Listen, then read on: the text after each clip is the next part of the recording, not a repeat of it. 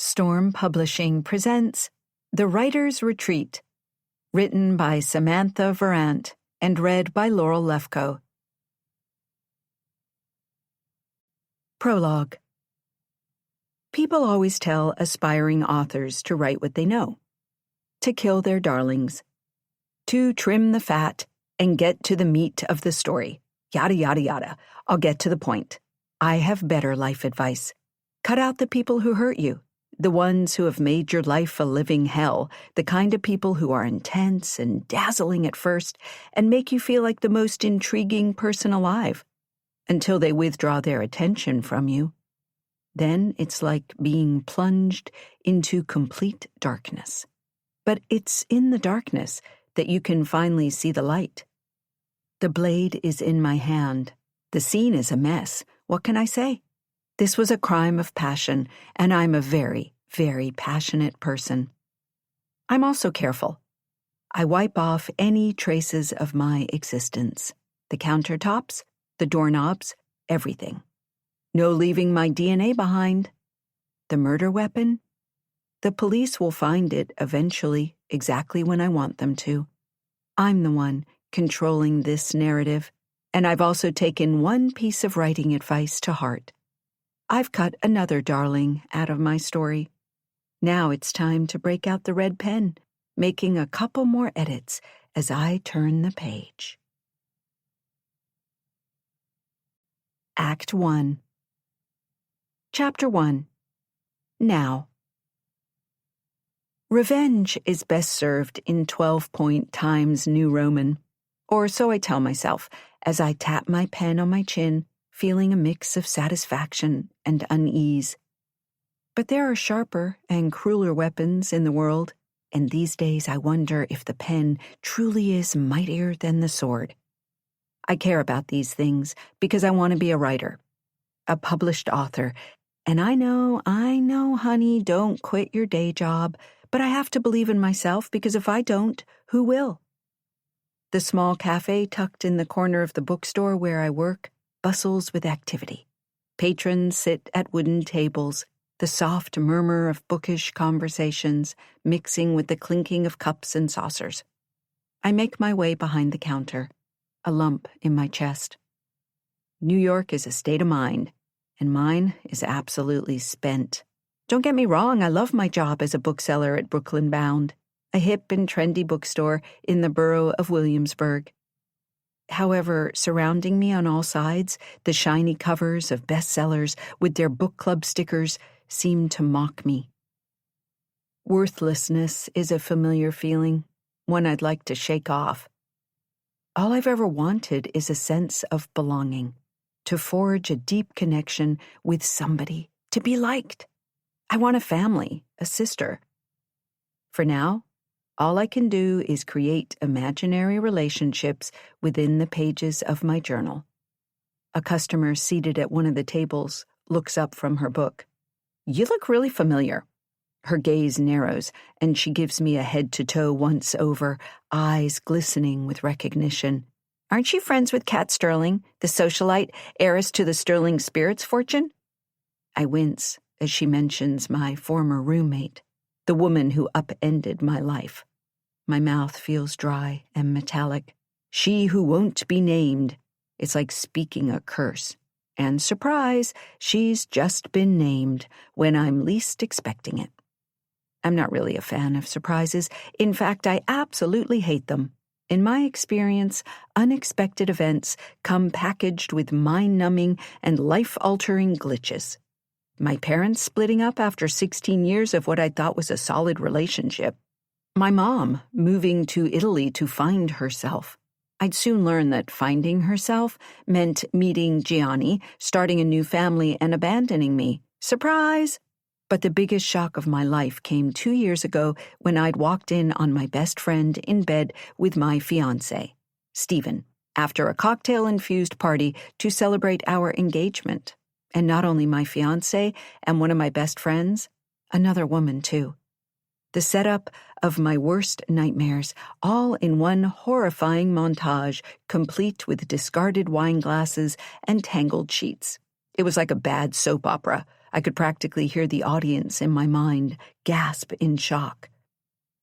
Kat had always been possessive of me, wanting to be included in every aspect of my life.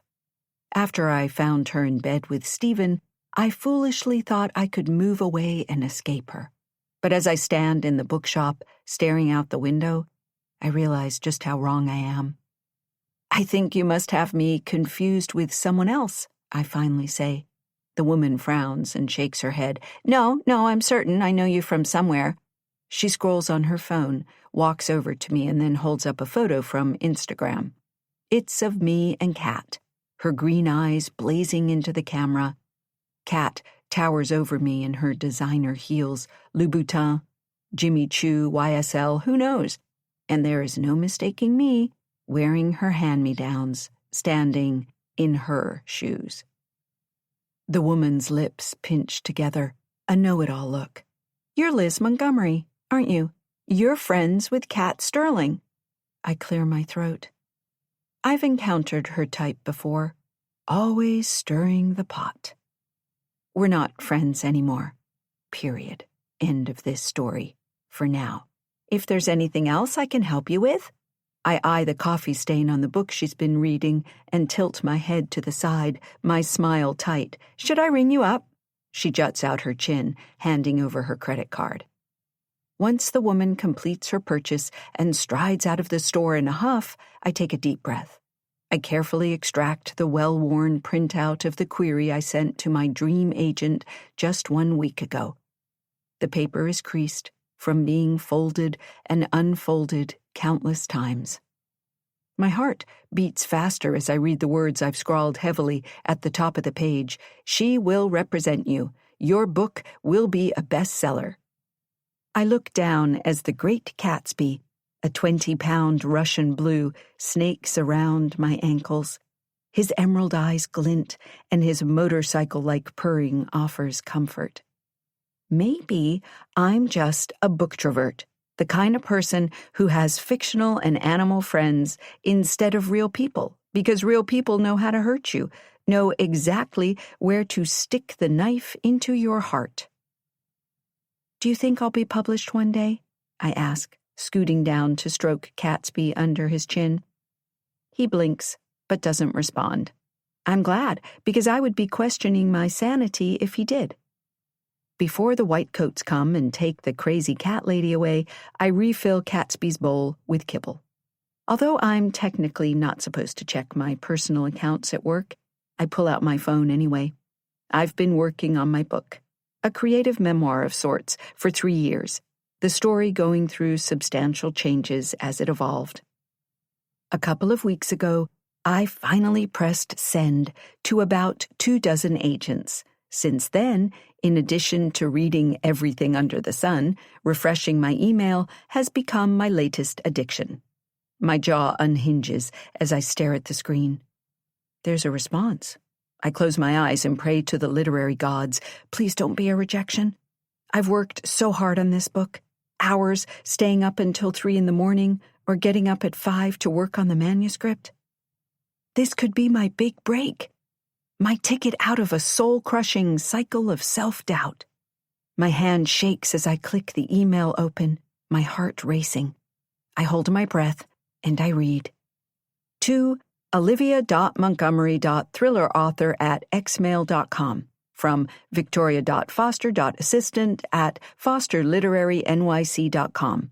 Sent Monday, September 18th at 9:25 a.m. Subject, form submission, new form, In Her Shoes, 85K psychological thriller. Dear Olivia, thank you very much for thinking of Foster Literary Management for representation. We were quite taken with the voice and concept in your query. I realize this is very short notice, but there is one spot left on our upcoming writers' retreat, and it would be a great opportunity to discuss the concept of your book further. Should you be interested in attending, details can be found here. It would also be nice to catch up. A reunion! Best regards, Miriam Richards, on behalf of Victoria Foster, Managing Director, Literary Agent. Foster Literary, where we foster the talent of our literary stars. I shake my head to clear it and pull up Miriam's photo on the agency website. She's about my age, but her features are more severe, more angular, and she has seriously intense hazel eyes. Catch-up?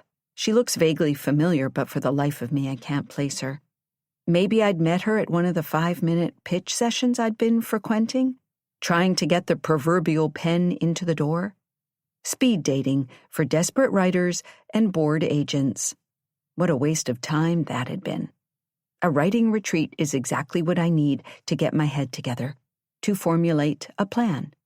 I click on the link. The screen loads a movie of a place called Nick's Sanctuary. My eyes take in every detail as a soft voice and the sounds of nature soothe my ears.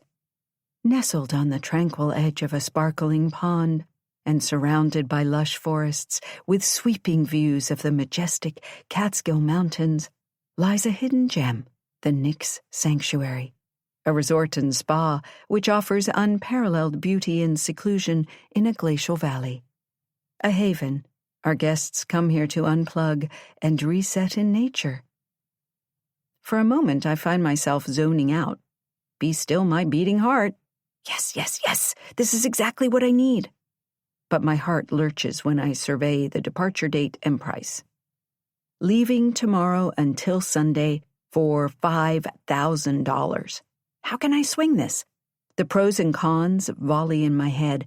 I mean, I would be investing in my life, the career I want, right? Plus my student loans are paid off, and considering that I live in a tiny studio above the bookstore, my rent is a steal, the manager's bonus.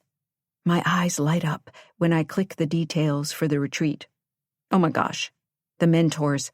Rebecca Stiles from Silvergate Publishing, Anna Hale, the romance author compared to E.L. James, Victoria Foster, dream agent extraordinaire, and Miriam Richards, her assistant and associate literary agent.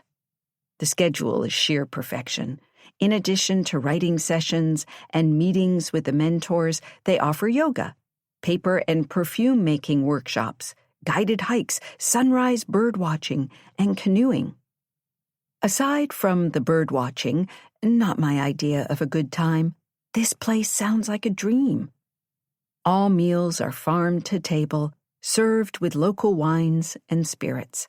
Plus, spa treatments are offered throughout the day as optional add-ons. I could really use a back rub. Get out all those knots of tension from what Kat did. I tap my nails on the counter, deep in thought, and then bang my fist on the front desk. Yes, I'm doing this. I secure my place for the retreat, quickly covering my shifts, another bonus of being the manager. I let out the breath I've been holding, feeling a sense of satisfaction, knowing that Kat will finally get what she deserves. At least, fictionally, and, if everything goes as planned, in real life, too. Chapter 2. Now. I have no clue as to what I'm supposed to wear at a writing retreat, so I've hastily packed options for every occasion. Will it even matter?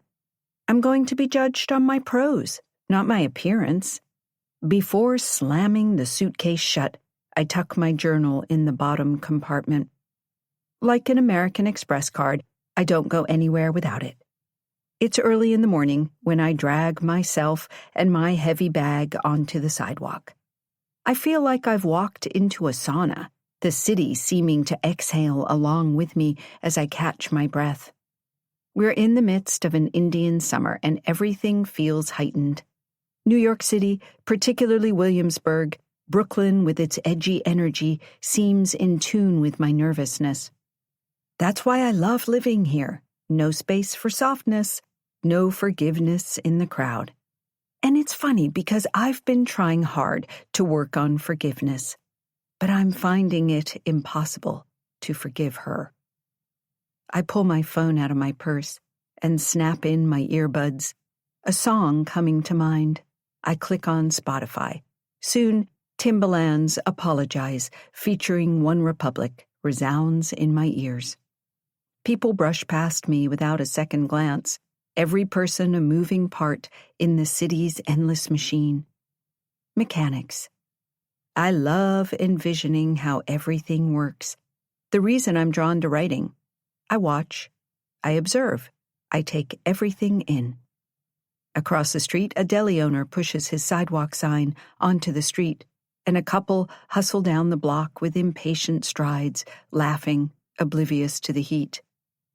Somewhere down the street, a car horn blares. A couple of teens swagger by, blaring Eminem's Houdini. I love the madness and the magic that makes up New York City. I feel like I'm a part of it even when I'm standing on the sidelines. I can blend in, remain anonymous, just another face in the crowd, invisible. As I walk down the street, I hold my chin up high, feeling like I'm leaving behind the Olivia who lets rejection define her. The Olivia who's been drowning in self-doubt. It's time for Liv to take back her life. After hailing a taxi to take me to Penn Station, I sit quietly in the back seat. The taxi driver is chatty, asking about my destination and making small talk about the wildly weird weather. It's hot outside, isn't it? It is. I'm sweating bullets, but it's not only because of the suffocating heat. As we get closer to the drop-off point, his chatter tapers off, and we ride in silence. I welcome the quiet, sinking deeper into my thoughts, my plans. Finally, we arrive. I pay the taxi driver and step out onto the curb, taking a deep breath before pushing my legs forward. Inside, the sight of Penn Station always astounds me.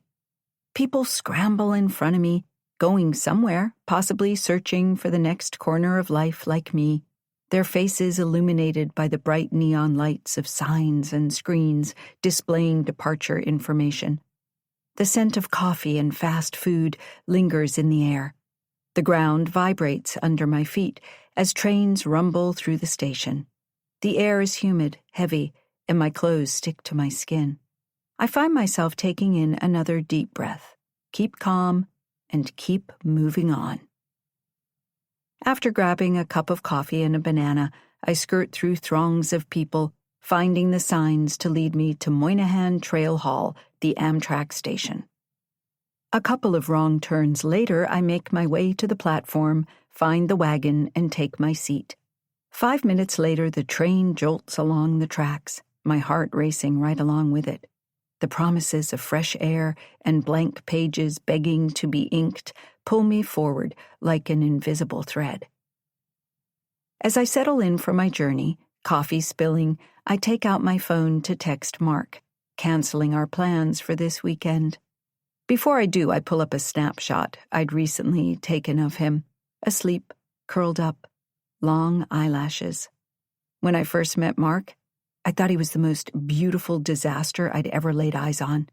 His skin was tanned golden by the sun, made even more glorious and highlighted by the wrinkled white linen shirt he wore, the khaki shorts bringing attention to his muscular legs. I couldn't keep my eyes off him. Athletic build, tousled black hair, and a piercing gaze that could probably melt glaciers. Only problem? He's Kat's ex, and he's Sienna's brother, another former friend of mine. For obvious reasons, Mark and I are keeping our relationship a secret until we know where it's headed. Me, headed off to a writer's retreat, back Sunday. MK, ? Me, long story, finally queried my book. 3 dots. MK, have you seen the news this morning? Me, no. MK, Stephen Shepard is dead. Can you talk? A gasp of shock escapes my throat. The woman seated in the aisle across from me shoots me a concerned look. I blink and stand up, heading into the space in between train wagons to take the call when my phone rings. What do you mean he's dead? I wheeze. Is this a joke? I wish it was a joke. He gulps. They're saying he was murdered. Stabbed. Maid found him yesterday morning. I stare blankly out the window. everything rushing by in shades of gray, my mind turning black. In my silence, my mind projects its own cruel movie. I see her face, then his.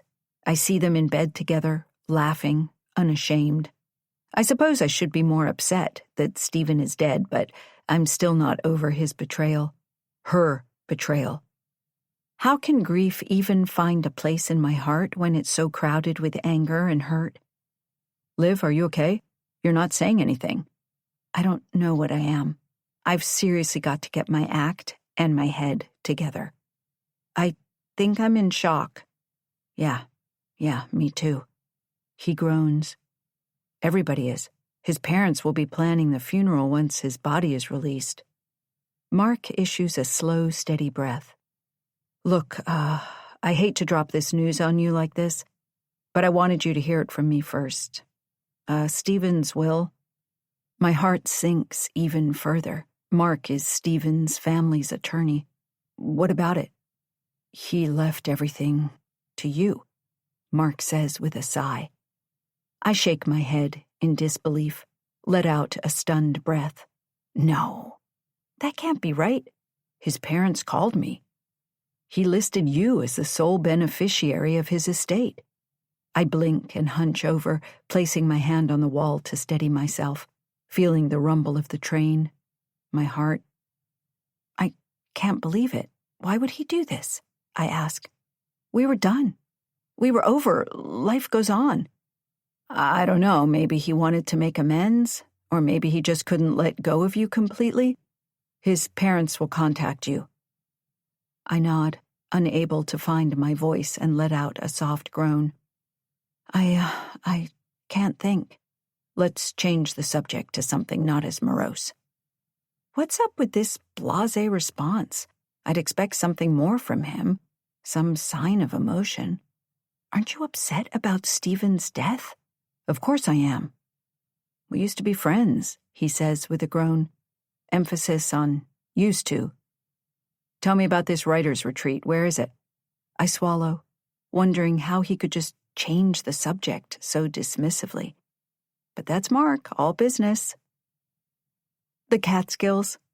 Where exactly in the Catskills? He growls. I bite down on my bottom lip. The Nix Sanctuary. He goes silent for a moment, and then he sighs. Jesus, Liv, do you really think this is a good idea now? I do. It's the best idea I've ever had. I pause. I told you Victoria Foster was my dream agent, and this is her retreat. A long pause. I suppose Sienna will be there too. Victoria is Sienna's agent, just sold her book. He pauses and then exhales. I know the subject of her is taboo, but she also represents Cat. I can't let Mark know that I queried Victoria exactly for these reasons, that I overheard him on the phone one night. I roll my shoulders, trying to think of a response. Your sister doesn't write. She can't even spell. He lets out a short laugh. She's been working on a lifestyle book. Wants to be the next Gwyneth Paltrow. Unbelievable. I know, he says. Look, I'll drive Sienna up to the retreat after she's finished with the police. He pauses. They've been questioning her all morning. A beep interrupts the call. Shit, I've got to take this. It's Sienna. Sending you a link. I'll see you later. Nerves are setting in. My hands are moist and my heart is beating furiously. With time to think alone, I can't stop the tears from welling up as I meander back to my seat, staring out the window, lost in thought. Finally, I click on the link Mark sent and I read. Hedge fund titan Stephen Shepard found dead in luxury apartment. Foul play suspected. Stephen Shepard, a controversial hedge fund manager known for his high-stakes investments and powerful connections, was discovered dead in his Tribeca loft yesterday morning by his housekeeper. Authorities have not ruled out foul play as investigators comb through his financial dealings and personal life for potential motives. With a gulp, I'm trying to keep my composure, wondering why the police are questioning Sienna. Have they questioned Kat? Am I next? Stephen's death has brought up more questions than answers. If he's dead and he left me everything, I'm definitely going to be a suspect in his murder, especially if anyone reads the ending of my book. And now not only do I have to deal with his loss, but also the guilt and confusion surrounding my relationship with Mark. I feel sick to my stomach. I last saw Stephen a week ago, and I can't shake off his warning or stop picturing the sheer panic in his eyes. Damn it, universe. You've really got to stop messing with my head. Chapter 3. 1 week before. Working at a boutique bookstore came with advantages, especially when you were the manager, and the owner was 82 and barely around due to her bad knees and hips. Per my usual habits during the slow hours, I set down the book I had been reading, wanting to savor it, and pulled out my phone. My cell buzzed with alerts. Stephen had been texting and calling me nonstop. Shaking my head with disbelief, I read through his latest messages. Liv, we need to talk. Please call me back. It's important. Damn it, Liv, call me back. I'm serious, call, or at least text. We hadn't spoken in 2 years, and for a very good reason. Now he wanted to talk? That ship had sailed when I caught him in bed with her. Lies. They always caught up to you. Cheaters. They got caught. Eventually. Before a fresh wave of anger pulled me into a tailspin, I tucked my phone into my purse, saying goodbye to the past, and rang up the store's last customer. The woman, Mrs. Cohen, one of our regulars, let out a long, happy sigh. I'm taking a leap into women's fiction, but I do love a good steamy romance, especially ones that end with a wedding, don't you? Yes, I lied, my lips curving into a tight smile. So much to look forward to. Not so long ago, I'd been planning my own wedding, the cake, the flowers, the dress, and even checking out wedding venues online. Stephen had been so kind and attentive, supportive of my writing career. He'd told me that if I believed in myself, I could do anything.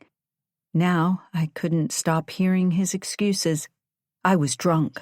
I don't know how it happened. I lost control. I also kept seeing her twisted smile, the tangled sheets, the other woman. Stephen in the middle. Even though 2 years had passed, I still felt the aftershocks of that atomic bomb. People had a way of surprising you when you least expected it. Take Mrs. Cohen, for example. You wouldn't suspect that a woman who looked and dressed so conservatively in gray suits usually gravitated toward erotic fiction. She'd often surprised the staff with her book choices, and we'd learned not to judge a book by its cover when it came to her or any of our customers. She hugged her book to her chest and then handed it over so I could ring her up. This one is about a successful novelist who loses her memory. The words are supposed to rip your heart apart and put it back together again. I wondered if my heart could ever be put back together. Are you still writing, Liv? She continued. I'm trying to, I said. Just take it one word at a time, she replied, and I nodded. Mrs. Cohen left the store with a smile, and I was headed to the front to lock up, when somebody burst in the door, panting heavily, their face contorted in fear and desperation. My heart rate skyrocketed. I thought I was about to be robbed and was preparing to use the keys jangling in my hand as a weapon until I realized the person was Stephen.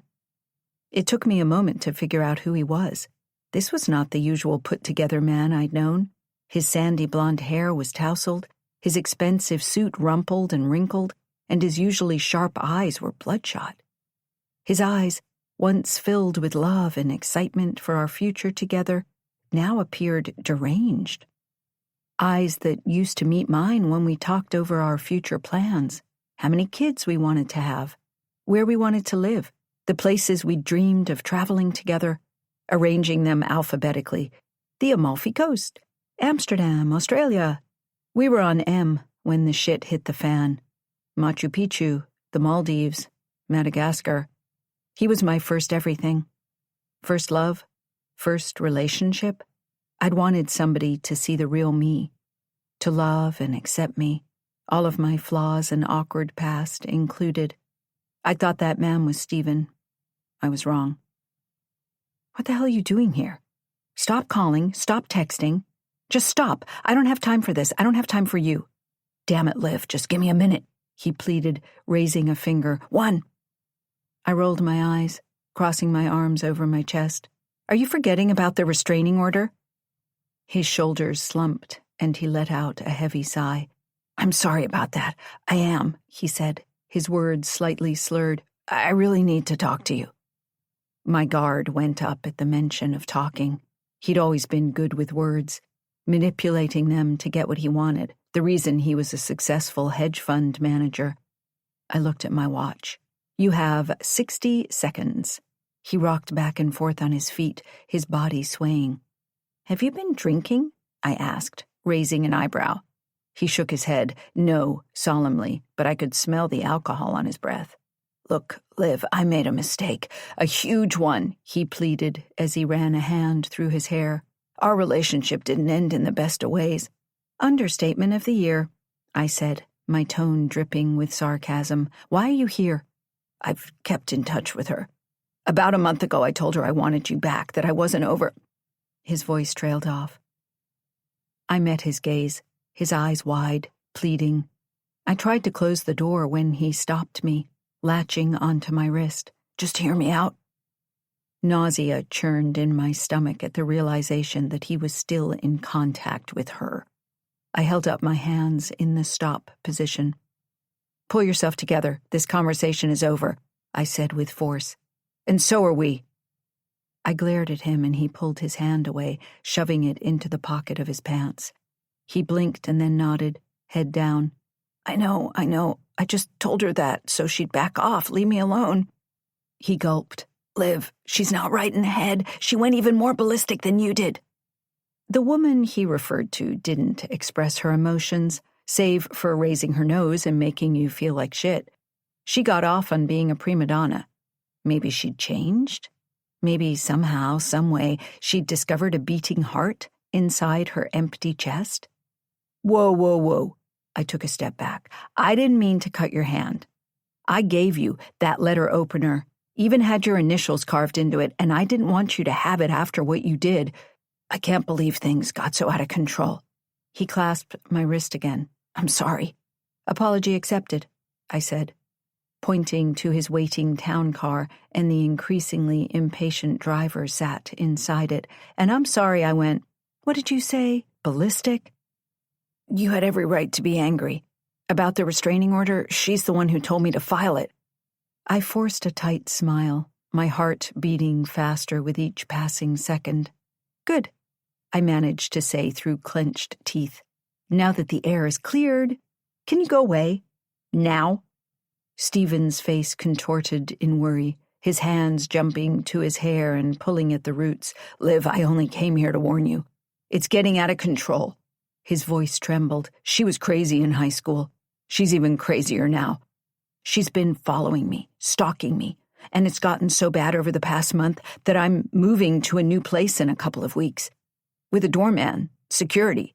He gulped, his eyes wide. She tried to run me over in her car.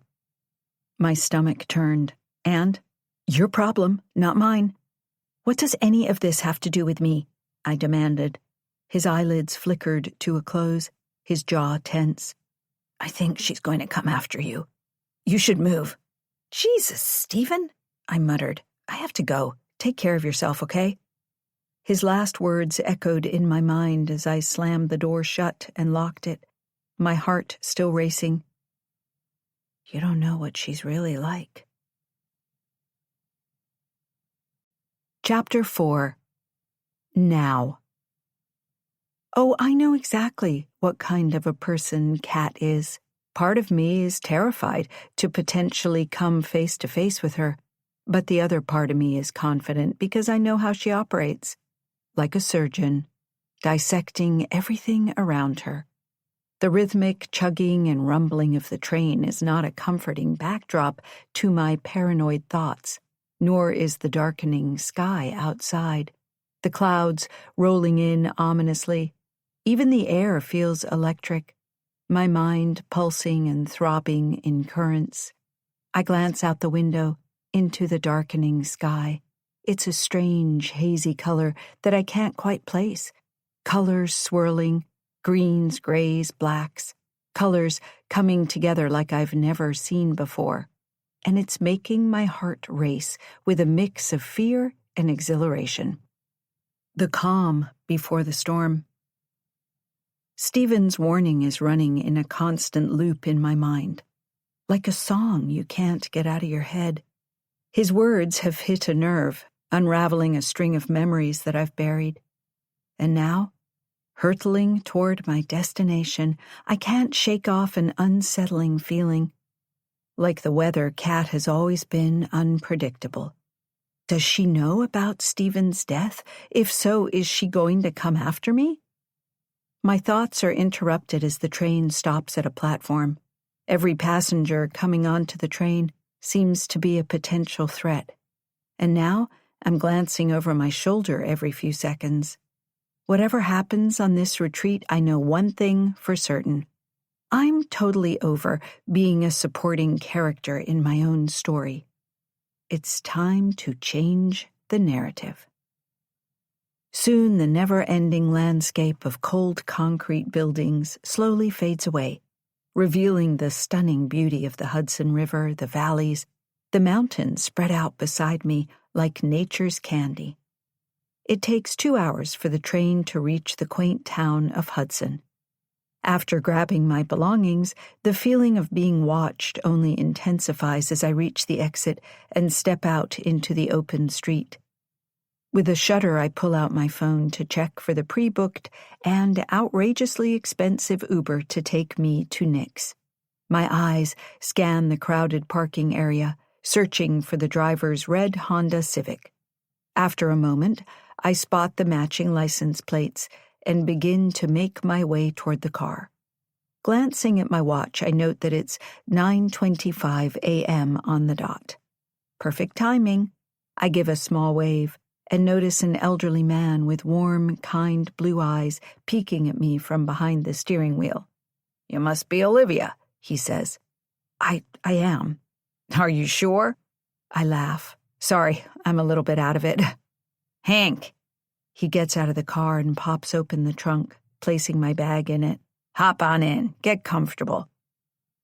"Thanks," I say, and do as I'm told. A minute or two later, Hank starts up the engine. "So, the Nick's Sanctuary. Should take us about an hour 20 to get there." "Great," I say, as we pull out of the parking lot. "Have you ever been there?" He shakes his head no, and then pops his lips. "Nope, but I do know a couple people who work there, and I know what it used to be," he says, his voice trailing off. He clucks his tongue. "That place has quite the history."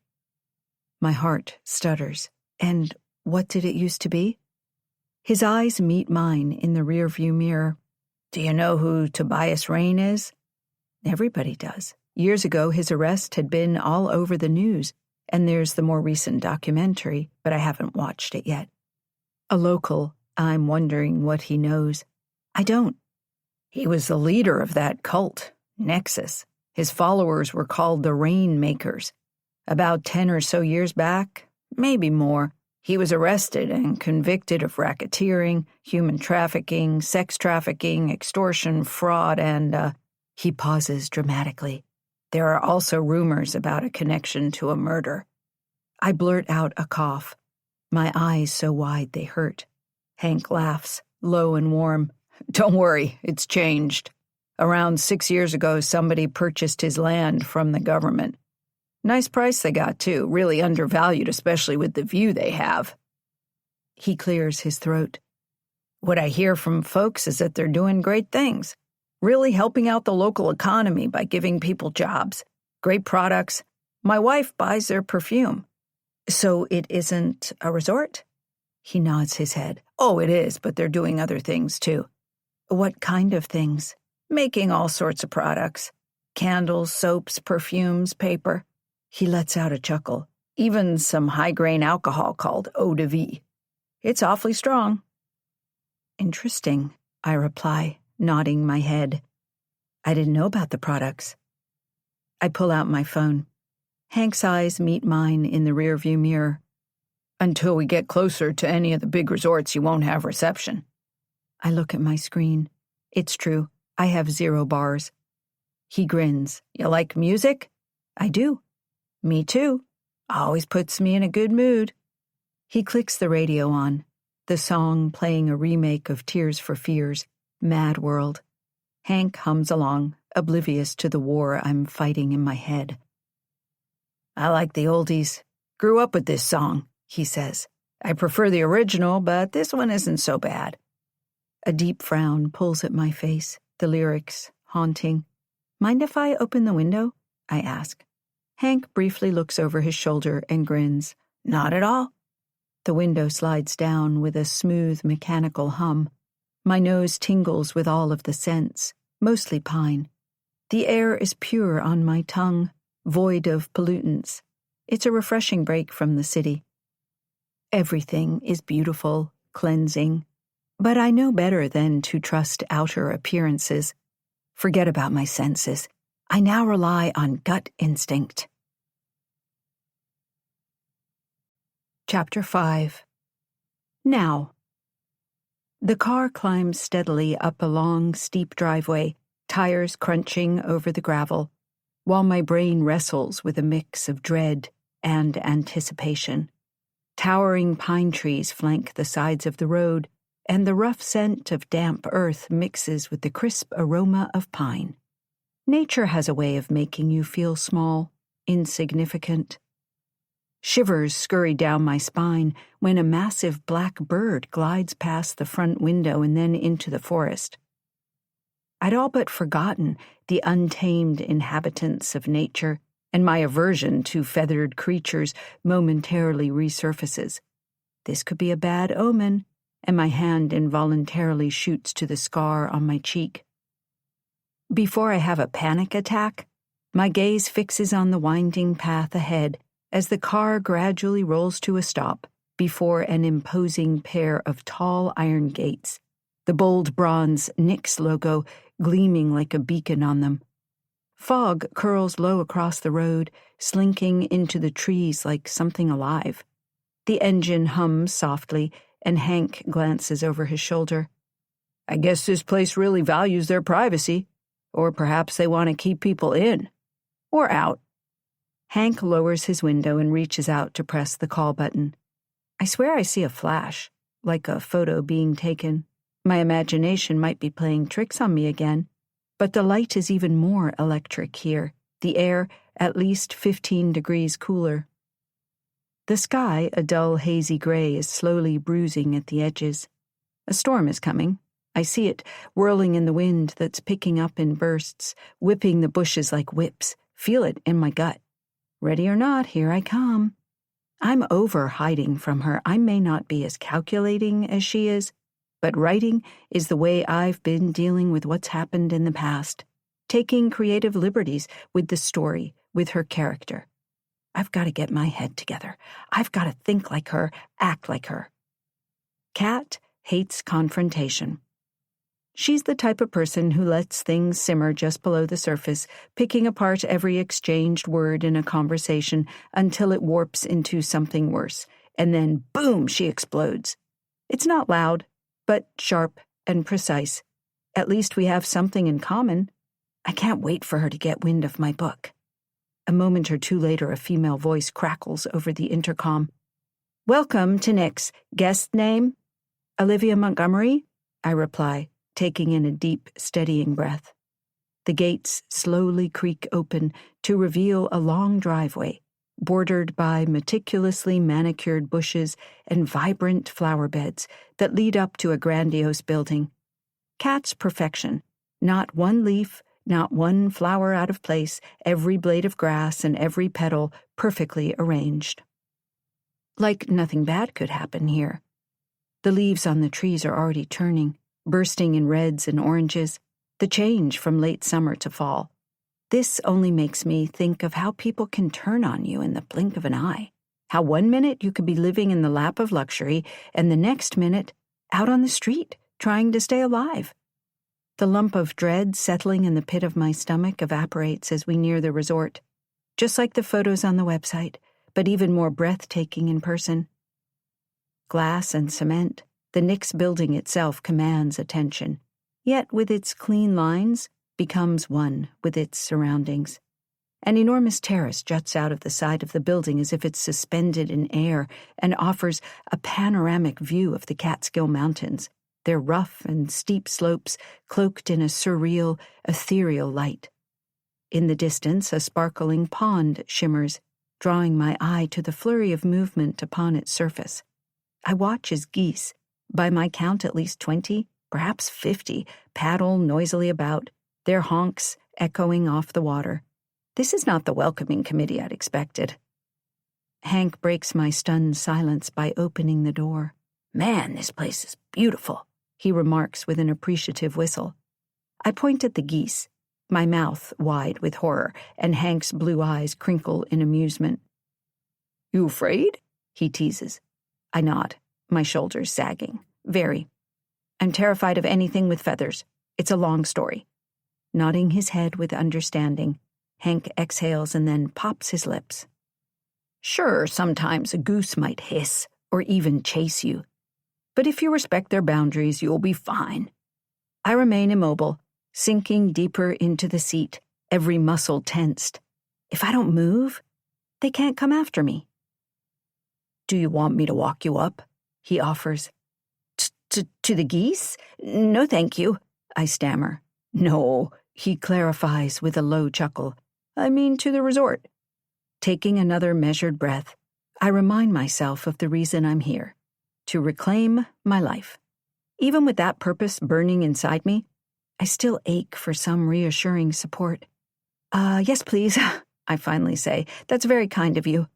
As I step out of the car, the temperature has dropped enough to make me shiver. Hank scoops up my suitcase and links his arm with mine in a comforting grip. Slowly, we begin the walk toward the resort's main building, each of my steps measured and hesitant. Midway, a plump goose with iridescent white feathers struts boldly in front of us, and I freeze, rooted to the spot. I watch the creature, like a character from my darkest nightmares, sashay past with an unfathomable nonchalance. Hank, ever observant, shoots me a knowing side glance. "You know what I've heard about geese?" he asks. My heart races. "What?"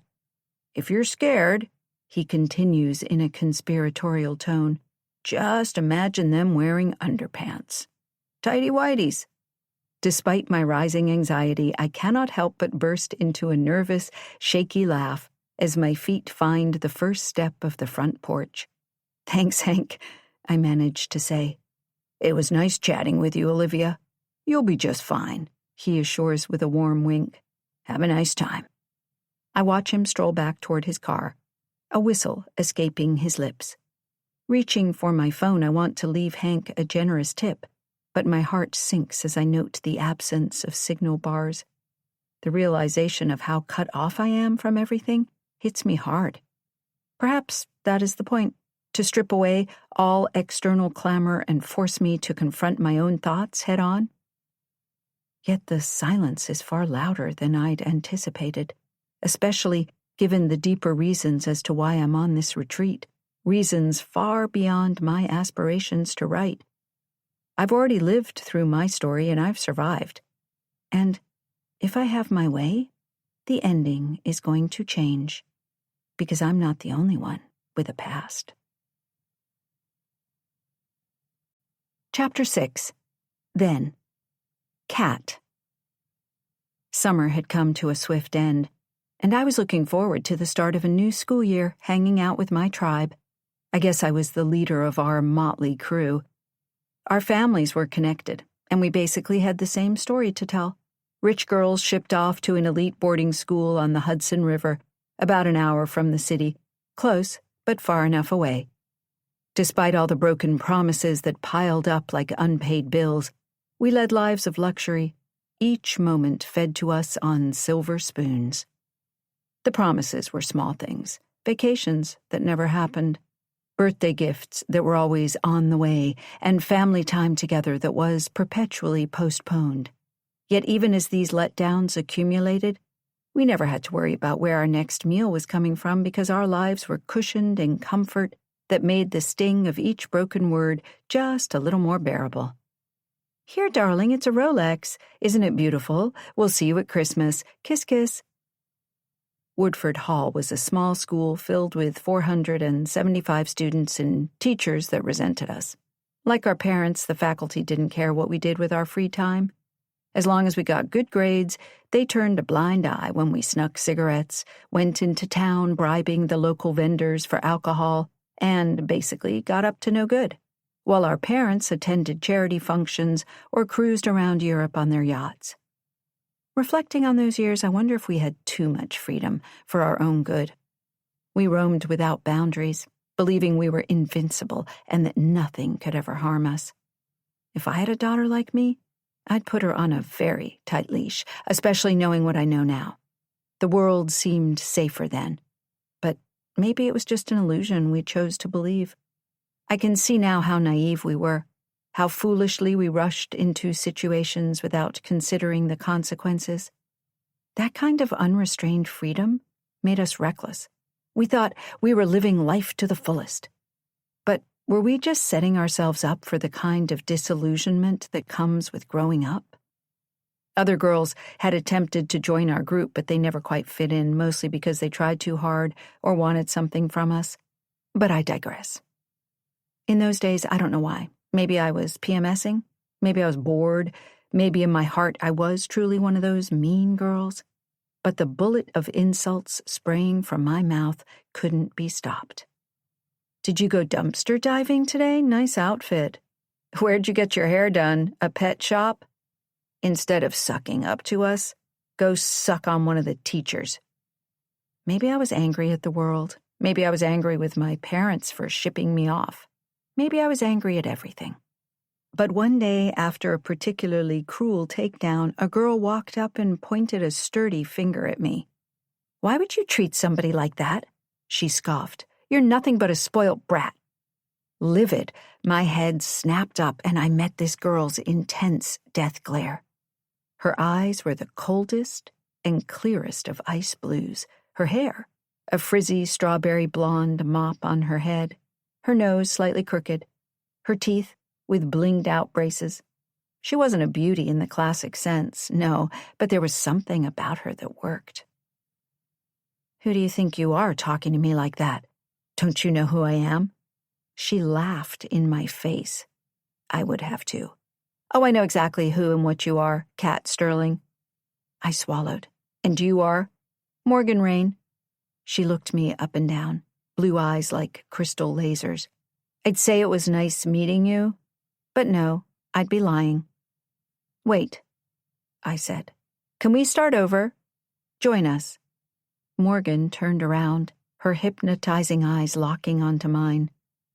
"Why do you say those things?" "It's a defense mechanism." "Why?" I blinked. "Because people always want something from me, and after they get it, I'm always disappointed." I didn't know how this girl had me confessing all of this at first meeting. I didn't know why I wasn't standing my ground. "What do you want from me? Tell me, aside that you're a raving bitch, what do I need to know about life around here?" I didn't know what to say. Heck, she'd thrown me under a bus. My gaze leapt from hers to Mouse's, landing on Sienna's. They both sat with their jaws agape. After Morgan sauntered away, shooting a sly wink over her shoulder, Mouse whispered, "Something is off with her, way off." Mouse had always been wary of outsiders. Sienna and I were enough for her, gave her plenty to focus on. "I think she's super cool," said Sienna. "Let's see what happens with this girl," I said. "At least she'll be entertaining." The following day, Morgan sauntered over to our table. She placed her tray of food down and plopped right down next to us. "Thank God they have vegetarian options." She pointed to our chicken cutlets. "But I take it that you're not into eating clean?" "You don't eat meat?" I asked. "I don't eat anything with a face," she replied. Sienna directed a finger toward Morgan's plate. "Eggs," she said. pointing out Morgan's hypocrisy. Last time I checked, eggs don't have faces. Morgan snorted, her eyes shooting to the table of jocks. Speaking of eggheads, tell me about them. She surreptitiously eyed one of the boys, specifically him. Sienna's eyes bugged out, and she let out a low growl. Morgan had indicated Stephen, who we all knew Sienna had a secret crush on. Nobody said anything for a moment, so I jumped in. The short, squat guy is available. Good Lord, no, said Morgan, cringing. I wasn't talking about him. I was talking about the cute guy with the sandy blonde hair. Good body. Mouse piped in. His name is Stephen Shepard, and he's off limits. Why? Is he your boyfriend? No, Sienna's kind of claimed him. Claimed him? What, like marked her territory? I get it, I do. Her posture straightened, and she leaned forward, meeting Sienna's angry glare. But let's get one thing straight. You're not dating him? I'm not, she said, which means he's up for grabs. Morgan shrugged and held up her hand like a gun, index finger pointed out, thumb up. Bang! It's open season.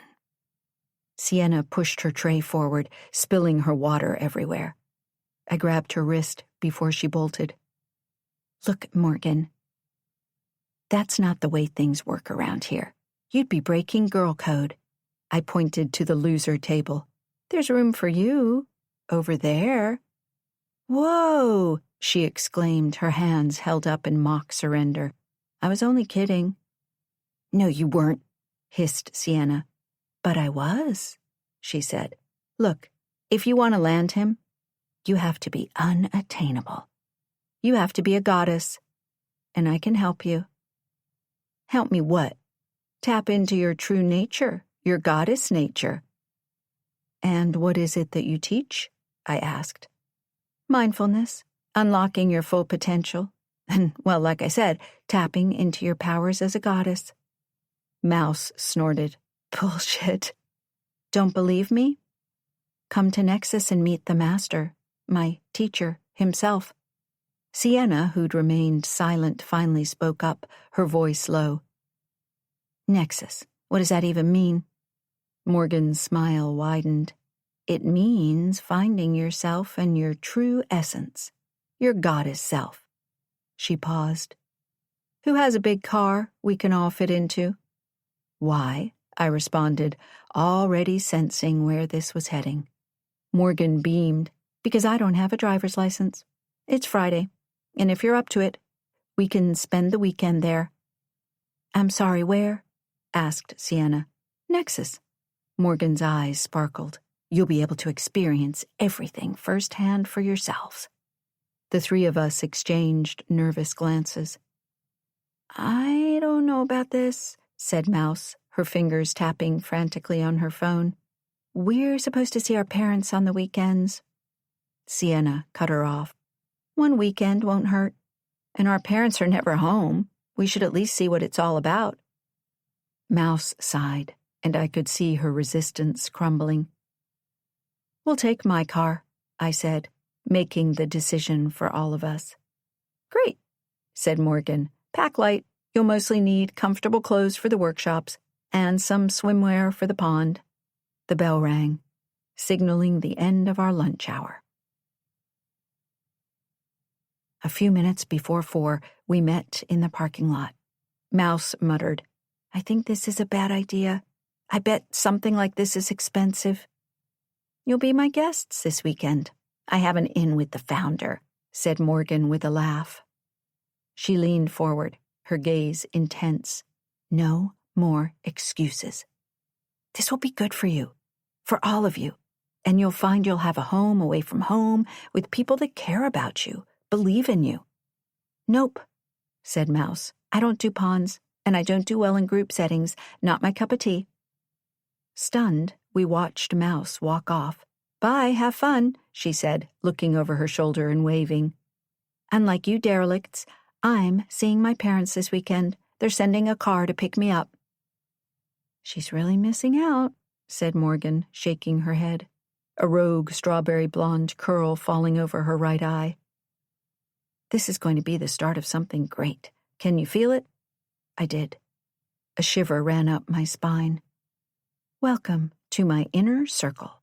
Her eyes met mine, unwavering, "where you'll learn to harness your true goddess powers." Her words hung in the air, heavy with mystery.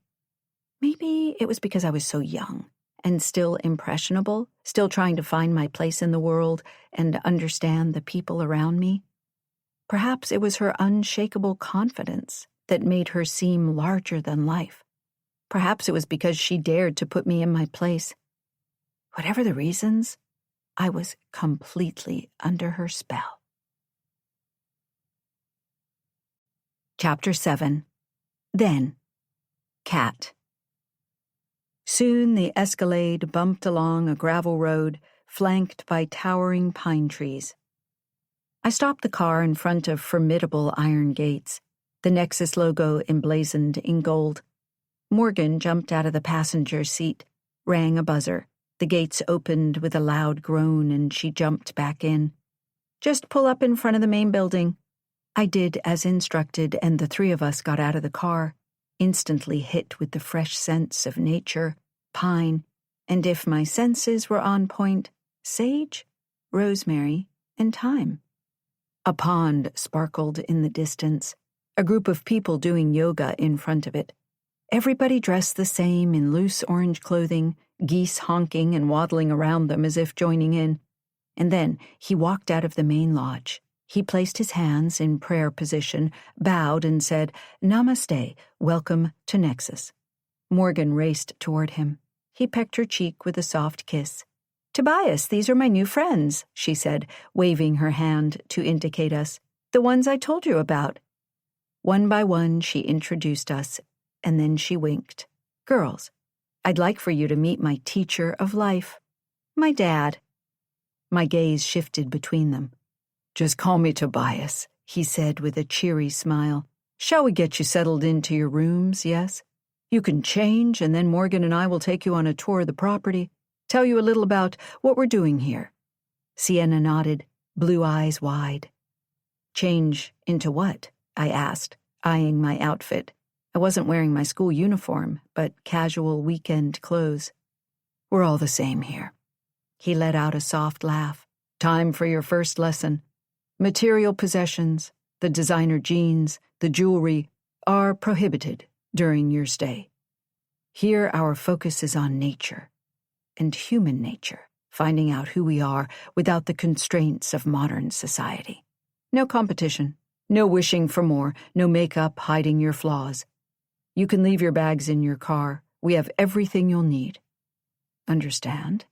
I nodded, thinking this was wildly messed up. "Good," he said. "Morgan will show you to your room and we'll meet back here and say," he looked at his watch, which I noticed was a very expensive gold Patek Philippe, "in 20 minutes?" He paused, holding out a clipboard. "First, I just need your signatures on a little paperwork. It's a standard check-in, noting that your first weekend here is being comped." His watch and the words "first weekend" were two details that should have been the first warning signs that things were off. Unfortunately for us, they weren't, and Sienna and I signed on the dotted line. "Okay," Morgan grinned. "You and Sienna are bunking up together. Follow me into the main lodge." I cringed. Lodge it was, the structure looking like a grown-up version of a massive house a kid put together with Lincoln logs. Reluctantly, I followed, Sienna by my side. Inside, the place smelled earthy, like wet wood, the air sticky and humid. Morgan stopped, pointing.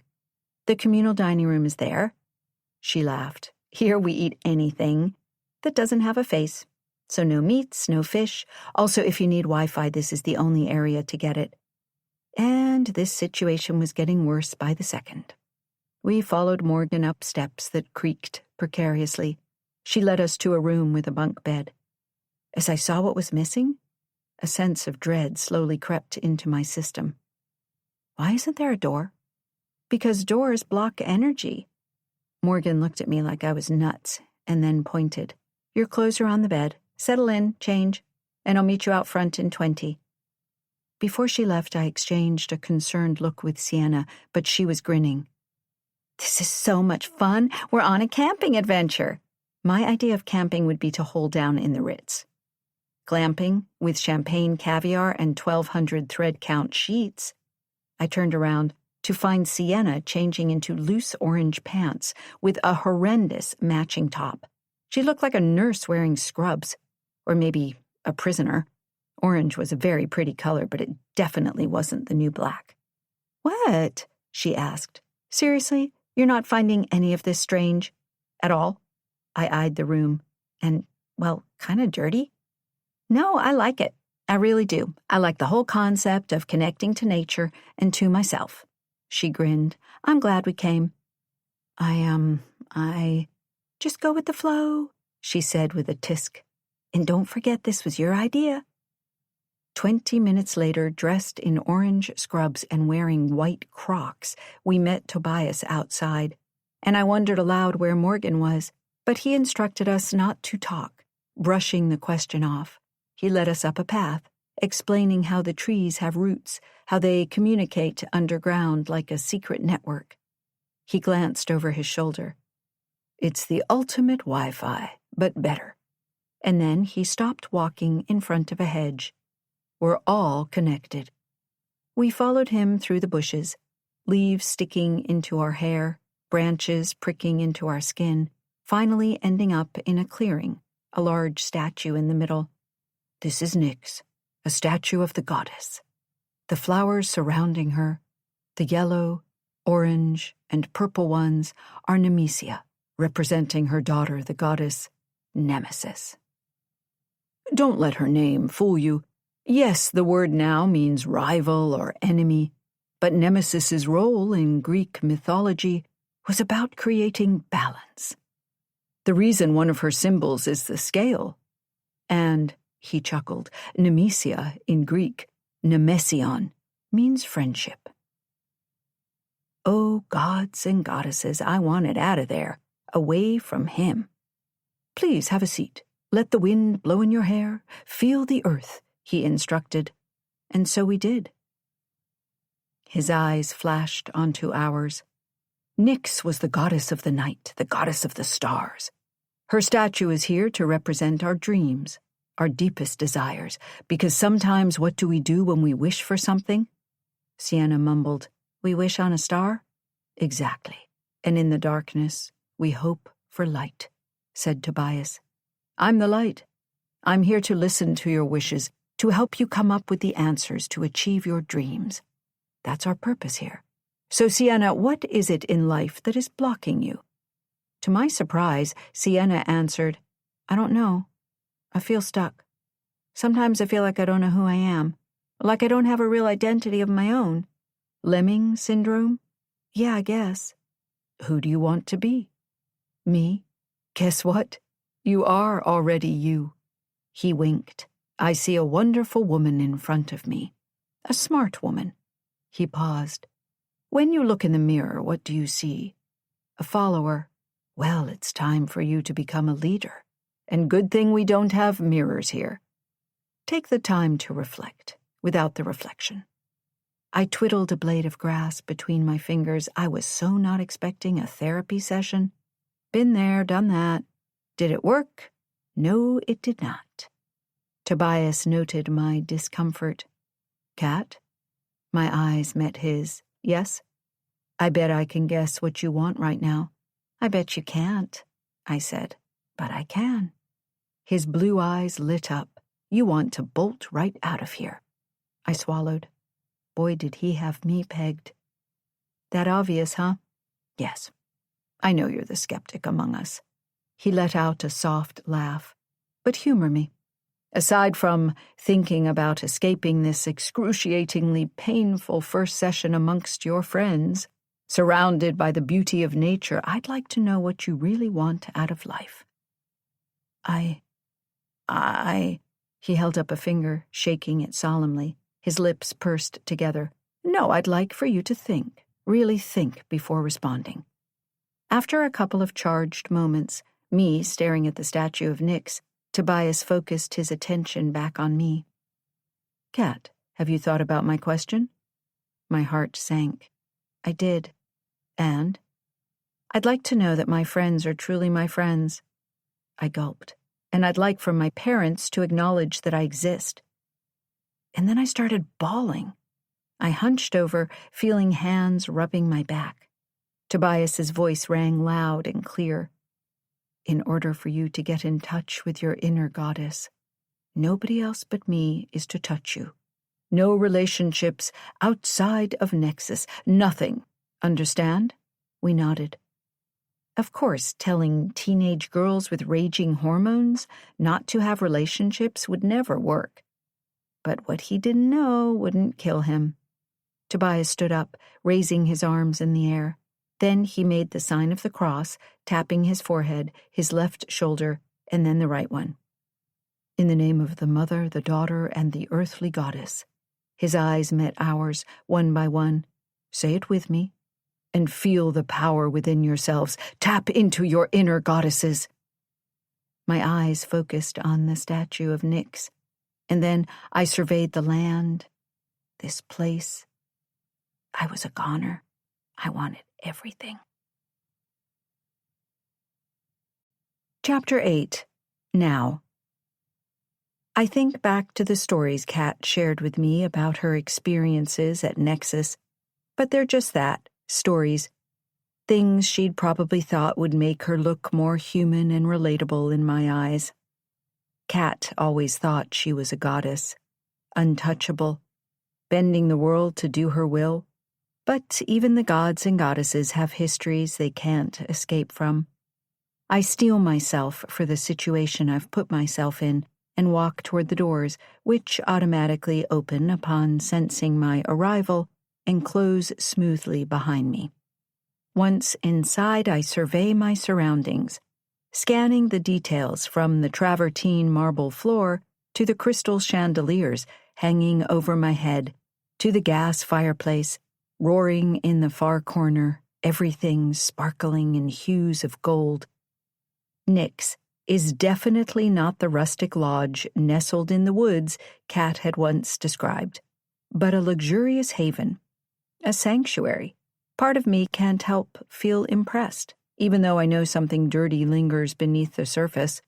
I blink and inhale a calming breath, the aroma of lavender wafting up to my nostrils. I remind myself of the reason I'm here.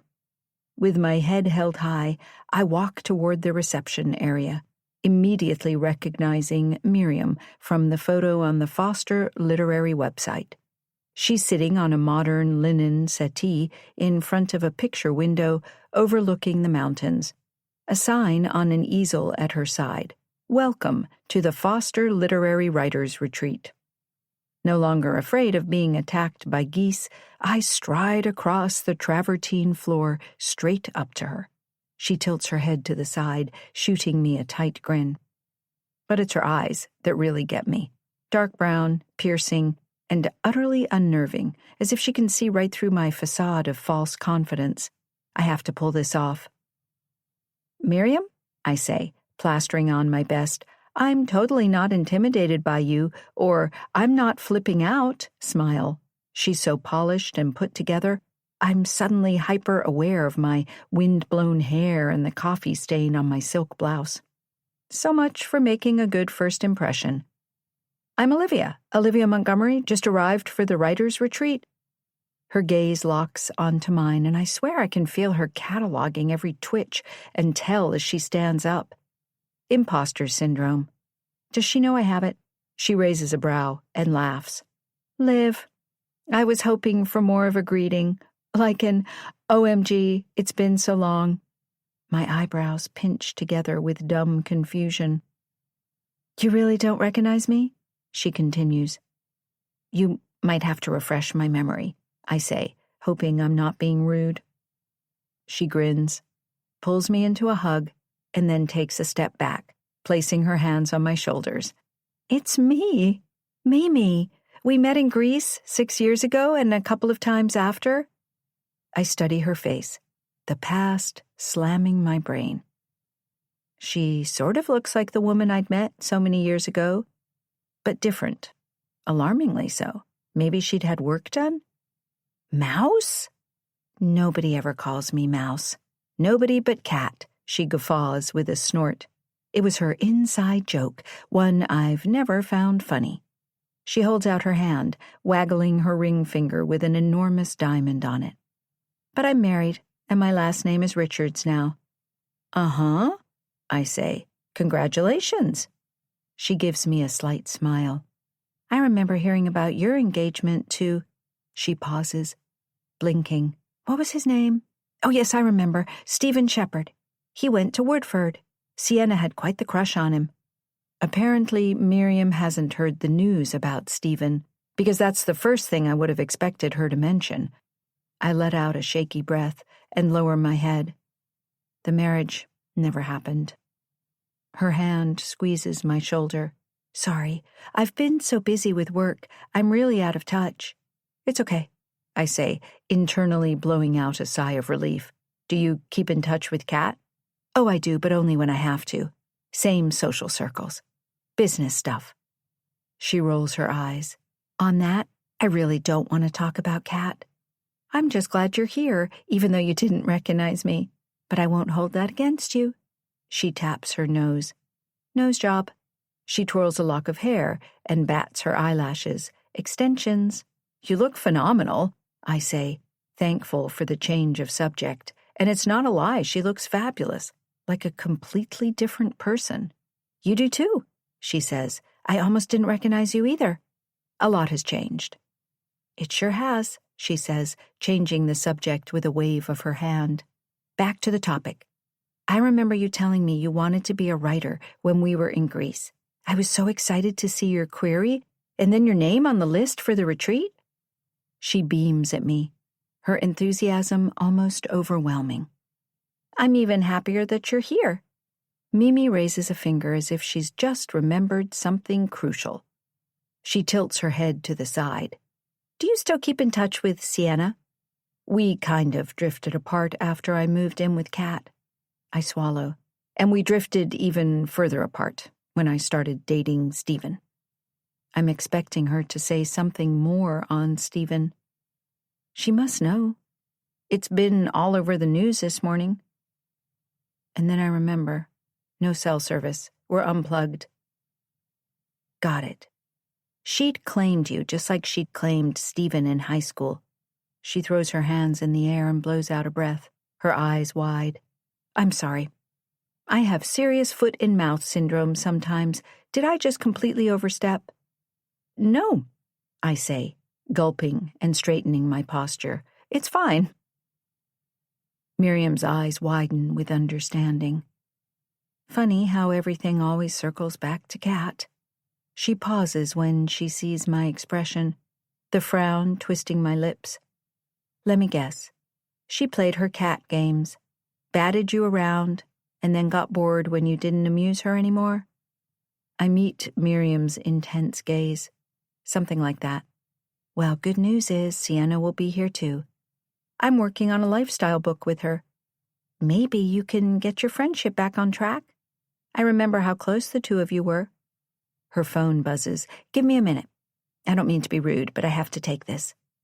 Instead of that cosmic joke of hiding from the past that seeks me out when I least expect it, here I am, facing it in real life instead of on the page. As Miriam takes her call, I stare out the window at the pond, my mind swirling back to Kat and all the games she'd played. Chapter 9. Then. Sienna was my roommate at Syracuse University. Before meeting her in person, I talked to her a few times on the phone. She did most of the talking. I was still in my awkward phase. I didn't really know how to communicate with others, which was ironic because I was going to major in communications. My eyes took in the enormous campus, a small city in itself. A person dressed as a giant orange greeted me by waving a blue flag, and I lugged my things, I didn't have much, up to my dorm room in Haven Hall. A tall blonde was unpacking her luggage. Unsure of what to do, I cleared my throat. Sienna turned and smiled. "Olivia, it's so nice to finally meet you." She pointed. "I hope you don't mind, but I took the right side. I know I probably should have waited, but I really, wanted to settle in. The left is good for me." She eyed my stuff. "Is that all you brought? Is there more? I can help you carry it up." "That's it," I said. "Sheets, towels, clothes, shoes, toiletries. Well, if you need anything, you can always borrow something from me." Sienna flopped down on her bed. "I'll help you unpack and then we'll go to the freshman orientation. We are going to have so much fun." She tilted her head to the side, surveying me. "You know what? It's weird. I feel like I know you already. We're going to be like sisters." I grinned back, excited for the days to come, if I didn't screw things up. Over the next 4 years, when I wasn't working at the library, we did our homework together or walked through the campus, seeing all the girls in their sorority sweatshirts, laughing with boys or chatting in groups. People always envied Sienna, as did I. "Don't you want to join a sorority?" I asked her one day. The expression on her face darkened, the light sparking her eyes gone. "No, I'm not a fan of organized groups. I only need one friend here. Sad to say, but you're it." I didn't ask for details, just accepted her reasoning. I wasn't expecting our friendship to blossom the way it had, but Sienna had grown on me. We became attached at the hip, only parting for classes we didn't share. On holiday breaks, Sienna always invited me to come back home to the city with her. "I can't," I'd say. "My grandfather and Mom would kill me." "It's only a 4-hour ride," she'd reply. "You're always at that library. You even work on summer breaks, saying no to trips to Europe with my family." "Unlike you, I have to work," I said. "Student loans. I'm sure the library will let you have one weekend off." "Come on," she pleaded. "It wouldn't hurt to ask." And so I did. What was one weekend of lost wages? Nothing, really, considering the amount I'd eventually need to pay off. I needed a break, to see the world, to live in the moment.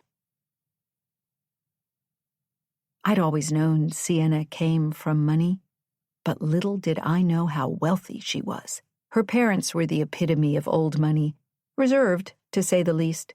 Their Park Avenue home, overlooking Central Park, was like a museum.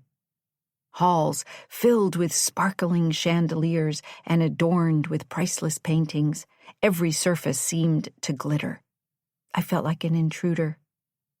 Sienna moved through this lifestyle with the ease of someone who had never known anything else. But she never flaunted it. Still, the question gnawed at me. What did she see in our friendship? I was a socially awkward nobody, scraping by on a scholarship while she was practically New York royalty. I only realized who her dad really was when we went to the restaurant and the maitre d' greeted us with a respectful "Senator Knight" while leading us to a prime table in the center of the room. That night, over a lavish lobster dinner, I barely spoke a word. Back from a European vacation, Mark was also in attendance that evening. Sienna nudged me and whispered, "Liv, stop drooling. A, he's my brother, and B, Mark does and always will belong to my friend Kat. I'm sure you'll meet her one day." She shot me a sly wink. "When you move to the city and live with me." In addition to developing a huge crush on a man who would never be mine, I came back from that weekend with a sack of hand-me-downs from Sienna and her mother. I didn't think anything of it at the time. Save for another person's trash was another person's treasure. As I unpacked the haul, I looked toward Sienna. "Do you feel sorry for me or something? Am I a charity case?" "No," she said. "You're my best friend." I gulped. "I feel like I'm taking advantage of you." "You're not," she insisted, latching onto my hand. "You're like my sister, and sisters share things." "What am I sharing with you?" She nudged my side. "Your heart. Way more valuable than money." After graduating, my plans to move to New York and live with Sienna were put on temporary hiatus, thanks to my grandfather having a stroke and my mom taking off for Italy. She sent me a card, a cell phone, and $300. Liv, congratulations on graduating from Syracuse, with honors no less. I'm so proud of you. I wish I could have been there, but I can't travel out of the country right now. I married Gianni, and we're working hard on getting the visa situation taken care of. I can't wait for you to meet him. Take care of your grandfather. He's done so much for you. Without him, we'd have nothing. I'll call you soon. Love you to the moon, stars, and back again. Mom. And that was that. I'd found a decent job in Chicago, working an entry-level position at a big advertising agency. In my spare time, I took over my mom's duties, cooking and cleaning for my grandpa, taking care of him, while Mom made constant excuses as to why she couldn't come back to Chicago. My grandfather passed away from another stroke 2 years later when I was at work. I came home to find him on the floor, eyes open. After calling the paramedics, I called Sienna, sobbing hysterically. She booked the next flight out. "Move to New York. I'm your family," she said at the funeral. "You're engaged to Nick. Nick will become your family too," she said.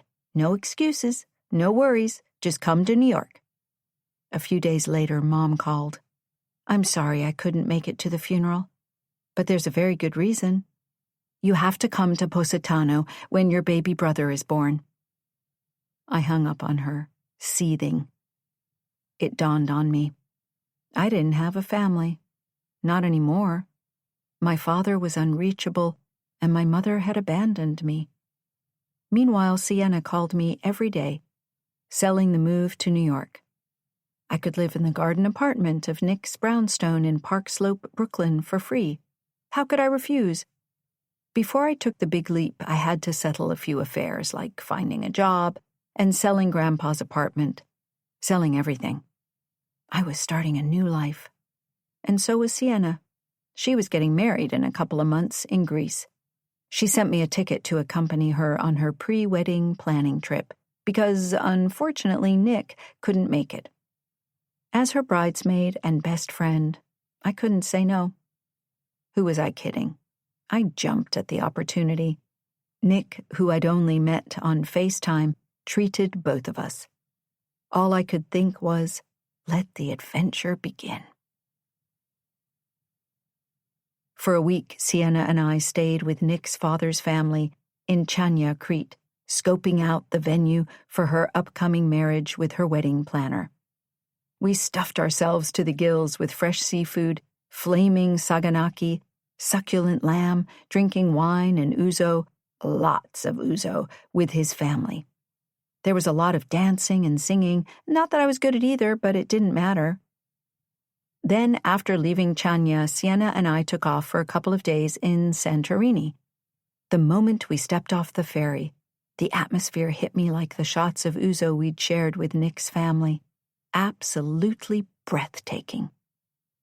"Race you to the beach?" Sienna challenged, already changed into a flowy sundress that made her look like some sort of Grecian goddess. "You're on," I laughed, throwing on my swimsuit and a breezy cotton summer dress. Sienna's enthusiasm was infectious, but it was also exhausting. She and I were cut from different cloths. Mine was way cheaper. Regardless of our differences, I couldn't shake the feeling that this trip was the beginning of something big. With the warm Greek sun on my face, anything seemed possible. "Thanks for bringing me along with you," I said to her, as my feet sank into the sand and she clasped my hand. In the distance, an enormous mega-yacht floated in the sea, towering over the smaller boats like a polished silver skyscraper. I gasped. "That thing has to be over 100 feet. Transfixed, I watched as a smaller boat was lowered into the water. As the small boat got close to the shore, Sienna let go of my hand. "Oh my God, I know them." "What? How?" I began, but Sienna was off, racing toward the shore. Hesitantly, I followed. "I can't believe it," she yelled. "What the hell are you doing in Santorini?" One of the two young women on the boat looked like a supermodel, with long, perfectly coiffed hair. Surprise! We're here to throw you an impromptu bachelorette party. She shot me a look. Her green eyes seemed to pierce right through me, even from a distance. My heart did a weird little flip. Who is she? The deckhand pulled the boat closer to the shore. I made my approach, knee-deep in water. "Hi," I said with a slight wave. "I'm Liv, Sienna's maid of honor." Sienna quickly explained how the two women on the boat had attended Woodford Hall with her. "Liv, this is Kat." Sienna smiled and then rolled her eyes toward the other woman. "And this is Mouse." "Sienna, my name is Mimi." "No, it isn't. It's Mouse." Kat shot me a wink. "It's my pet name for her." She gave me the once-over, scanning each and every detail. "Nick told us you were here. Sienna's bachelorette party is tonight, on my yacht. Sound good?" "Sounds amazing," said Sienna. "We're in." Kat grinned. "Bring your bags, you're staying with me on the yacht." Sienna squealed. "Yes!" I gulped. The boat took off back toward the yacht, as Kat waved and blew us kisses. Sienna pretended to catch them. I turned toward her. "Did you know about this?" She shook her head. "Nope, surprise." "Is this really a good idea?" "Where's your sense of adventure, Liv?" she replied. "How many times do I have to tell you to live in the moment?" Chapter 10. Then.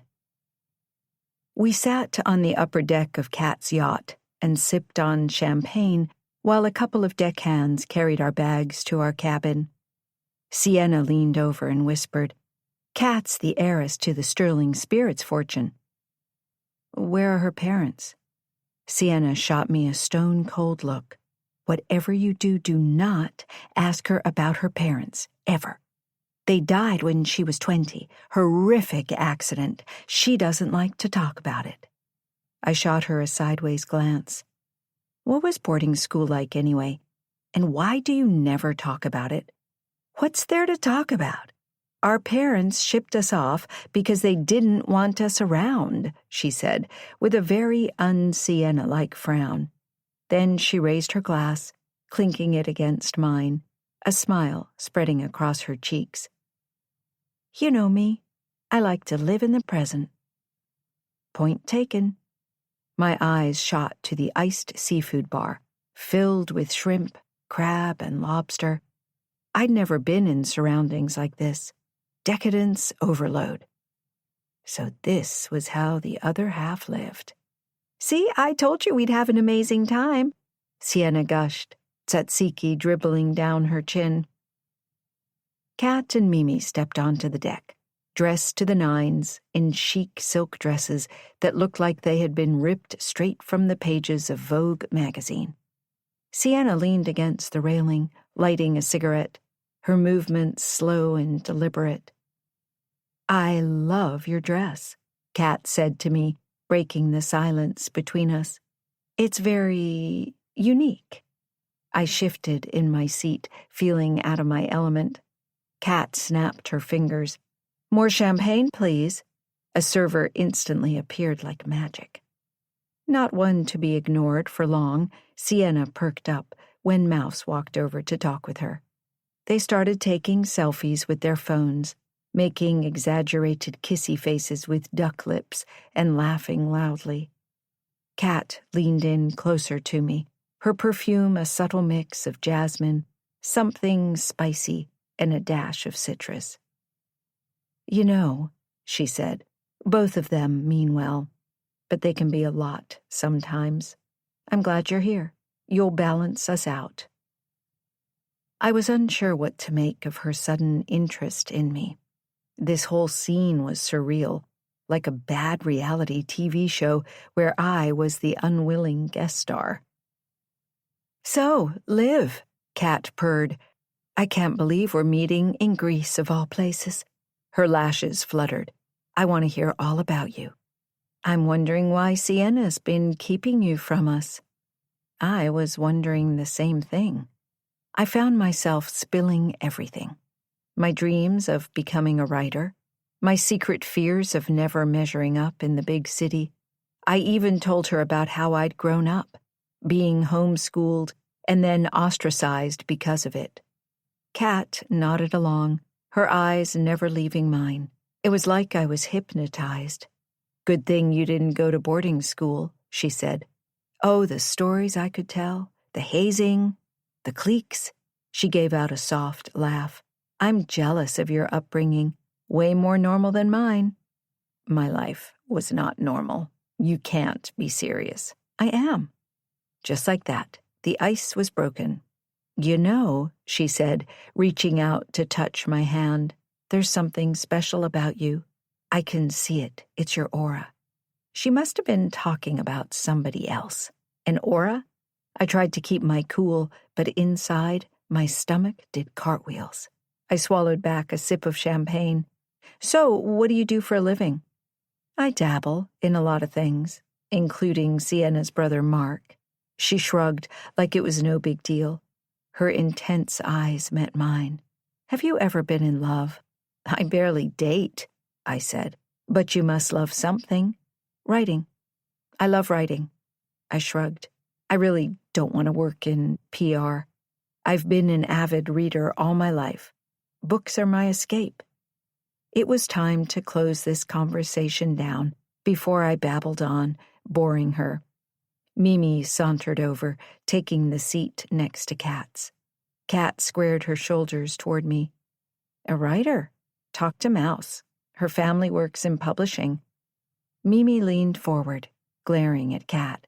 "Would you please, for the sake of my sanity, stop calling me Mouse?" "It's our thing. It's not funny," said Mimi with an irritated huff. "Anyway, what genre do you want to write?" "I'm not sure." "So, where are you going to live when you move to the city?" asked Kat, changing the subject with a wave of her hand. "Nick has a brownstone in Park Slope, the garden apartment. You're going to live right underneath your best friend when she and her husband-to-be are starting out their lives together?" Kate blurted out a caustic laugh. "It's like having your mother-in-law living with you." I frowned. It's my only option for now. Kat's mouth twisted into a Cheshire cat grin. "You always have other options." "Actually, I don't," I said with a sigh. "I haven't started my new job yet. Money is tight and I know of a place on the Upper East Side, beautiful. A historic brownstone overlooking Central Park, 4 bedrooms. She chuckled when I recoiled. "I'm suggesting you move in with me." 8,000 square feet of luxury? So big it will be like having your own place? Mimi stood up and slammed her fists into her thighs. "I thought you didn't want a roommate."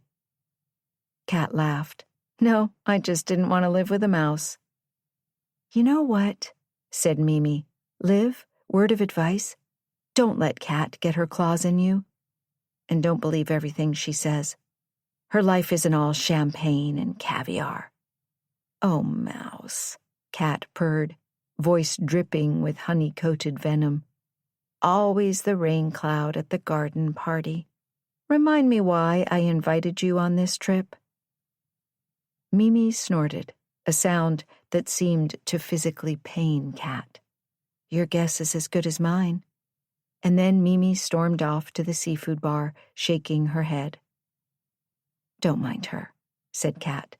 "Did I mention my offer comes rent-free?" "Why?" I stuttered. "Because I've decided I like you." She shrugged. "Honestly, I've been looking to make some changes in my life, and I think you have too. And truth be told, it's kind of lonely, living on my own." I ran the pros and cons in my head. Pro, financial breathing room. Con, possible loss of kidney to organ harvesters. Pro, networking opportunities. Con, pissing off Sienna. Pro, getting closer to my goals much quicker. I knew I was going to do it. I was going to accept Kat's offer. I was throwing all my chips on the table. When I finally agreed, she popped open a bottle of champagne. "We're celebrating!" Sienna walked over to me. Celebrating what? Your upcoming marriage, and my lips pinched to the side. And apparently when I move to New York, I'm moving in with Kat. Her eyes darkened, and she shook her head. Not a good idea, Liv. Why? You're my friend, not hers. You've only just met. Sienna, you're getting married. I can't live under you and Nick. Her lips pursed together. Welcome to the inner circle, Liv. Then she whispered in my ear, just be careful, because there will always be somebody standing on the sidelines to push you out of it. Her eyes met mine, her lips twisting into a wicked grin. Just kidding. She wasn't. Kat tilted her head back and howled. We are all goddesses of the night.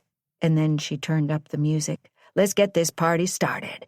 Winner takes all. She paused, unlatching the diamond tennis bracelet on her wrist. Sienna, put that engagement ring of yours in the pot. You've got to be joking. I am, Kat cackled. She undid her necklace, a white gold choker with sapphires and diamonds. I have another one just like it. She looked toward Mimi. Mouse, we need matching earrings. Mimi grumbled. Fine. You gave them to me anyway.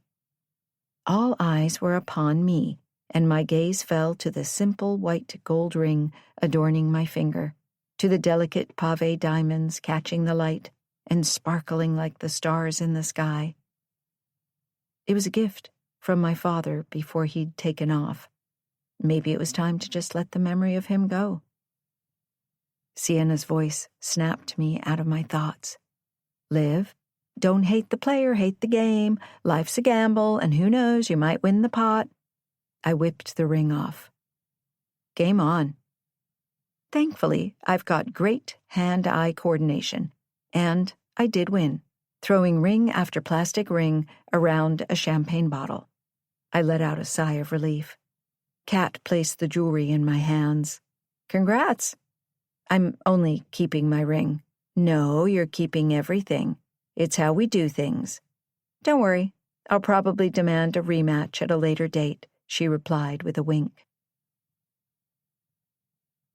The next few days blurred together like one long, hazy dream. Ouzo flowed like water, seafood piled high on our plates, champagne corks popped with alarming frequency. Each day was a copy of the last, filled with the same excess. We drank champagne for breakfast, switching to ouzo by lunch, circling back to champagne well before dinner. The only real trouble came on our last day when Kat had the chef make us tiropitas to soak up all the alcohol sloshing around in our systems. We were lounging on the deck, the sun dipping lazily toward the horizon, when the platter arrived. The smell of warm, cheesy pastry was almost enough to sober me up. I was taking my time with mine, savoring each bite, when a seagull came out of nowhere. Instinctively, I'd tried to protect my face with my hands, one of which still clutched a tiropita. My screams mingled with the bird's squawks as it snatched the pastry from my hand, its beak grazing my cheek with a razor's edge. The bird soared away, my snack held triumphantly in its beak. I touched my cheek, feeling the sting and then the warmth of blood. Drops trickled down my face like tears. Kat and Sienna stared, momentarily stunned. That was intense, Sienna said, and I could hear the smirk in her voice. She didn't move from her lounger, just stretched out, slathering more sunscreen on her legs. Kat dabbed at my cheek with a soft linen napkin. Don't mind her, she said. But I did mind. I minded a lot. Hope it doesn't scar, said Sienna, getting up and walking away. The cut on my cheek throbbed in time with my pulse. I might have made a huge mistake by agreeing to live with Kat. But what else could I have done? I was a moth attracted to her flame. Chapter 11. Now. Miriam taps me on the shoulder, bringing me back from my trip down memory lane. Liv, Sorry about that. I'm negotiating an author's advance, and well, publishing never sleeps. She tucks her phone into her purse. You look lost in your thoughts. I snap back to attention, just thinking about our Greek adventure when I first met you. She sighs. If only we could transport ourselves back in time. If I had a time machine, I'd change everything. All the bad decisions I've made over the years, but I'm stuck in the present. If I'd never met Kat in Santorini, any of them, would I be in a better place now? I think about that all the time. We'll catch up more later, I promise. Miriam winks. Now to the task at hand. I've assigned Rebecca Stiles to be your mentor. I sent her your pages last night, and her eyes dart to the left. Hold that thought. You're about to meet your critique partner, Trinity Powers. A tall, elegant woman with straight jet-black hair and striking red lips glides up to us. Her movements as fluid as a dancer's. She's dressed in a chic, minimalist outfit that screams high fashion. Miriam excuses herself to check on the other attendees, leaving me momentarily unbalanced. It's Olivia, right? Says Trinity as she air kisses my cheeks like a European. Yes, I manage to say, still reeling from her sheer presence. Trinity studies me with an intensity that makes me want to shrink away. I read the synopsis for your book. Very intriguing. Thanks. I'm unsure if she means it as a compliment. I appreciate that. She tilts her head, examining me. Do you draw from personal experience? I hesitate. How much should I reveal to this stranger? Everything I write is from personal experience, but this story is different. Not really. It's all imagined. I always find that the most compelling stories come from a place of personal pain. Exactly, I reply. I glance around the room, searching for a lifeline. I'm way out of my comfort zone. Other attendees are mingling, laughing, sipping wine.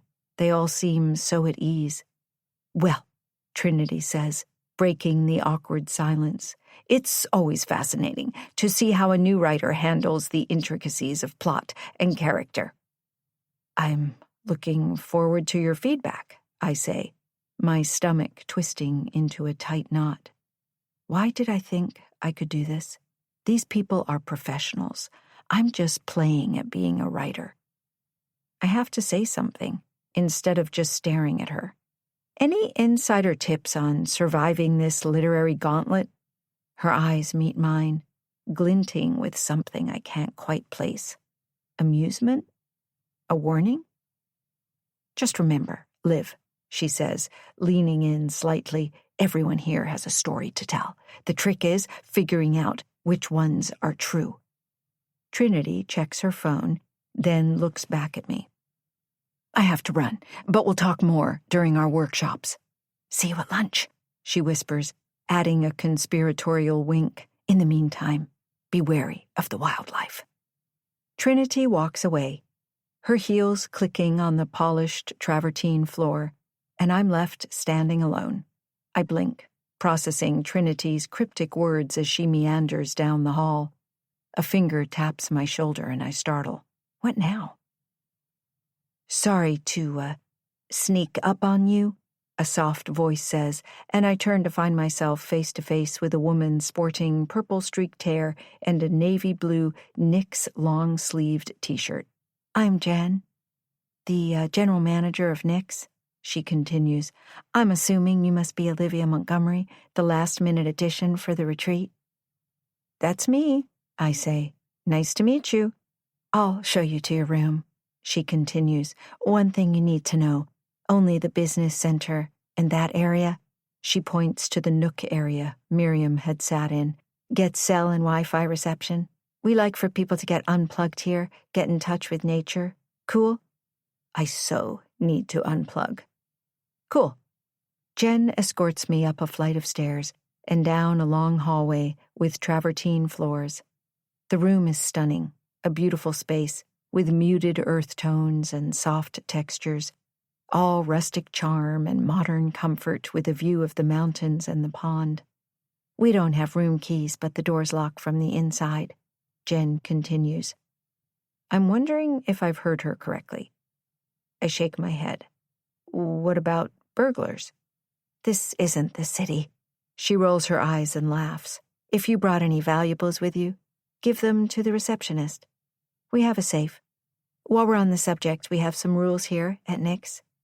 Rules? I parrot. You're free to roam most of the grounds, but the staff quarters are off limits to guests. Otherwise, feel free to corner us with any of your needs. Your welcome gift is right there. She shoots me a toothy grin and points to a basket set on a carved wooden desk. Lunch will be served in about 45 minutes on the terrace. It's a bit nippy out, so bring a sweater. I'll leave you to settle in. Thanks. She grins. No problem. After the door closes behind her, I peruse the welcome gift. The basket is overflowing with goods. Honey, perfumes, shampoos, soaps, and a couple of small bottles of eau de vie, all made on the property, apparently. The blue t-shirt with the Nick's logo, just like Jen's, is cool and soft, made from bamboo. But the pièce de résistance is the navy blue, vegan, leather-bound journal. Amazing as everything is, I can't help but wonder what I've gotten myself into. A secluded retreat, a mysterious critique partner, a woman from my past, and a flock of homicidal geese? As I arrange my toiletries in the bathroom, toothbrush in the porcelain holder, I take my necklace off, hiding it underneath a washcloth on the vanity. I continue unpacking, a nagging sense of unease in my gut. The trees outside seem to lean in closer to the window, their branches stretching out like crooked fingers. My mind is blending a whirlwind of faces, the writers, the staff, even the geese by the pond. My imagination is bleeding into reality like ink on wet paper. I take a deep breath and gaze at the beautiful surroundings, trying to ground myself.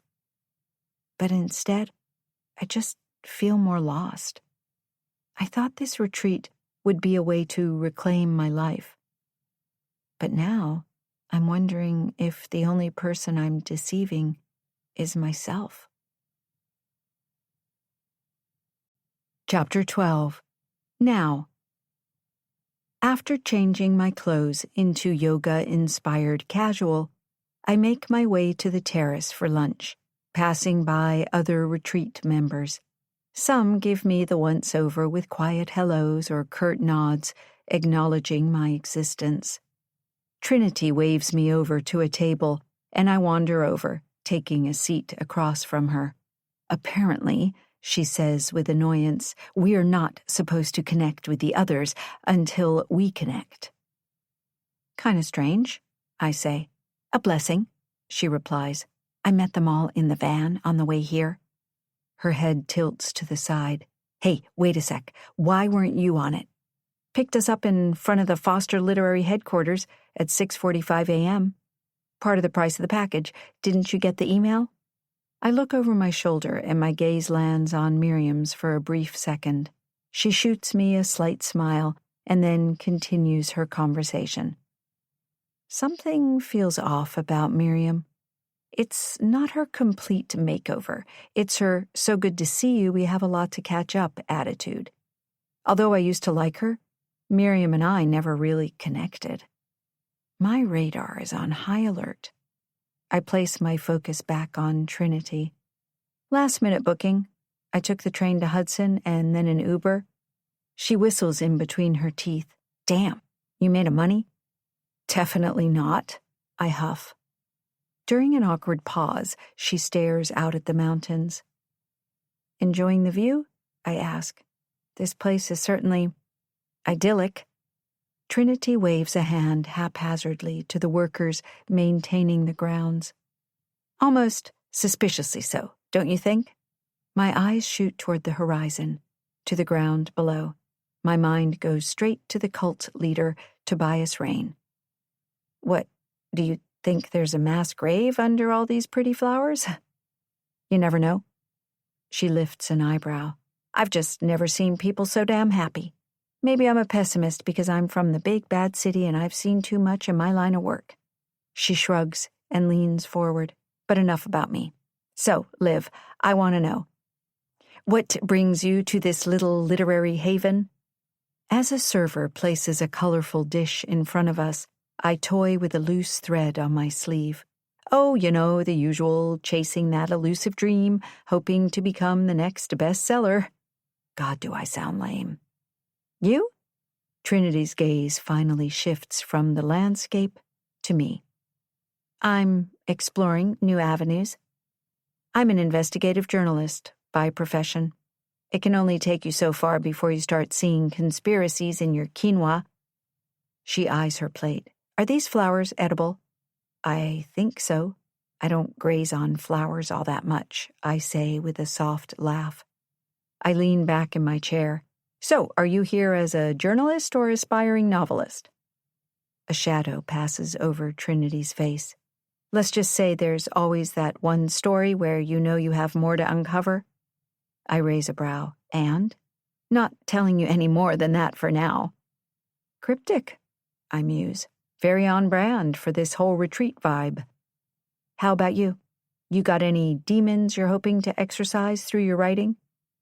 I think of Kat, but I don't want a stranger to know about the hell she'd put me through, and I end up blurting out the first words that come to mind.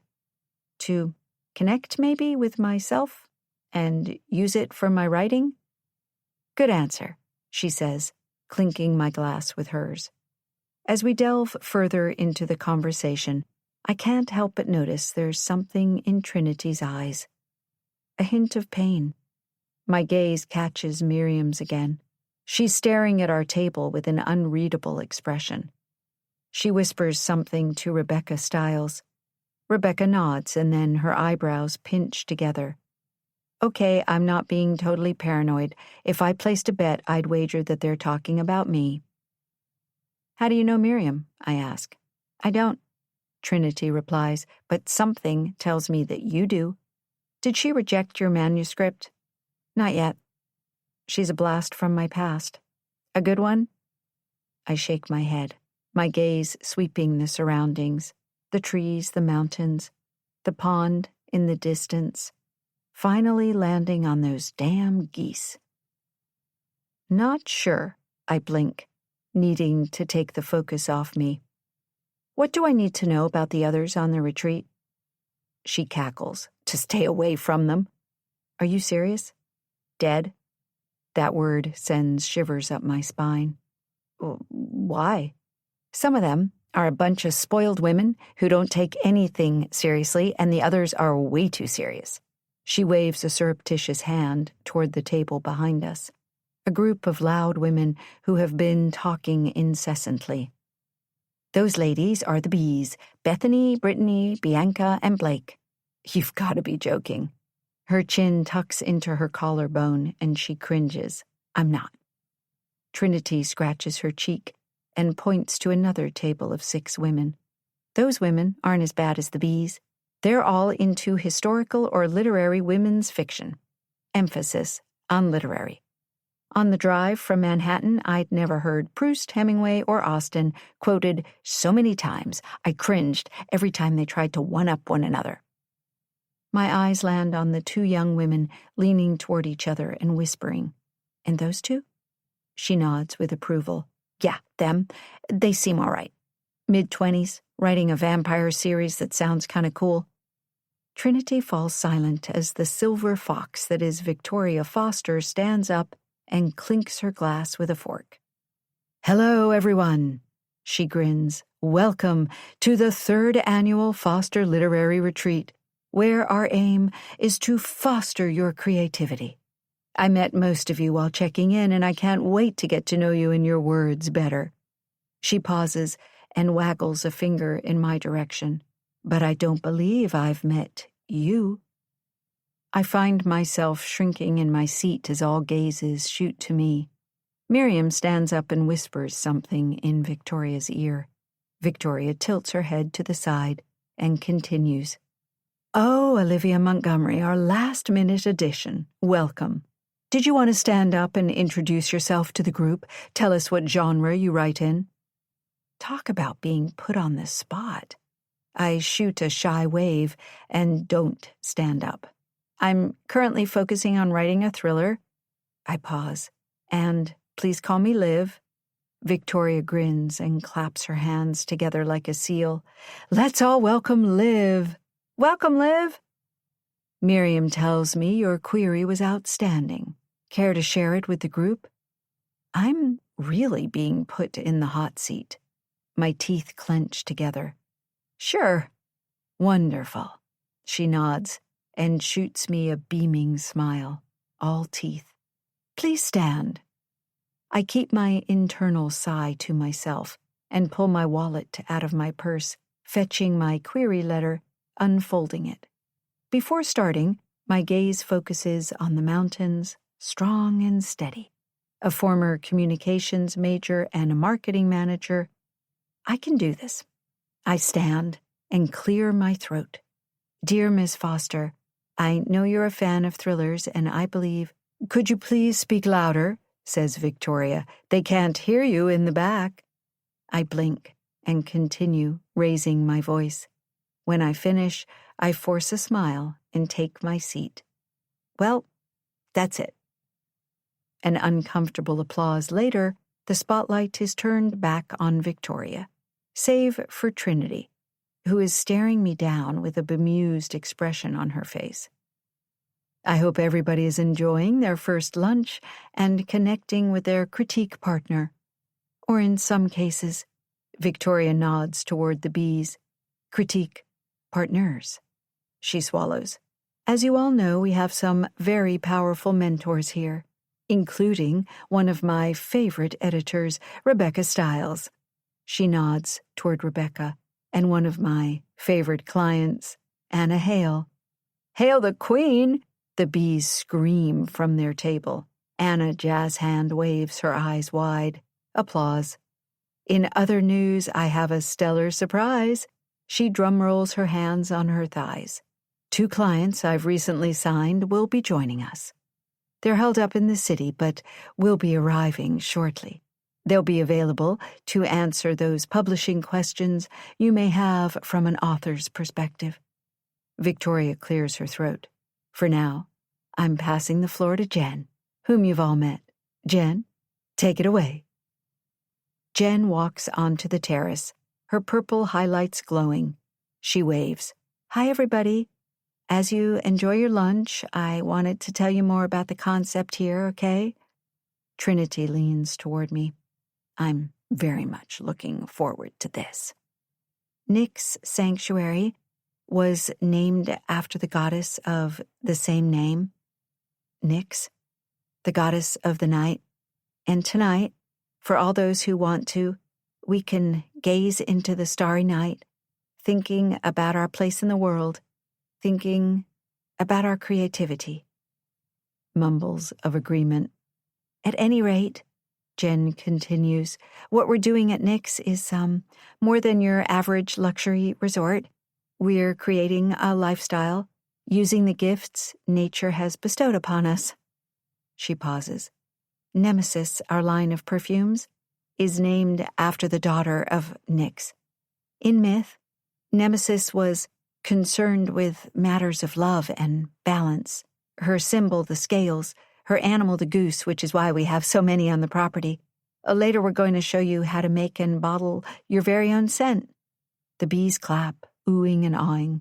Anywho, that's my spiel, should any of you want to represent our products. I am so interested, says one of the bees. Me too, others agree. Victoria stands up. Jen, we are here for a writer's retreat, not to be recruited into a marketing scheme. If anybody is interested, come find me. Victoria's eyes shoot daggers at Jen. We'll talk about this later. Trinity taps her fingernails on the table. This is getting weird, she whispers. I shiver. The temperature must have dropped 5 more degrees, and the once bright blue sky is now an ominous gray.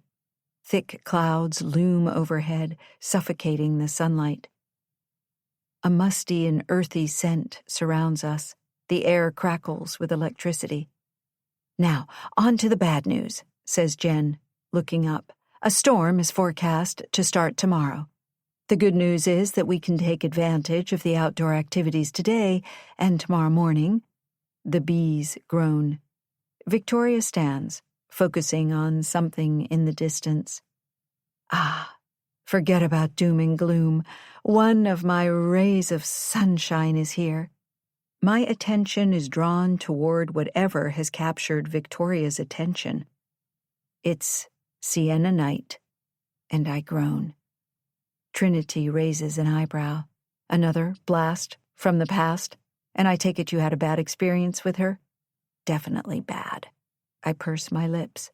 The urge to spill everything about my history bubbles in my throat. But I can't trust Trinity. I don't trust anybody. I force my face into a look of casual indifference. I knew her in a previous life. Trinity nods slowly, still observing me closely. "Let's continue this conversation during our nature walk after lunch," she suggests. "And maybe you can tell me why you're really here?" "I'm here to write," I say, taken aback. Trinity clucks her tongue disapprovingly. "No," she disagrees, leaning forward. "I think you're here for something else." She's freaking me out. This woman is way too intuitive. I pick at my cuticles, shaking my head. "You don't know anything about me." "You'd be surprised what I know," she says, leaning back in her chair. I meet her eyes, wondering how Trinity fits into my story. Or if it was never mine to begin with. Chapter 13. Now. I try to focus on the plate a server has just placed in front of me, resisting the urge to steal a quick glance at Sienna. I go silent as her figure glides past us. Dressed in a flowing skirt and boots, paired with a fitted t-shirt, jean jacket, and dark sunglasses, Sienna exudes effortless coolness. The bees' high-pitched shrieks command attention. "Sienna Knight is here!" one of them screeches. "I can't believe it!" Amidst the buzz of the bees, Victoria taps her fork on her glass. The women quiet down and turn their heads toward her. "Ladies, I am delighted to introduce you to one of our newest and esteemed clients, Sienna Knight." Her voice rings out, clear and confident. The reigning it girl of New York will be publishing her lifestyle nonfiction with Silvergate. Please feel free to ask her any questions about the publishing process. Sienna steps forward and addresses the group. "That's right, my lovelies. Ask me anything you'd like to know, save for who I'm dating." She raises her sunglasses to the top of her head and winks playfully. "That answer would be nobody. I'm happily married." The way the light hits her face makes her seem almost ethereal. But I know she's far from an angel. The bees begin to pepper her with questions. As Sienna answers, her head cocks to the side like a curious bird. I can practically see the wheels of recognition churning like gears in her head. And then she makes a beeline right toward my table, walking quickly. Sienna's eyes lock onto mine. "Olivia, what an unexpected surprise." Life is full of surprises, isn't it? I find myself forcing an awkward laugh. And funny, I was thinking the same thing. "I didn't realize you were into—" I gesture at our surroundings. "All this." She shoots me a tight grin. "Oh, you'd be surprised at what I'm into these days," she replies. Life has a way of evolving us, doesn't it? She flips a lock of hair over her shoulder. "I'm writing a lifestyle book. Be the bomb. It was actually Miriam's idea." "Oh," I say. "And you? I take it you're here still trying to become a big famous author, seeking inspiration for your next masterpiece?" The way she emphasizes next masterpiece makes my skin crawl. She's mocking me. Something like that. Well, enjoy your time here, Olivia, she says, enunciating my name like it tastes bad. I have a feeling it's going to be transformative. She laughs. If you need a friendly ear, I'm always available. After all, what are old friends for? Before I can formulate anything resembling a response, Sienna glides away, her shoes clicking on the terrace. I watch her disappear into the crowd, the bees surrounding and fawning all over her. She moves through the women with effortless grace, like a shark slicing through water. And then, as if pulled by some invisible thread, our eyes lock again. I look away, meeting Trinity's stunned expression. Well, that was hella awkward. I realize I've just been sitting there frozen, staring at Sienna like some kind of stalker. It was, I say, gulping. Are you okay? I glance over at Trinity, appreciating her concern. It's really nothing, I reply, trying to reassure her. I just don't like surprises. Neither do I, she says. So, not to surprise you, I'll tell you why I came on the retreat. Her eyes scan the vast property. Did you know that this used to be the property of a notorious cult leader? Yeah, Tobias Rain. My heart skips a beat.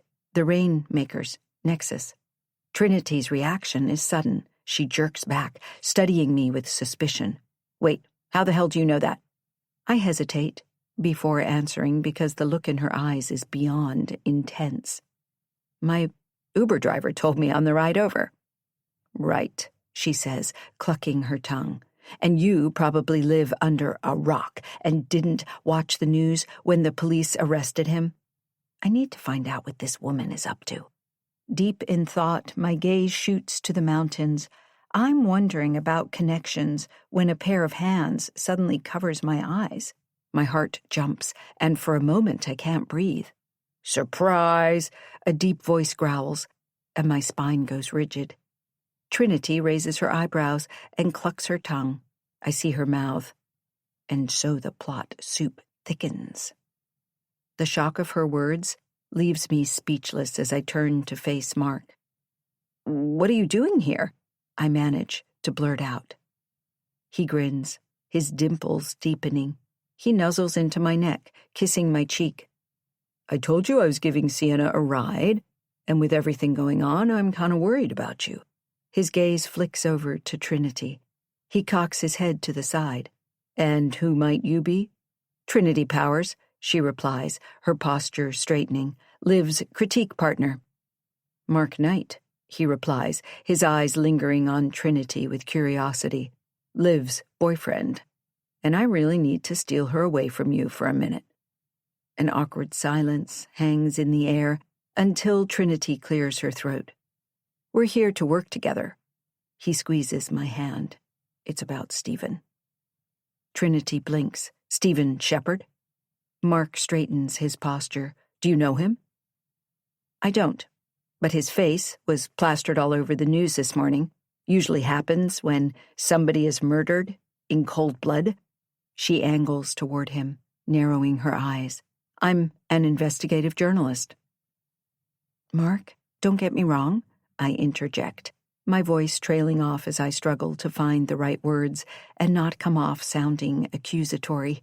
I'm grateful that you're here, but don't worry, he says. I'll stay out of your way. I just need a couple minutes of your time. Trinity stands up, shooting me an indiscernible look. She brushes her hands on her pants and stoops down to pick up her bag. Liv, I'll meet you back here in a half hour to continue brainstorming. I go silent as Mark sits down, watching Trinity walk away. My eyes flash to the group of writers surrounding Sienna. Her lips curve into a tight grin, and she lifts up her chin. Mark's gaze follows mine. She knows about us, he says, blowing out the air between his lips, and she's not happy about it. I'd picked up on that, with her frosty vibe. How long has she known? A couple of months. He lifts his shoulder into a shrug.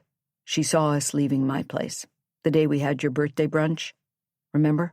I was running late, and considering she lives in my building, I'm surprised you didn't cross paths before. He grins and clasps my hand within his. His hands are smooth, not one callus, strong. Look, I'm just glad we don't have to hide behind closed doors anymore. Sneaking around was exhausting. I'd been his dirty secret, and he'd been mine. My brain sifts back to the day he'd walked into Brooklyn bound. I'd recently procured a first edition hardcover of Aldous Huxley's Brave New World, complete with a signed letter from Huxley himself. And Mark wanted to purchase it for his collection, a mere $20,000. Physically, I'd always been attracted to Mark, but the mental connection came when I'd learned he was a bibliophile. Our relationship started off slow, just chatting over coffee about our favorite authors, and it moved on from there. But with rules. Until we figured out where our relationship was headed, we weren't going to tell anybody about us. My lips pinch into a frown, and my forehead creases. Does Kat know? She will, he says, shrugging, and I don't care. My gaze shoots to the mountains. She owns this place. He swallows. I know. Oh, yes, the plot soup is thick and sludge-like. My head whips in his direction. And you didn't tell me? Attorney-client privilege. You've seen her? Not since I brokered the deal for the land. He sighs. But we do communicate. He runs a hand through his hair. About Stephen. The police questioned Sienna for 2 hours this morning. They're questioning Kat now. He shakes his head solemnly, and they want to question you tomorrow afternoon. Me? Why? Because he'd texted you? Mark leans forward. I guess we've both been keeping secrets. Do you want to tell me what's going on? I mean, I've read a draft of your book, and the male character I assumed to be Stephen is murdered. I glower at him. That sounds like an accusation. He raises his hands. It is what it is, and I think there's something you're not telling me. I lower my head as he drums his fingers on the table. Spill. I saw him last week, but it wasn't by choice. He rubs his eyes, shaking his head. And you didn't think to tell me? I throw my hands into the air in resignation. I'm telling you now. Go on, he says, ushering with his hand for me to continue. As I recount what happened, thoughts prick at my brain. Miriam and Sienna are part of Kat's inner circle, as is Mark, and I've never truly been one of them. Now Mark's asking questions, circling in closer to the history I share with Kat. Stephen's murder has changed everything, and I'm wishing I'd never laid eyes on any of them. Chapter 14. Then. We were all back in Chania on the island of Crete for Nick and Sienna's wedding. Me, the doting bridesmaid. Sienna's parents, Eleanor and Richard, welcomed us into the villa they'd rented, with me bunking up in Sienna's suite. To my surprise, Mark brought along a date. That date wasn't Kat. When I asked her about it, Kat said, "We go through phases, like the moon. Now is not our time. We always end up back together." Aren't you upset? She cracked up. No, not at all. I'm looking forward to next month. What's happening then? You're hilarious, Liv. She snorted. You're moving to New York. She wrapped her arms around me, and we are going to have the time of our lives. I can't wait, I said. But we won't be having any fun if you dress like that. You'd think Sienna would have better taste. She eyed me up and down, cringing. Then again, no bride wants their maid of honor to outshine them on their wedding day. Wait, what's wrong with this dress? Kat's eyes volleyed from the ruffled top to the puffy skirt. Everything. It's silk. It's dreadful. Sienna's eyes bored into mine. She flashed me a fake grin, still pissed off that I was going to be moving in with Kat, no matter how hard she'd tried talking me out of it. Later that evening, after the speeches and the cake cutting and the Greek dancing, I was trying to catch my breath and standing at the bar when Stephen made his approach. You know, it's customary for the best man and the maid of honor to do a shot or two of ouzo. I lifted a brow.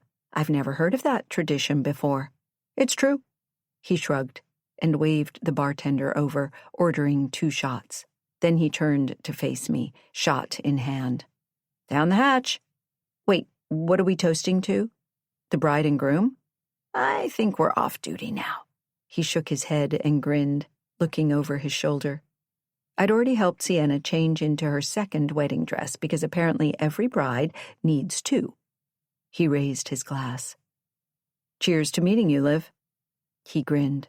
It's serendipity. Your speech blew mine away. We clinked glasses, his eyes meeting mine. I couldn't help but smile, and my heart did a little flip. All lies, I'm sure, I quipped, hoping he couldn't see my pulse racing, those little veins throbbing in my neck or forehead. Another tradition we must abide to.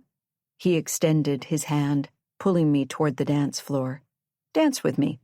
I don't dance, I protested. Everyone dances, he said with a laugh. Some just need the right partner. As we swayed together, him twirling me around a few times, me stumbling, I felt that little spark of connection between us ignite. I didn't want to be that cliché, though. The desperate bridesmaid, hooking up with the best man, so I took a step back, smiled. I had fun tonight, but I'm exhausted. I'll see you tomorrow at the brunch. He nodded, pondering my statement. Cinderella is leaving the ball? I let out a short laugh. She is. Well, if you're up to it, we can continue our conversation in New York. He grinned. Heard you're moving in with Kat.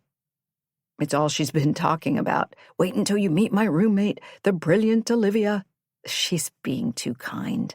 You didn't answer my question. I didn't realize you'd asked one. His eyes went wide. I was asking you out on a date. Oh, I said, blinking. Is that a no? He asked. Sorry, I said, and his lips twisted. I mean, I'd love to go out with you. I paused, not wanting to appear overly exuberant. Once I settle in. He pulled out his phone from the pocket of his tux. Then we should probably exchange information now. I'm not staying for brunch. Taking off with Mark for Mykonos. He rolled his eyes. After meeting you, he's the last person I want to spend time with. I get it, I said, and I'd love to meet up again. As Stephen punched my number into his phone, I looked over his shoulder to find Sienna sending daggers in my direction. She turned on her heel, gliding away, her figure disappearing into the olive gardens, lit by the full moon. Regardless of her erratic behavior, I soon found myself truly excited for this next chapter in my life. New York City. Here I come. Act 2. Chapter 15. Now. Miriam saunters up to the table and envelops Mark in a warm hug. It's so wonderful to see you. She pauses. But I didn't know you and Liv were connected. Mark grins and clasps my hand. We've been seeing each other for a while now. Miriam grimaces. Does Kat know? She will. The secret's out. Okay then, she says, not masking her surprise. Good luck with that. She turns to me and pats my shoulder. Liv, you're up for your meeting with Rebecca. She's very keen on meeting you. My heart races. Where do I go? The gazebo by the pond, Miriam informs, pointing. It's right over there. You have 5 minutes to get there and 15 minutes with her. Make those minutes count. Okay, I reply, meeting Miriam's unwavering gaze. A nagging thought tugs at my mind as I watch Miriam stride away. I'm trying to maintain a calm composure despite the unease brewing inside of me. Everybody is here. Now I'm just waiting for Kat to arrive. Mark kisses me on the cheek and whispers, Good luck. I'm rooting for you. I'm going to hit the trails before the storm hits. Right. I say. See you later. Knock her dead, says Mark as I walk away. Bad choice of words, I mumble. With a bitter taste in my mouth, I make my way toward the gazebo. My footsteps falter as I head over to the pond, the geese honking mockingly. It's like they know I'm going to have to wing it. With a deep breath, I do my best to focus on my feet. I'm definitely not on my A game for this very important rendezvous. My stomach churns with each step I take toward Rebecca, her silhouette backlit by a slash of light. The rolling clouds haven't snuffed out yet. She must have heard the sound of my heavy breathing because she looks over her shoulder and smiles. She's older, probably in her mid-50s or early 60s, with short-cropped gray hair. "Olivia, there you are," she says, lowering her glasses to the bridge of her nose. "Here I am," I say with a modest shrug, trying to find my breath. "Come join me." She pats the seat beside her. "The view here is spectacular." The view, once you look past the obnoxious geese strutting in front of the gazebo like they own the place, is truly breathtaking. The rolling hills and dense forests create a picturesque backdrop, and the pond shimmers with the harsh light of the impending storm. The surface of the pond catches my eye, and for a moment it's like looking into a funhouse mirror, my mouth open in exaggerated fear. I take in a deep breath.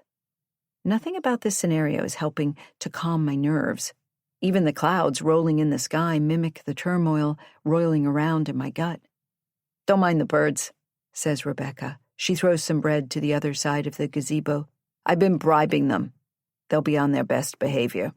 I force a smile, making a mental note to bring bread with me everywhere I go.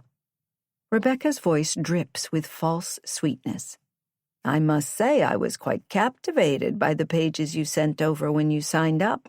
Have a seat," she instructs, and I do as I'm told. "Thanks, I read your manuscript on the ride over." Her smile turns from sweet to predatory. "Care to explain how you managed to plagiarize a book that hasn't even been published yet?" My blood runs cold. "What are you talking about?" Rebecca taps her nails on the iPad set on the table in front of her. "In Her Skin" by Lila Aiken. It's the book I just procured from Foster Literary. Ring any bells? I blink, my jaw dropping open. Bells? Oh, I'm hearing them. I can't say a word. "Are you Lila Aiken? Are you trying to pull one over on me?" Rebecca continues, her tone becoming menacingly neutral. "If you are, I can assure you that I don't find this game of yours funny." She scoffs. "What did you think? We wouldn't notice? Did you think you could sell your book to another publisher and receive 2 advances? Believe me, after I'm done with you, you won't. You'll never write again."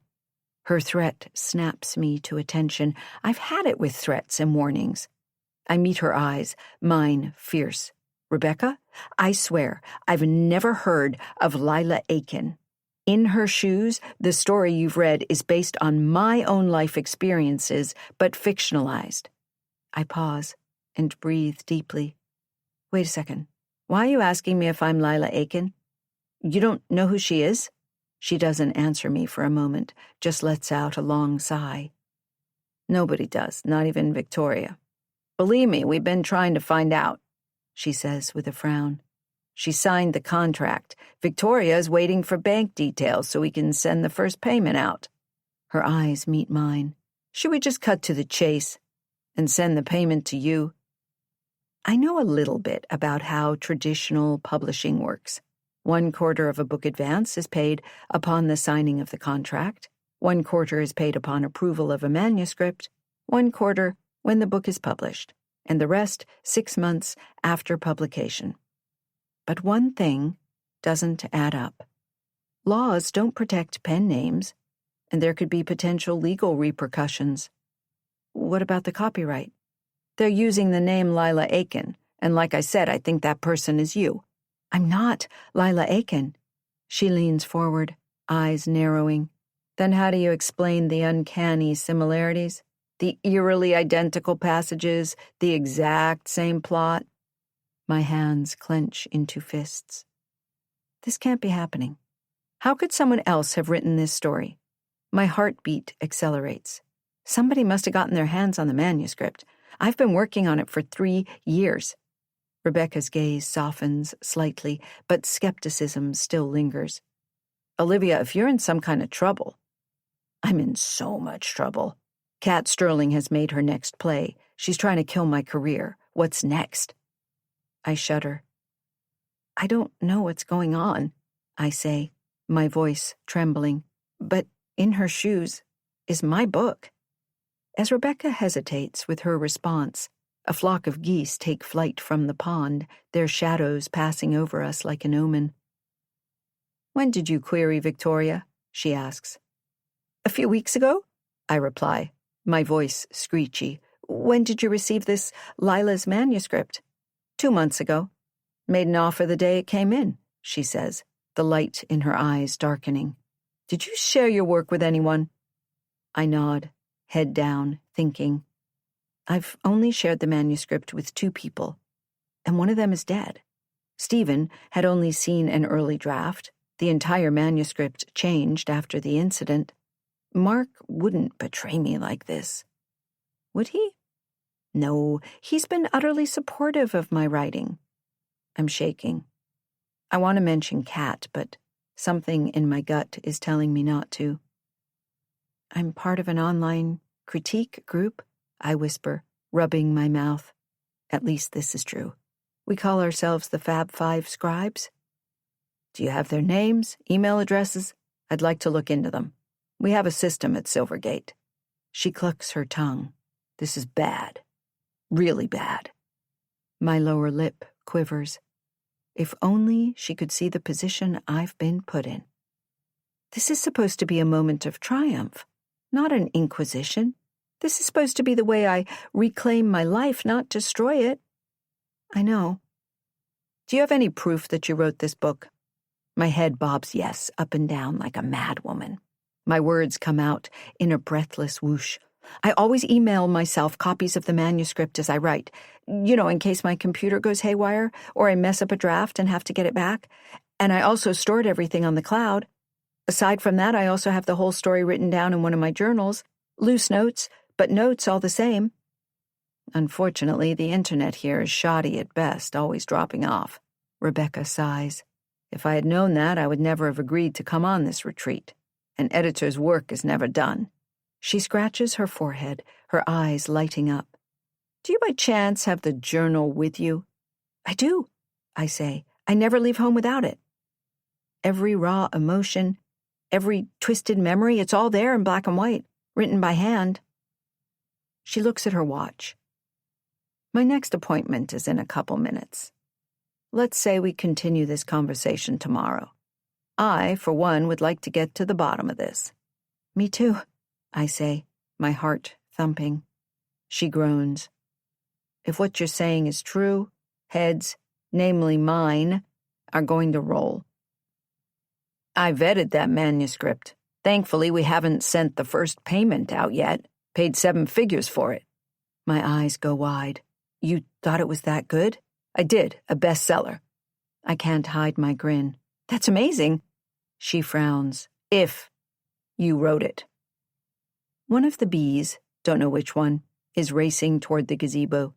I stand up too quickly, dizzy from a head rush and information overload. I think your next meeting is here. I'll see you tomorrow, she says. Bring the journal. I will, I respond with a hard swallow. Thank you for your time, and thank you for believing me. She throws her hands into the air. Honestly, I don't know what to believe anymore. Me neither, but instinct tells me where the truth lies.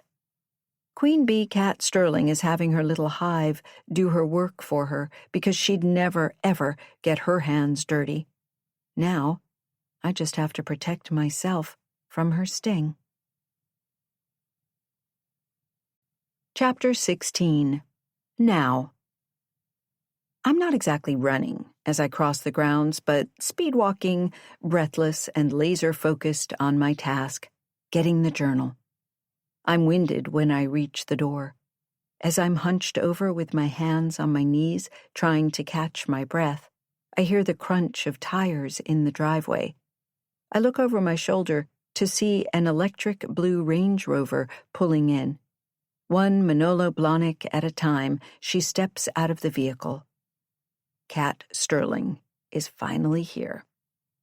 For a moment, I stand in silent awe, remembering the good times we'd shared, watching her as she stretches her arms into the sky, her face shielded by extra-large sunglasses, her every movement swift and deliberate, cat-like. She's beautiful, tall and lanky. Her long black hair is smooth. I don't think she's ever had a bad hair day. This is what I wanted, wasn't it? But not like this. I have to come up with a better plan, to take her by surprise, not the other way around. She rolls her shoulders and she's about to turn, but before she sees me, I race into the building. I stride down the luxurious hallway of Nick's, my heart racing. I fling the door to my room open and freeze at the sight before me. A crow, black as sin and twice as mean, is thrashing against the windows, its wings a frantic blur. The violence of its wings flapping echoes my own heartbeat, erratic and panicked. I can deal with a lot of things, but a rogue bird in my freaking hotel room is so out of my wheelhouse. The memory of the seagull attacking me in Greece hits. My hands fly to my cheeks to protect my face. The bird's beady eyes lock onto mine, a mirror of my own terror. I should leave. I should run. I should slam the door closed.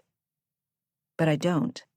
Now that Kat's here, I really need the journal. She's always played dirty right from the start. But this is too much. My legs give out from underneath me without warning, and I collapse into the corner of the doorway, clutching my knees as if trying to anchor myself to something. I think I'm about to have a panic attack. The only sounds are my frantic, uneven breaths and the maddening beat of wings, thump, thump, flap, that reverberate in my head. A sickening thud. Then silence. I lift my head, my trembling fingers acting as a shield as my eyes explore the room. There lies a lifeless crow in a pool of blood, crimson dripping down its pointy beak, black feathers floating in the air and dropping to the floor. The sight twists my stomach into knots. I want to scream, but I can't. Nothing comes out. Heavy footsteps pummel the hall, and Mark's voice, thick with urgency and concern. "Liv? Liv, are you all right?" "Right. My knight in shining armor has come to save the day. Except I don't trust him as far as I can throw him. I don't trust anybody.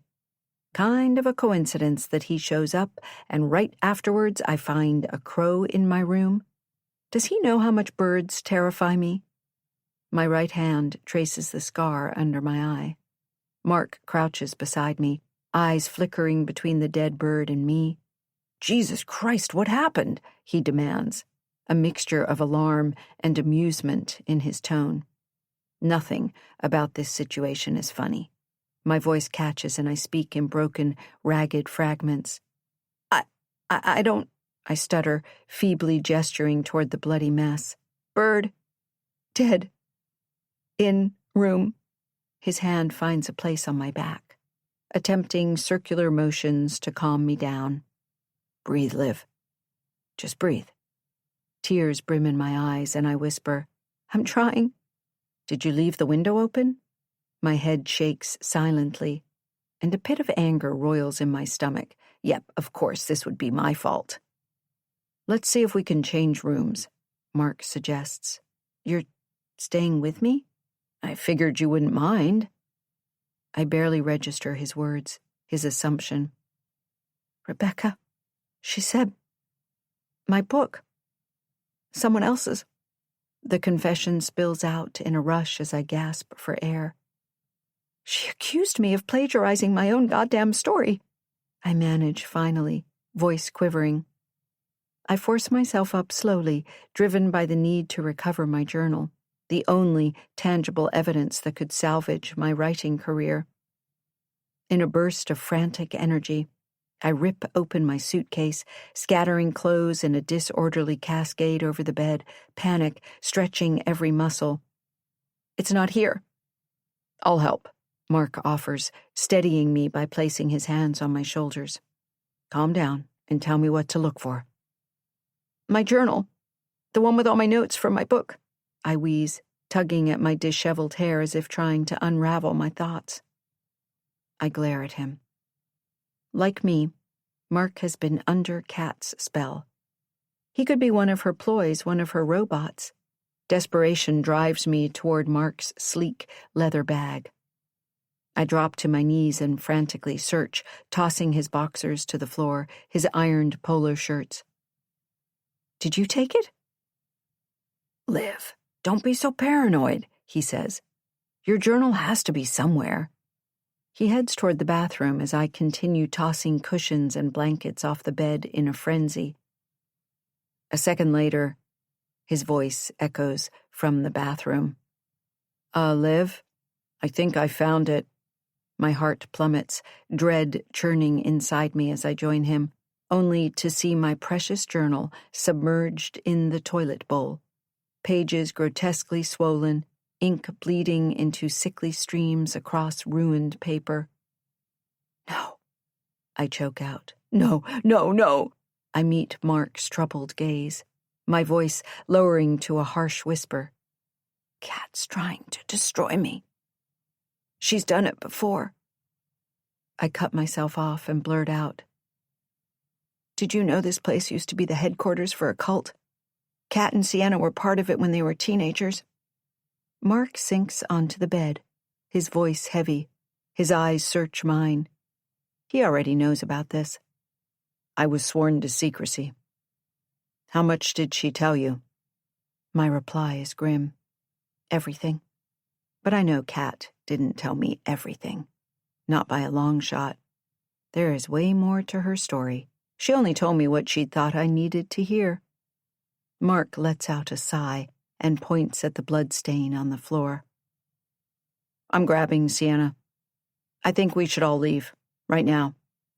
My spine goes rigid, and I squeeze my eyes shut. You can leave if you want to, but I'm staying. I have to prove In Her Shoes is my story. I don't understand your reasoning. He places a hand on my back.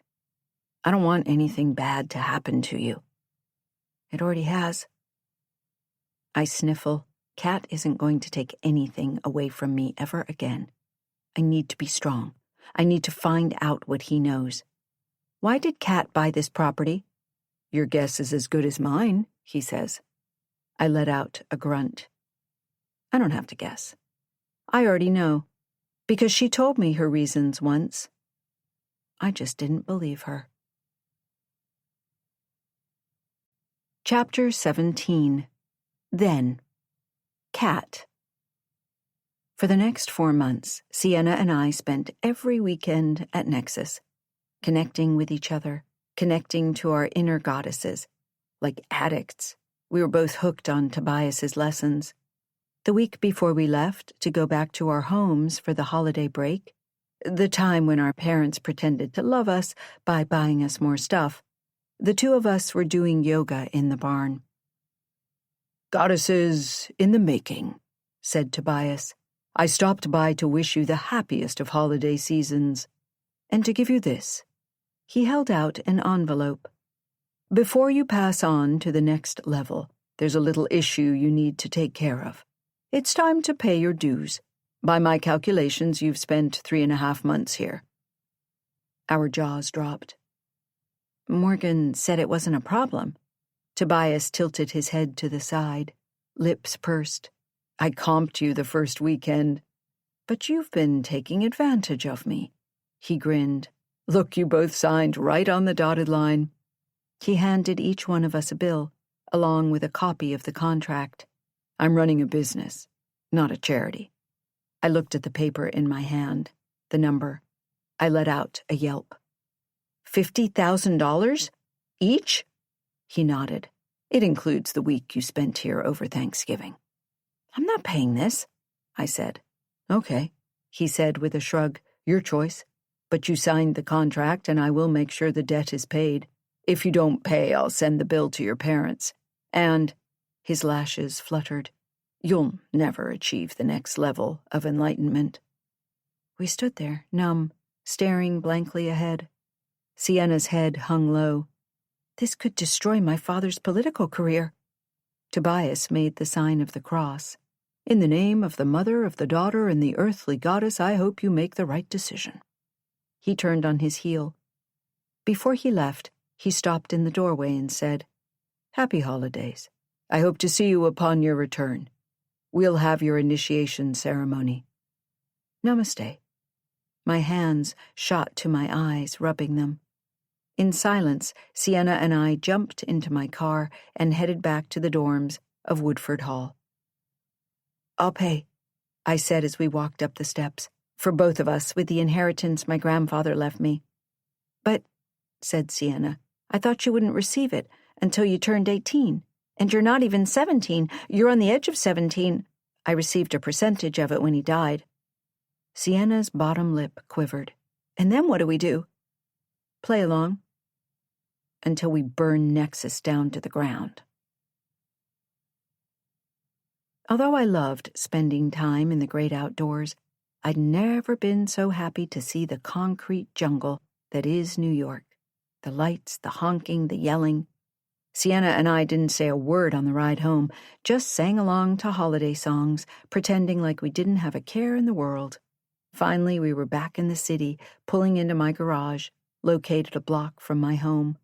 I parked in my spot, and before grabbing our bags, we linked hands, an unspoken promise between us. Don't breathe a word about what happened to us to anybody. I'll see you from my parents' party on the 24th. Wouldn't miss it, said Sienna. We'll sneak a bottle of champagne and head up to your room like usual. Celebrating our freedom, I said with a swift nod, by planning our escape. Christmas came and went. So did my 17th birthday. My parents kissed me on the cheek, gave me another Rolex, and a diamond and sapphire necklace. So very appropriate. One thing I did take away from my time at Nexus was that material possessions didn't really mean anything. But revenge did. New Year's Eve dropped like the ball in Times Square, and we hadn't really formulated a plan on how to take Tobias down. Soon we were in my car, heading back to Woodford Hall. Only this time I had a duffel bag filled with $100,000 in cash. My banker thought I was nuts until I explained I was buying my parents a surprise trip to the Maldives. He'd whistled. Nice present. Want to get married? I sneered at him. I'm only 17. That shut him up. Sienna and I spent the week attending our classes, pretending nothing was wrong. We hung out with Mouse and the boys, playing ping pong or watching bad movies. Finally, Friday came. We raced to my car, gunning it to Nexus. The gates opened, and I parked in front of the main lodge. Tobias came out to greet us. I'm assuming you're moving forward on your path to enlightenment, he stated. Sienna and I bowed our heads, hiding our cringes. In the name of the mother, the daughter, and the earthly goddess. He lifted up his chin. I believe you have something for me? I nodded and retrieved the duffel bag from the back of the car, handing it over. I'm trusting it's all there, he said. Such a shame we missed the winter solstice. But we'll have your ceremony tonight and you can meet the others. Have you picked out your goddess names? Yes, Tobias. Good, he said. Your clothing is waiting for you in your room. Get dressed. Meet me back here and we'll get started. The ceremony will take place in Nix's garden. He pointed toward the snow-capped mountains, to the ground. Beautiful, isn't it? This is a real winter wonderland. I shivered. On the way up to the room, Sienna mouthed, I don't think I can go through with this. Me neither, but he has to be stopped, I whispered. Don't forget, we're in this together. We nodded. The outfits that awaited us were not orange, but pure white. A white dress, a fur coat, with matching fur boots and headband. I feel like we're going to be sacrificed, said Sienna. No, I said. He's the one who will be going down. We got dressed and made our way down the stairs, where Tobias waited. Come join me in the dining room. We always start the ceremony with a tea. You're not poisoning us, are you? I blurted out. Don't be ridiculous, Kat. If the two of you society girls go missing, what would I say to the police?" He had a point. He poured the tea into cups, handing us one each. "In the name of the Mother, the Daughter, and the earthly goddess, the ceremony shall begin." He gulped his tea down in one swallow and then met our gazes. "Drink." Well, he drank it. Why not? We swallowed back the tea like he did. "It tastes like dirt," said Sienna. "Exactly," said Tobias. "We're harnessing the power of the earth. Now follow me." The two of us exchanged a confused look and wandered outside. On the walk to the garden, Sienna started laughing. "I'm feeling really loopy. Look at all the butterflies. Oh, so pretty. Do you see them?" There were no butterflies. I knew right then he drugged us with something, confirmed when he said, "Magic mushroom tea for your experience." He laughed. "Me? I'm fine. I'm here to guide you." I wanted to run, but couldn't, because my mind whirled and my legs felt like they were made of lead. Tobias led us down the snow-covered path to the statue of Nyx. Surrounding us were people wearing animal masks and costumes, rabbits with long, fluffy ears, peacocks, deer with majestic antlers. They gently took hold of our arms and guided us toward a roaring fire, their bodies swaying to a primal rhythm while chanting, "Our new goddesses have arrived." The scene was surreal, almost dreamlike in its haziness. Tobias beat on a drum, his voice joining in the chant as someone played a haunting flute melody. A woman's voice whispered in my ear, "Come dance." The warning lights flashing in my head stopped. Just like that. My hesitation melted away as the drug that Tobias had given us surged through my veins. The lights above us were mesmerizing, akin to the shifting colors of the aurora borealis in the night sky. And then everything went dark as the drug fully took hold of me. I woke up a few hours later, groggy, the taste of dirt on my tongue, my throat parched. The fire still roared beside us. Tobias approached me, leaning over, a brow lifted. "Cat, you're on your path to enlightenment." I swallowed, aching for water. "I'm really thirsty." "What did you do to us?" He handed me a bottle of water. "Drink." When I recoiled, he said, "Don't worry. I promise it's just water." Dying of thirst, I took it and chugged, water spilling down my chin, my neck. "What did you do to us?"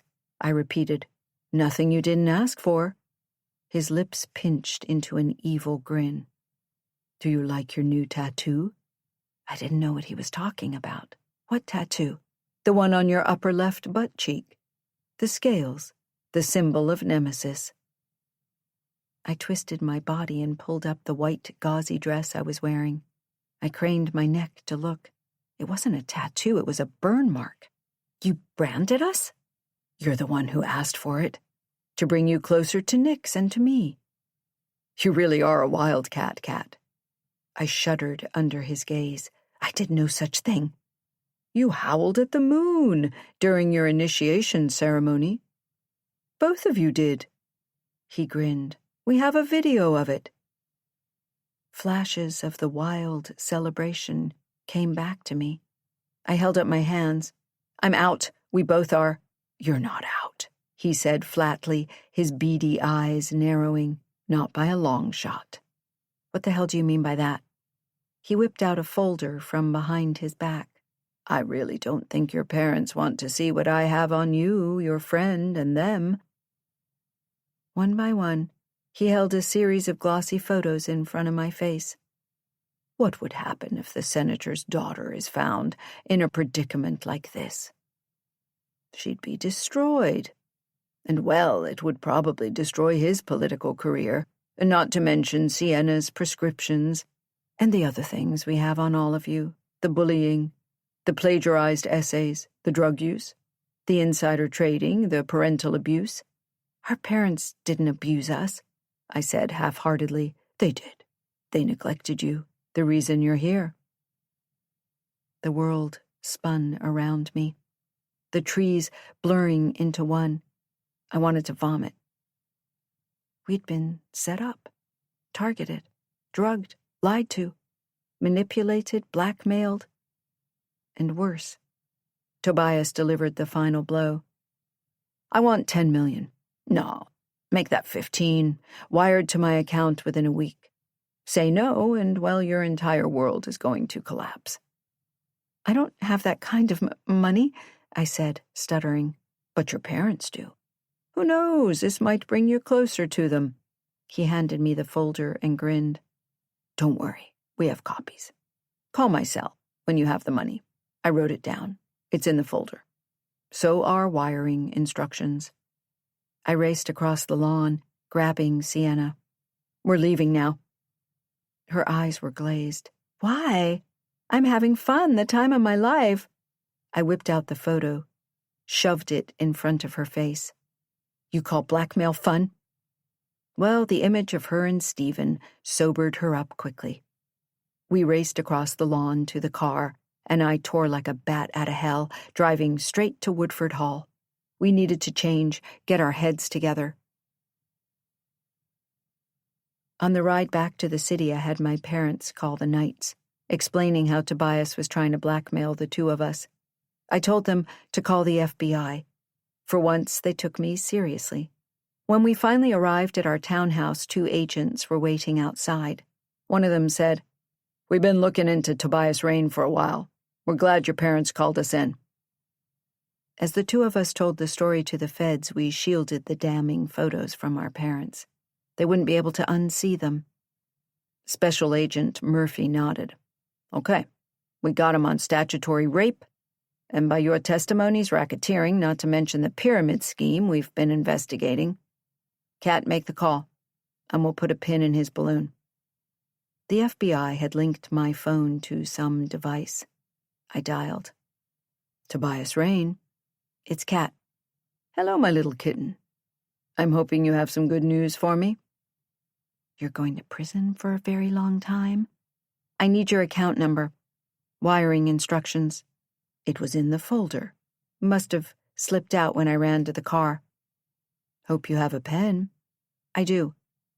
And you're depleting my trust fund. Poor baby. He rambled off a series of numbers that I didn't bother writing down. You were right. People are always after something from you. He laughed. And another lesson. Look for your opponent's weak points. Expose them. But you already knew that, didn't you?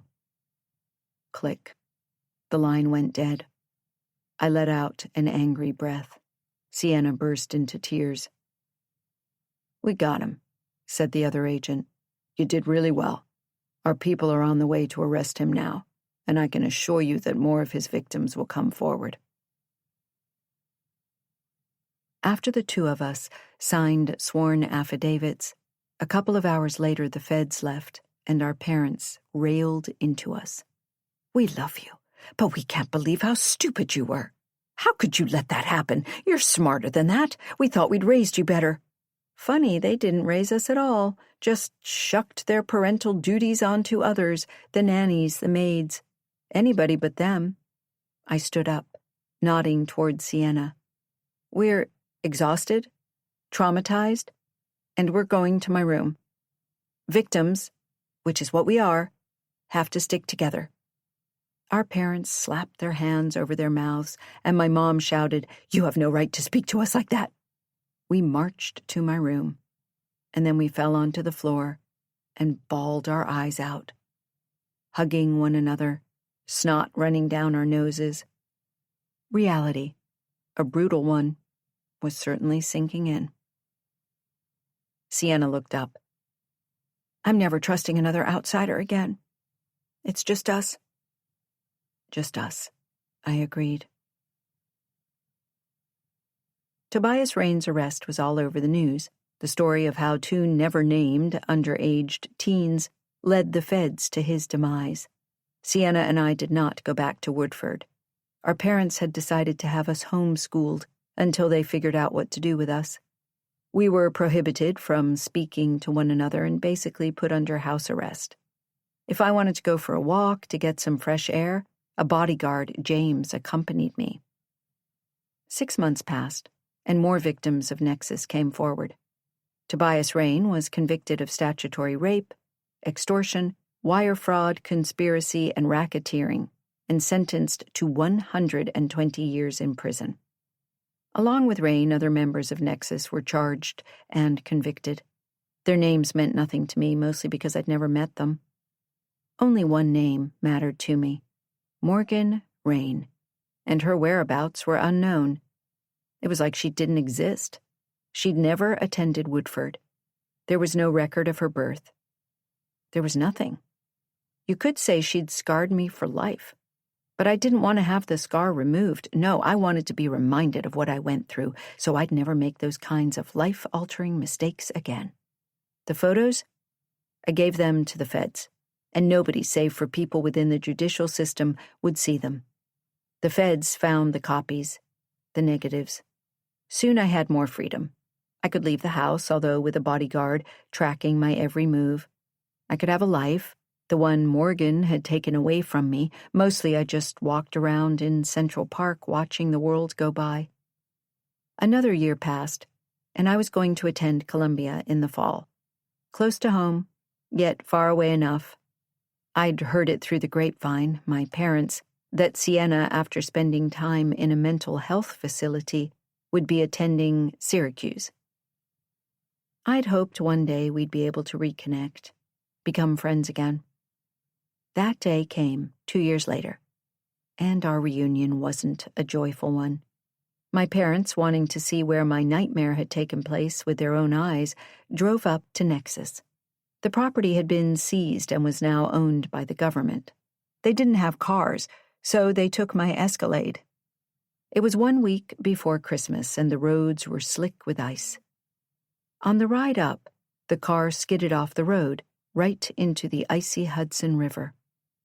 At first, the police ruled their deaths as an accident. But after the Escalade was pulled out of the Hudson, they discovered somebody had cut the brake line. The girls came to my parents' funeral. The police questioned me, the heiress to the sterling fortune, for hours. I pleaded with them to track down Morgan Rain, sure the accident was meant for me. I was the one who led the feds to her father. They didn't believe me, kept telling me she didn't exist. A couple of years passed. I'd graduated from Columbia, and I was looking forward to the future, one I could control. When I found out the government had put the Nexus compound up for sale, the girls thought I was nuts when I said I was going to buy it. Until I explained my reasons. I was going to burn that lodge to the ground and create something new, something good from the bad. Chapter 18. Now. Thoughts of Kat's past revelations swirl around in my brain, and my gaze shoots to the window. Outside, the sky has darkened to a charcoal gray. Mark's restless pacing is driving me nuts. I clutch the sodden journal on my lap, the pages smeared, water dripping down my legs and onto the floor.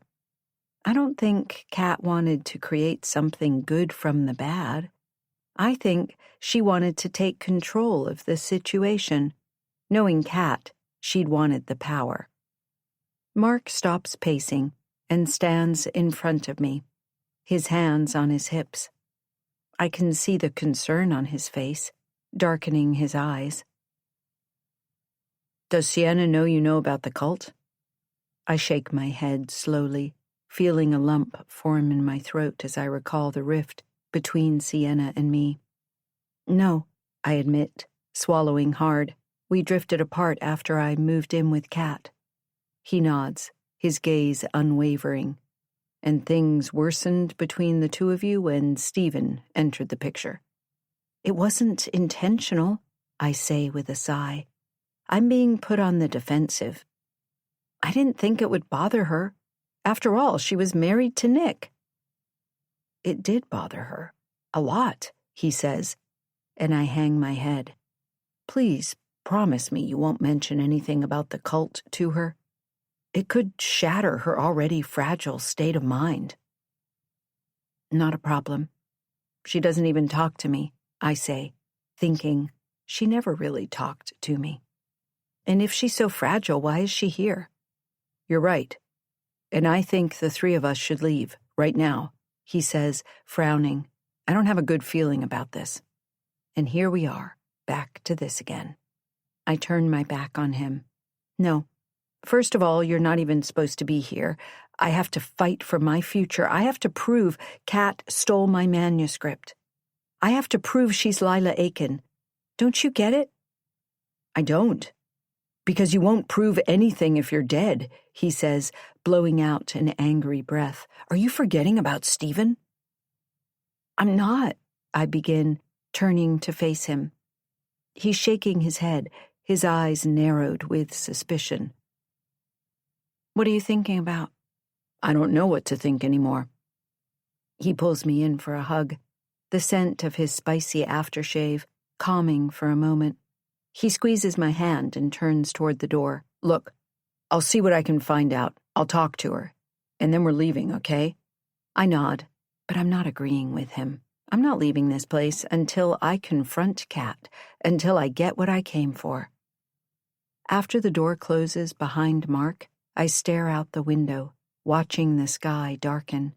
A sudden knock almost has my heart leaping into my throat. A voice filters through the wood. "Liv, it's Trinity."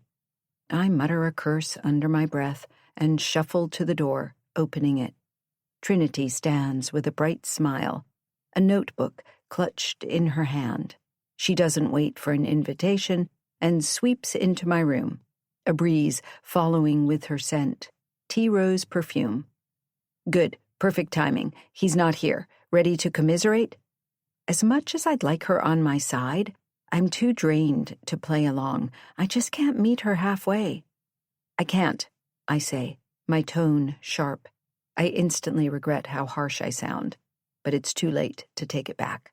"Sorry, I'm working on something and I've gotten absolutely zero accomplished."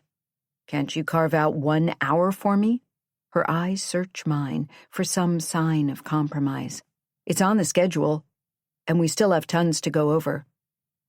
How can I explain the urgency I feel to figure out Kat's plan? To do that, I need to filter through information like a sieve. Thankfully, Trinity hasn't looked down at the spot on the floor, hasn't noticed the feathers. But she does notice the sopping wet journal on the bed. What happened? Did it get caught in the rain? No, it fell into the toilet. I'm a klutz. Long story, I say, trying to come up with an excuse on the fly to make her leave. Mark will be back here any minute. We're supposed to be working together. It's a writing retreat, not a romantic getaway. I need a break, okay? No, not okay. You promised that you and I would talk. Her eyes blaze into mine. I want to know how Kat wrapped you up in her world and what it has to do with Stephen Shepard's murder. I swallow so hard, my throat burns. My hand flies to my eye, rubbing it. While I have her ear, I'll have the opportunity to pump her for information. Find out what she knows. By the expression on her face, she's not going to let me out of this. Fine. But everything I tell you is off the record. She flashes me a wicked grin. Let's head to my room. This place is a mess. Begrudgingly, I follow her, closing the door behind me. We make it to Trinity's suite, sitting cross-legged, facing each other on the couch. The words tumble out when I tell my story, just condensed into breathless phrases. She shoots me an odd look, as if she's expecting more. I let out a breath. I'm getting to the good part now. You'll see. I should never have moved to New York. I should never have moved in with Kat. And when Stephen Shepard came into the picture, well, that's when everything in my world turned upside down. Chapter 19. Then. There I was, standing in front of the most intimidating door I'd ever seen. Because it wasn't just a door. It was a gateway to another world. Kat's world. Even though we'd been texting daily, what if I showed up and Kat said, "Ha ha ha, you thought I was serious." Surprise, the joke would be on me. I took a deep breath and rang the doorbell. The chime echoed inside, probably bouncing off marble floors and crystal chandeliers. The door swung open, and there she stood, Kat Sterling in all her glory. She wore a sleek black dress that probably cost more than my entire wardrobe, her dark hair cascading down her shoulders like a shampoo commercial. Her eyes, they practically sparkled with mischief, intrigue, world domination plans, hard to tell. "Liv, you're here," she said with a grin. "Finally." "I am." She snapped her fingers. "Frank, come take care of Liv's bags." A man around 40 years old scurried to the front landing. He was huge, at least 6 feet tall, and built like a linebacker. "Frank, this is Liv. Liv, Frank. Frank is my all-around man, my personal concierge, if you will." He nodded. "Welcome to Casa Sterling," he said, not one hint of emotion in his tone. "Well, don't just stand there looking so timid. Come in," Kat purred, enveloping me in a tight hug. "Welcome to your new home." I managed to squeak out an "okay" while trying not to trip over my own feet. And holy freaking Chicago cows. Even though I'd barely stepped in the entryway, I felt like I'd just passed into what I can only describe as an alternate universe. Kat's townhouse was, well, let's just say my grandpa's entire apartment could fit into the foyer. "Thanks, Kat. This is, wow. Just wow." "Way to go, Liv," I thought. "So eloquent with your words, and I was supposed to be a writer."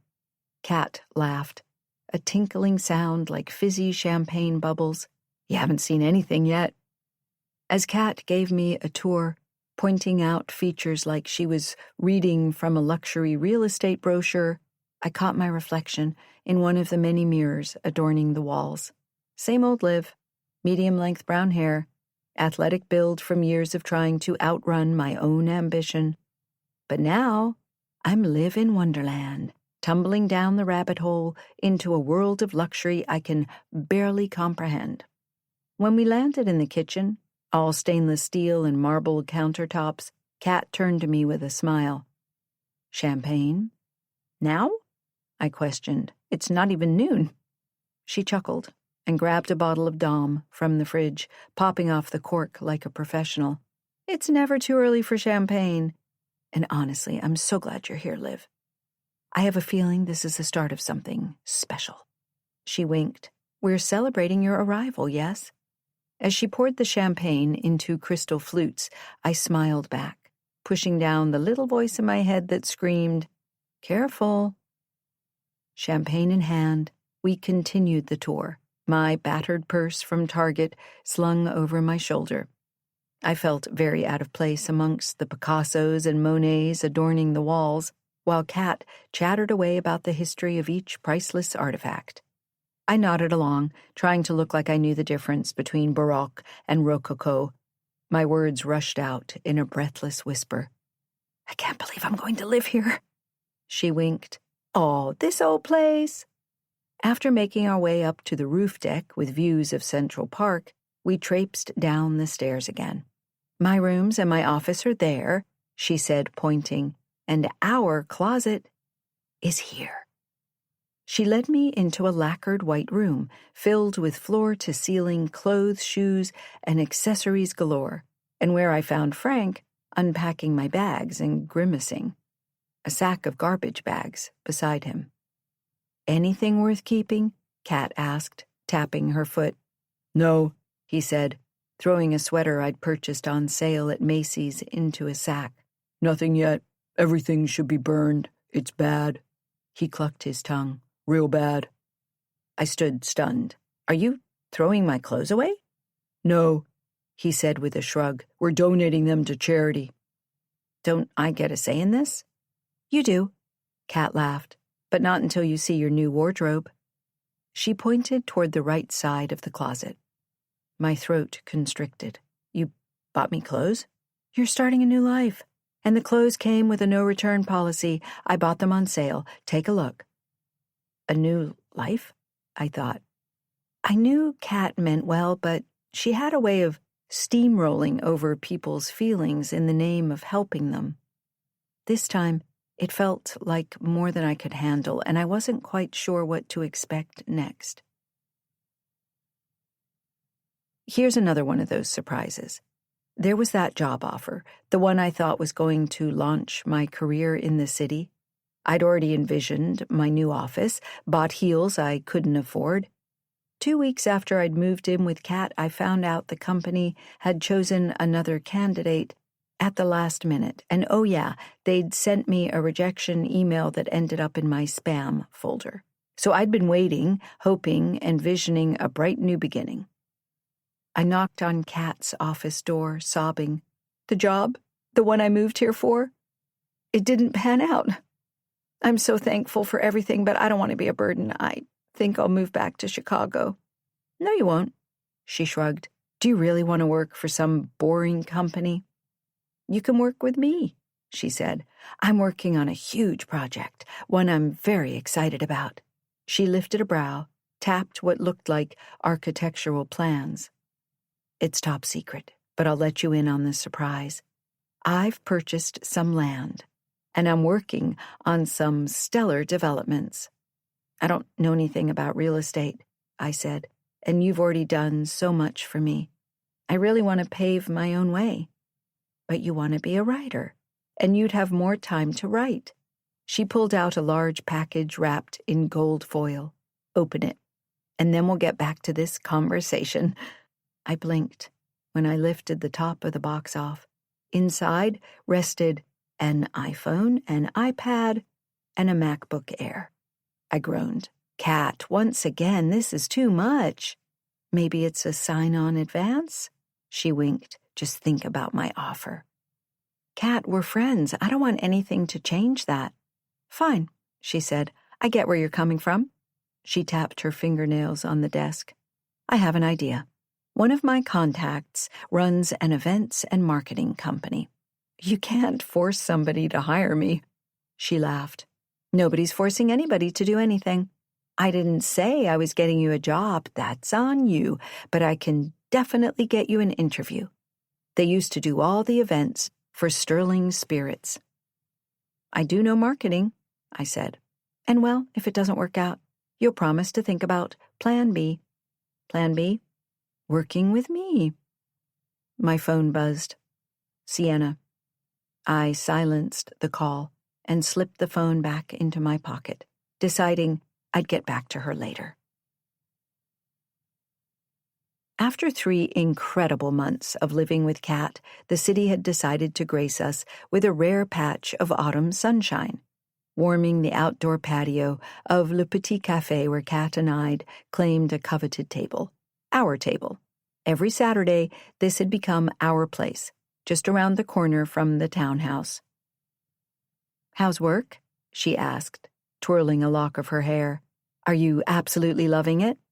Gretchen can be, how do I put this? Intense? But she's really good at what she does. Speaking of intense, remember that little taverna in Santorini? Kat's eyes sparkled as she leaned in, her voice dropping to a conspiratorial whisper. The one where the owner kept trying to marry you off to his son? I couldn't keep from sniggering, the memory vivid in my mind, right down to the owner's missing teeth. God, how could I forget? I think I'm still finding olive pits in my purse from that night. Kat's laughter rose in pitch, drawing glances from nearby tables. She didn't care. That's the thing about Kat. She had a way of capturing everybody in her gravitational pull. You should have seen your face when he Kat laughed and continued, mimicking the taverna owner. Ah, such strong hips for bearing many sons. I nearly choked on my latte. Please stop, I'm still traumatized. Oh, come on, Liv, you have to admit it was a little flattering. She pinched her fingers together. and then blurted out another laugh. I mean, how often does one get their childbearing hips appraised? Only you could make that sound like a compliment. After snorting out a laugh, I paused dramatically, lifting a brow. I met somebody at Sienna's wedding, and he asked me out on a date. His name is Stephen Shepard, I said with a coy smile. He's really cute, tall, sandy blonde hair, 30 years old. I think you'd approve. He's in finance. She cut me off. I know Stephen. He went to Woodford, and he and Sienna had quite the romance in high school. It ended badly, and this will put another nail. Sienna and I will never be friends again because of me. She thinks I stole you from her. Kat's smile faltered for a moment. A dark light shifted in her eyes, and she blinked slowly, absorbing this new information. I have the best idea. Make it a double date. Mark and I will come along too. She pulled out her phone, tapped a few keys. I'll make the reservation. Tell Stephen you set it up and have been dying to eat there. A couple of nights later, I arrived at Lux, the new hot spot everyone was raving about, feeling a mix of excitement and nerves. First date jitters, you know? But the moment I saw Stephen waiting at the bar, looking like he'd stepped out of a GQ spread, those nerves melted away. Liv, he said, flashing $1 million smile. You look stunning. I felt my cheeks flush. You clean up pretty well yourself, Mr. Shepard. Sorry it's taken me a while to get in touch. It's insanely hectic at work, and I figured you needed time to settle in. Well, I wasn't staring at my phone waiting for you to call, I quipped. The restaurant buzzed around us, all dim lighting and clinking glasses, but I barely noticed. Stephen had my full attention. But then as I was reaching for my wine glass, I saw their arrival. What's wrong?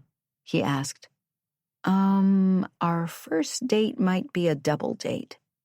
Oh, he said, looking over his shoulder, his face paling. So that's why you chose this place. I really wish you'd warned me about this ambush. Ambush? I parroted. She's my roommate, and you're friends with Mark. He clasped onto my hand. Liv, life is a game of chess with Kat, and I can only take Mark in small doses. I swallowed as the two made their approach. Kat shot me a tight grin as Mark pulled out a bar stool for her. Thankfully, the maitre d' came over, politely interrupting, and then led us to our table, which oddly was set for 6. As we sat, Stephen tried to keep the conversation going. So, Liv, you were telling me about your new job? Before I could answer, Kat chimed in. Oh, I remember my first real job. Daddy had me overseeing a small division of our company. Nothing too strenuous, just 300 or so employees. Liv will be fine. Event planning, not a multi-billion-dollar industry. I nearly choked on my wine. Why was she throwing me under the bus? She was the one who got me the interview at Thunder Marketing. That's, impressive, I managed, my voice sounding weak even to my own ears. Small can be charming, a woman's voice interrupted. I'm sure you'll learn something, Liv. Stephen's face turned a whole new shade of red. Oh, yes, I picked up on that innuendo, and I knew the voice of the person who said it. The hair on the back of my neck bristled, and I turned my head in shock. Sienna stood behind me, her smile razor-sharp. Sorry I'm late. Got caught up at a modeling shoot. Nick couldn't make it. Sienna sighed, sitting in the open chair next to Stephen. He's always out of town.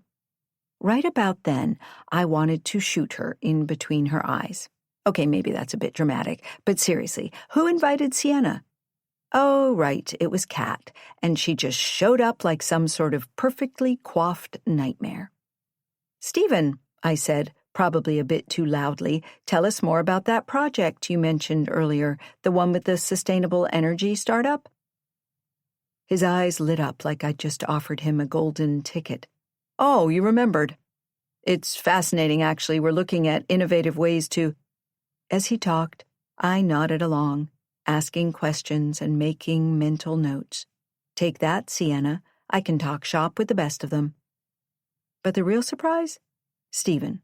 He kept bringing me back into the conversation, even when I could feel my confidence shrinking with every backhanded compliment Sienna threw my way. "What do you think, Liv?" asked Stephen. Replaying Sienna's quips in my head, I'd missed part of the conversation. I blinked and took a sip of my wine. Think about what? With your PR background, I bet you'd have some great ideas for our client's campaign. A little social media push? Sienna's laugh came hard and furious. Social media? Liv? You've got to be kidding. My perfect first date was now a smoking wreck, thanks to Hurricane Sienna. She left before dessert, eyeing me and saying, "Some people should really watch what they eat."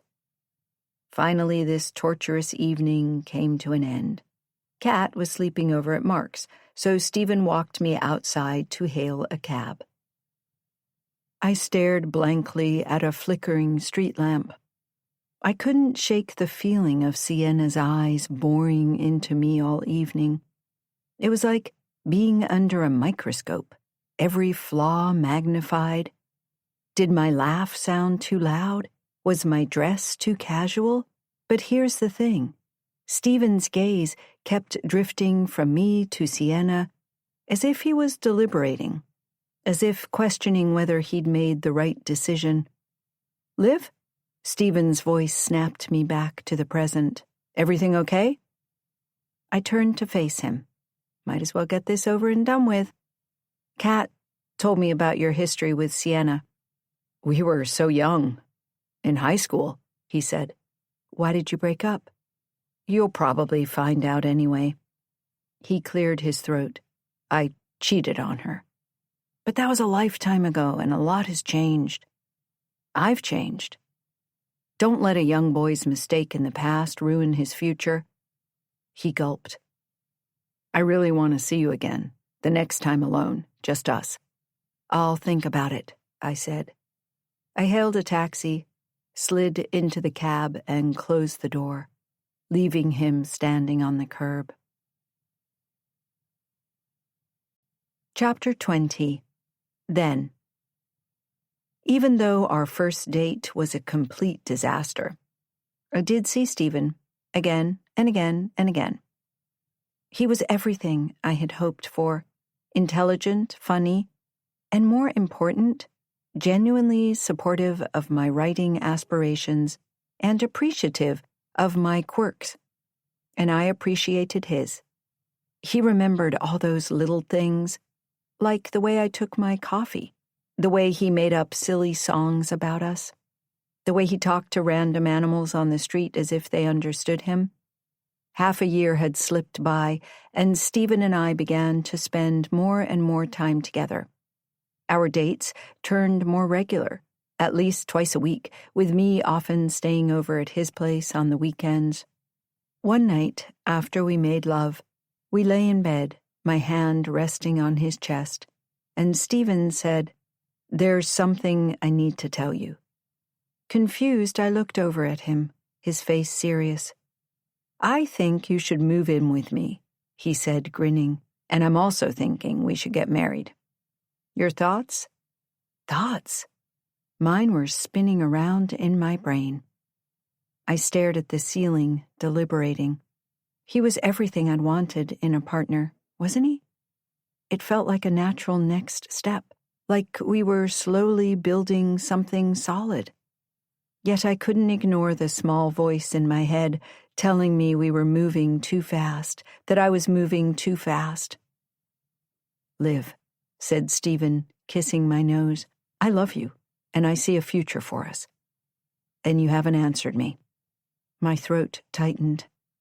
"Yes," I whispered, figuring things between us would only get better. "Yes, I'll marry you." He turned on his side, opening up the drawer in his nightstand. My heart pounded when he held out a small velvet box and opened it revealing a white gold ring with an enormous square-cut diamond. He took my hand and slid the ring onto my finger. Of all things, as I stared at the ring, I wondered how I was going to break the news to Kat. The morning after the proposal, I walked into my bedroom to find Kat sprawled out on my bed, flipping through the pages of my journal like it was a fashion magazine. She looked up when I entered. "I feel the same way about you, too," she said. "Sisters." I stood there, stunned. "You're reading my private thoughts?" "Completely unacceptable," I growled. "You've really crossed a line. Do you have any boundaries at all?" "Don't be so dramatic. Boundaries are for strangers. You said it yourself. We're sisters." Kat sat up, swinging her legs over the side of the bed. "Plus, I feel like I don't see much of you anymore. You're always with him now." "Honestly, I didn't peg you to be one of those girls," Kat said, her tone sharp. I swallowed hard, feeling a knot form in my stomach. "What girls? The kind that blows their friends off for a guy?" She shook her head in disapproval. "Truth be told, I'm not a fan of his. Never have been, especially after what he did to Sienna." "Kat," I said, hesitating before I held out my hand, wiggling my finger. "He proposed last night." Her face twisted in a mixture of emotions, none of them happy. Her eyes narrowed. "And you accepted?" "Of course I did. I'm in love.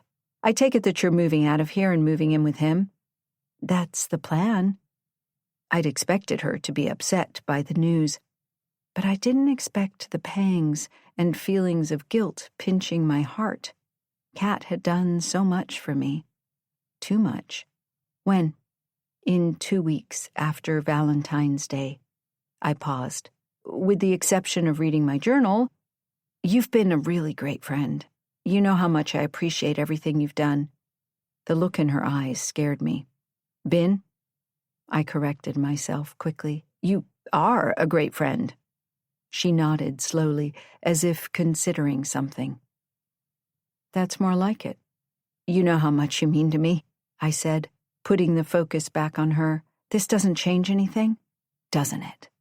She sighed and gripped a pillow tightly to her chest. For a moment I thought she was going to lob it at my head. "Look, I just want you to be happy, you know that. Just make sure you're making the right decision. Marriage is a big step." I nodded, relieved but still tense.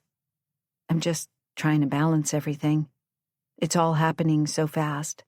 "Yeah, life has a way of doing that," she murmured. And then her face lit up. "I have the best idea. Before you move out, we'll have a little bon voyage party." For the next 2 weeks, it felt like Kat was going out of her way to make me uncomfortable or to exclude me. The number of people in attendance at the party she threw me was staggering, and I felt overwhelmed from the moment I walked into the living room. Faces blurred together, and I only recognized a handful of the guests. The architect, her hairdresser, the personal shopper. It was as if the entire city had descended on us with loud conversations about the symphony or fashion or music, and the ever-present who knows whom. Aside from Mimi, Sienna, and me, Kat didn't have friends, and Mimi wasn't in attendance. When I'd asked Kat who all these other people were, she'd just laughed and said, "I know how to throw a party." As Mark and Stephen chatted in a corner, I tried to mingle, holding a crystal glass of champagne and wandering from group to group. But I couldn't shake the feeling of being an intruder at my own celebration. Just as I was about to suggest we call it a night, Sienna ramped things up to an 11 on the Richter scale with her arrival. "Oh, Stephen," she purred, her hand sliding across the table to rest on his forearm. "You have to try this creme brulee. It's to die for." She'd scooped up a spoonful and held it to his lips. Momentarily stunned, it wouldn't have surprised me if she'd made airplane noises puffing out her plump lips. Stephen leaned back slightly. "I'm good, thanks, Sienna." "Well, you're missing out," she replied, shooting me a look. "Big time." My upper lip curled. Where's Nick? Do you care? She spat out. You don't know what's going on with me anymore. Hey, nice to see you. What have you been up to would be nice.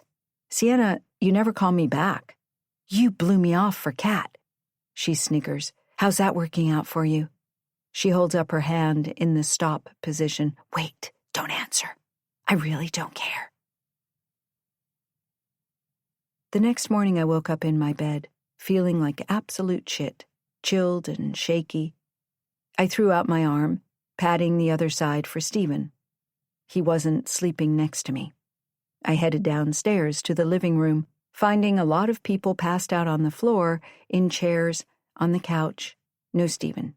After chugging a bottle of water, I meandered slowly upstairs to Kat's floor. Her bedroom door was open, so I walked in. My jaw dropped open in absolute horror. Kat's arm was slung over Stephen, the monkey in the middle, and there was also another woman on his other side. I whipped the ring off my finger and lobbed it at Stephen's forehead. Clearly the engagement is off. Kat opened one eye and sat up in bed.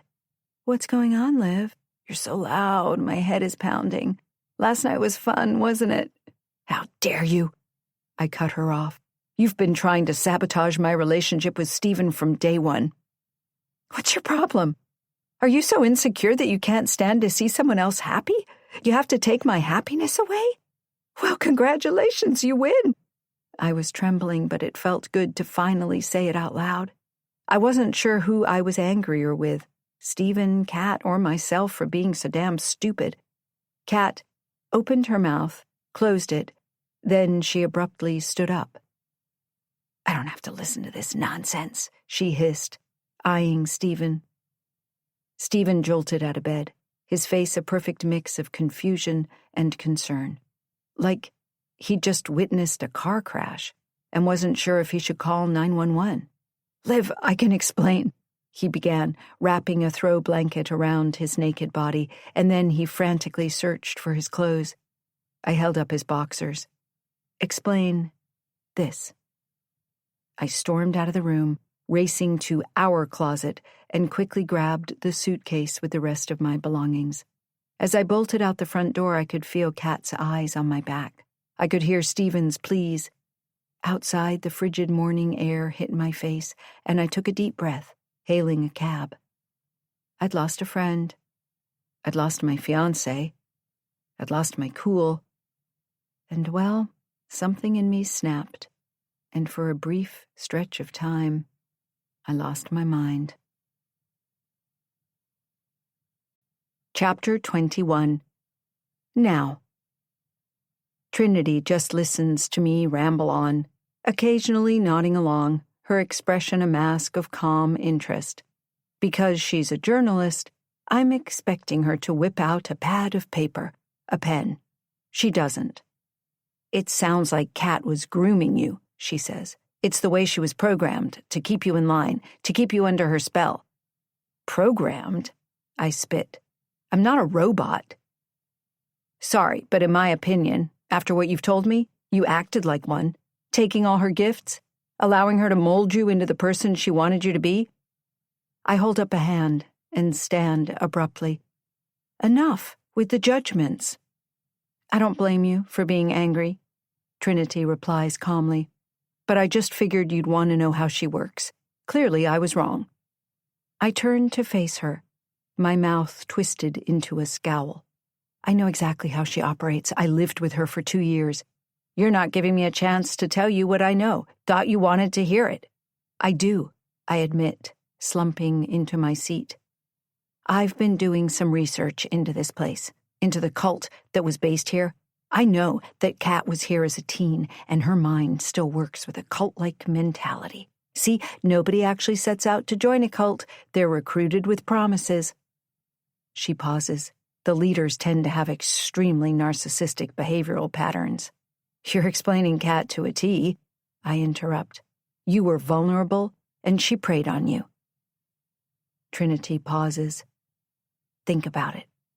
The death of your grandpa, the move to a big, bad, and scary city, she saw you as an easy target to recruit.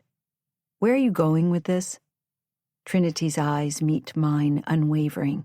Let's just say when you're digging into stories that powerful people want buried, the past gets covered up. Trinity's expression darkens, and sometimes people end up getting buried too. Her gaze flickers to the window before returning to mine. You briefly mentioned the girl who recruited the two of them into the cult? The daughter of Tobias Rain, Morgan? She shrugs. But she doesn't exist. No birth records, nothing. I swallow. That doesn't make sense, right? Nothing does. And two of the girls that brought Tobias down are here, Kat and Sienna. Trinity leans forward. Look, I know Kat owns this place. But why would somebody buy a property if they were tortured, as stated in their affidavits to the police and FBI, here? And what she told you? I don't know. I clench my teeth. Maybe to find power over what happened to them? Exactly. And I'm thinking Kat is starting a new cult, one she's in charge of. My advice, she says with a low laugh, don't drink the Kool-Aid. Trinity's eyes narrow as mine go wide. Let's break it down. We have a luxury resort, a bunch of writers, and a cosmetics brand. Add in the alcohol and clothing lines. Seems like an odd mix, doesn't it? She taps her fingers on her thigh. What if Foster Literary isn't just sponsoring this retreat? What if they're linked to this new cult? Testing something. I swallow back my disbelief. Testing? On us? Trinity shrugs, but her eyes are sharp. It's just a theory I'm working on. But us writers, we're a desperate bunch, aren't we? I laugh, but it's hollow. God, that's dark. Like I said. I have a theory, Trinity admits. I rub my temples. And this theory of yours involves me how exactly? I don't know. Maybe Kat wants her control over you back, says Trinity. You said, and I quote, Kat always gets what she wants. Right now, she wants to play you. She's right. And Stephen was the first person who saw through it all. My stomach twists as Trinity's words hang in the air between us. I can almost envision Kat's smile, that perfect, calculated curve of lips that never quite reaches her eyes. She's got her hooks in you, Stephen had said one night, and you don't even feel them anymore. By killing Stephen, that's one twisted game. I feel like such an idiot. I never listened to any of his warnings. He ruined her relationship with you. She'd wanted you to depend on her, and then you didn't. Maybe it's a form of twisted revenge? Trinity shrugs. Kat seems to like collecting broken people, making them rely on or worship her like she's some kind of goddess. I glance toward the window, noting a flock of geese taking flight in the sky. And then I take in a deep breath, forcing myself to exhale evenly. I stand up and brush my hands against my thighs. Let's go look for that statue of Nick's, the one I told you about. The words come out firmer than I'd intended, but I don't care. I refuse to let Kat get inside my head again. That's exactly what she wants from me. Chapter 22. Now. For what seems like an eternity, Trinity and I traipse along a winding dirt path, our steps heavy with purpose.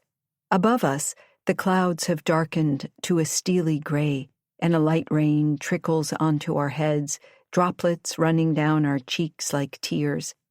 Although we're protected by the canopy of the trees, I lift the hood of my sweatshirt over my head.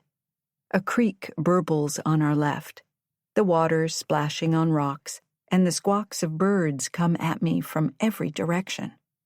I fix my gaze on the rhythm of my footsteps, trying to drown out the paranoid thoughts in my mind. Behind me, Trinity hums.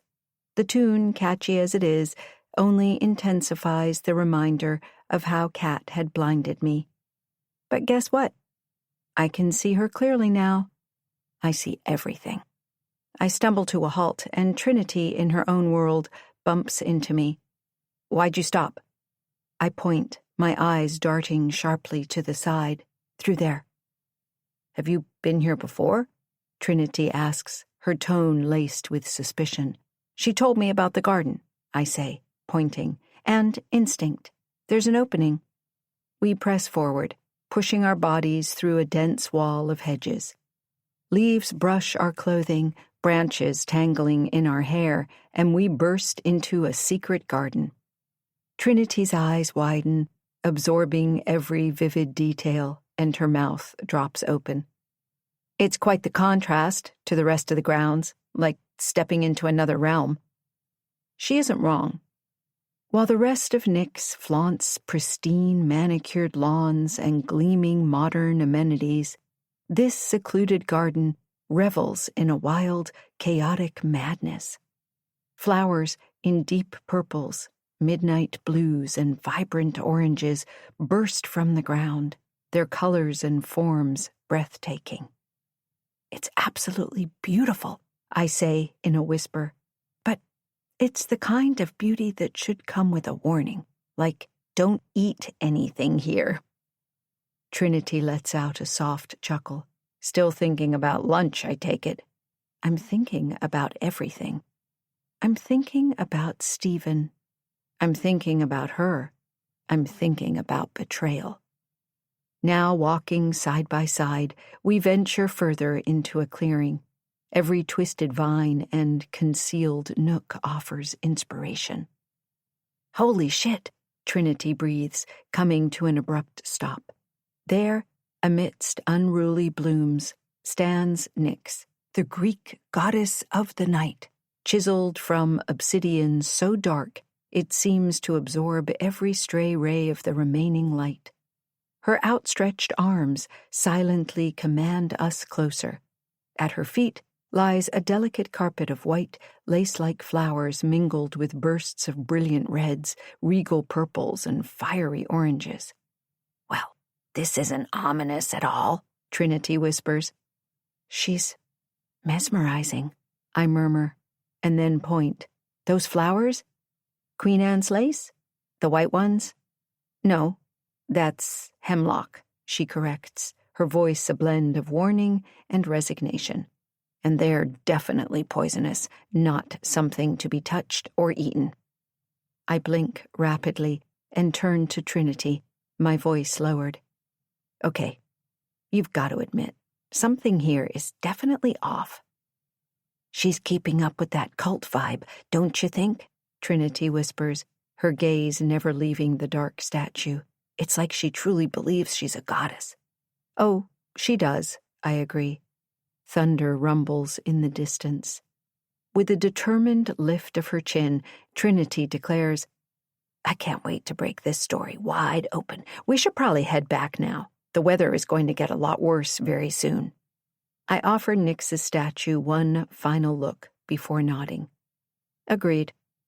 As Trinity and I retrace our steps back to the main lodge, the rain comes down harder, and our feet slosh in mud and fallen pine needles, the scents of the earth. My heart stutters as I think about Stephen and how he's going to be buried in it soon. When we cross the meticulously kept lawns, our feet sloshing, my eyes are involuntarily drawn to the surface of the pond, where a pair of swans glide gracefully across the waters. Beauty, it seems, is tangled with danger, with the unknown. You okay? Trinity asks. I'm fine, I reply, just thinking. She clasps my hand, squeezing it. Thank you for sharing what you know. I nod. I didn't tell her the whole story. Thank you for listening. Swallowing hard, we step into the main lodge, where the once comforting hallway now appears transformed. No longer a sanctuary. Every shadow and every closed door sends my internal alarms into overdrive. Then, as if drawn by the anxious plotting in my head, I see Mark striding casually down the hall. His unhurried gait and too easy smile only amplifies the conflict within me. Hey, he greets me, his voice echoing off the walls. He shoots Trinity an annoyed look. Odd, considering he's the interloper. Trinity raises a brow and mouths, "See you later," as she heads toward her room. I pause in front of my door before opening it, needing a moment to gather my resolve. Mark follows me in. I kick off my muddy shoes and whip my hoodie off, heading to the bathroom. As I wrap my hair in a towel, Mark eyes me curiously. "Where have you been?" "With Trinity, on a nature walk," I answer defensively. "Explains all the mud. And you? What did you do?" "Not much. Took a steam in the spa." I grab my brush from the bathroom. "Did you talk to Kat?" "I couldn't find her," he replies, tilting his head. "You didn't tell Trinity about the—" His words trail off. "I just confirmed what she already knew," I say with a shrug, and he shoots me a scowl. "What the hell?" "The records were sealed, and now a nosy reporter is poking around?" Deep, angry breaths punctuate his words, and his face contorts with anger. I don't like this side of him. "Damn it, Liv, you talk too much." The truth, as they say, always rises to the surface. I sit on the bed, pulling off my wet socks. I meet his angry glare. "Who are you trying to protect? Kat or Sienna? What about me? What about us? I'm trying to protect my book. You know how much writing means to me." "You really are a piece of work, you know that?"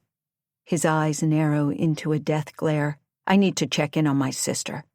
He turns to leave, and my hand instinctively reaches out to grab his shoulder, but it falls uselessly to my side. I call softly after him, but there's no point. I want him to leave. I now know where his loyalties lie, and they aren't with me. His footsteps echo down the hall. I watch until his silhouette disappears around the corner, a cold sense of dread knotting inside my stomach. Sienna's words echo in my mind. Mark does and always will belong to my friend Kat. Maybe he still is hers. I'd only been to his place a couple of times. When we went out, on the rare occasion, he always seemed on edge, and he always wore a baseball cap, like people were going to recognize him in Brooklyn. Plus, I only saw him on Mondays and Wednesdays and the occasional Friday night, which makes me wonder what he'd been doing with the rest of his time. I close my eyes, willing the world to stop spinning. Images flash through my mind. Mark's piercing blue eyes, cold as a winter sky. His expertly styled hair, always just so.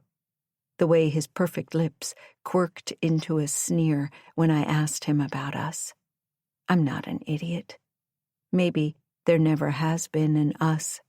One thing is certain. He could mess up all my plans. Chapter 23. Now.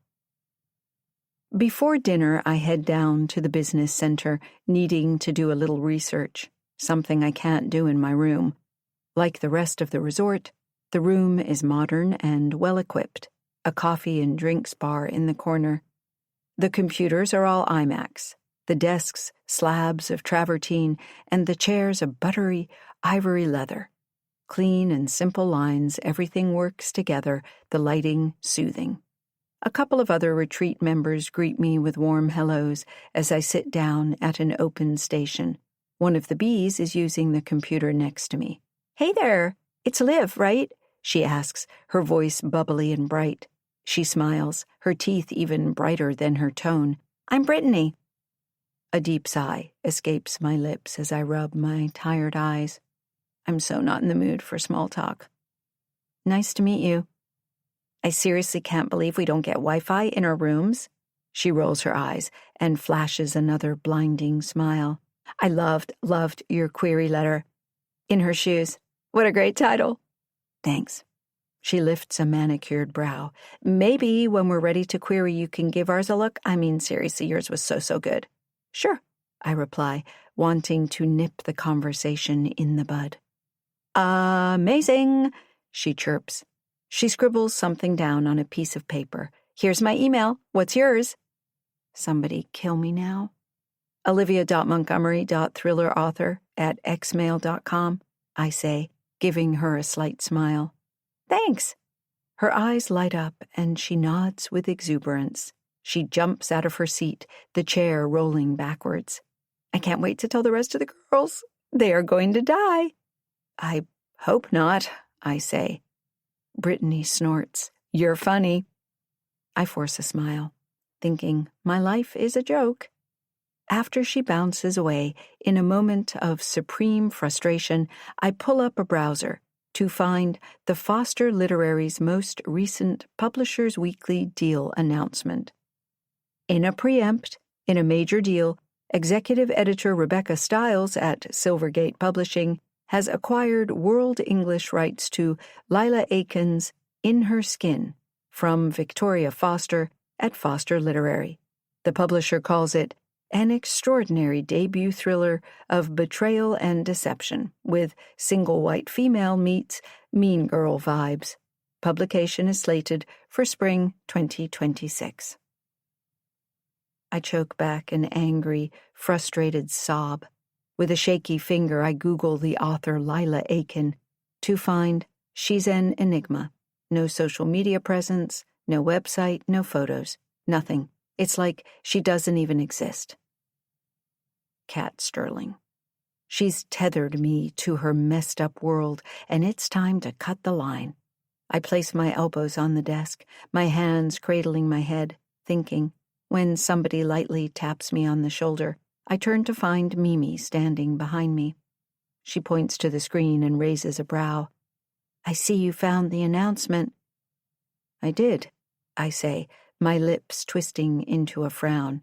Who is Lila Aiken? She shrugs. Rebecca thinks she's you.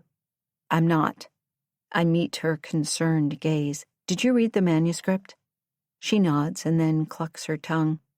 I read yours today. It's much more polished. Aiken's reads more like the draft, before the final draft. Mimi's eyes flash to the other retreat members, especially the ones edging in to hear more salacious gossip. Let's take a walk and talk. A shiver of dread scurries down my spine. I suck in my cheeks, biting down on them. I just need to grab a sweater from my room. We'll walk there. I close out of the browser, and we leave the business center, heading up the stairs. Seems there's a lot of duplicity going on, says Mimi, her voice strained. She stares straight ahead. I can't believe you and Mark are together. I go silent, my back rigid. Look, Liv, you know all about Kat's weird on-again, off-again thing with him. She continues casually, placing a hand on my shoulder. Don't worry, your secret is safe with me. But if there's a chance of you and Kat finally burying the hatchet, I wouldn't mention that you're seeing him. A surge of anger rises within me. I hiss through gritted teeth. Hatchet? Like the one she threw in my back? Well, I guess you're even then, she quips with a smirk. I turn around in a huff and open the door to my room. Mark, thankfully, is not in it. No, we're not even, I say, my voice hardening.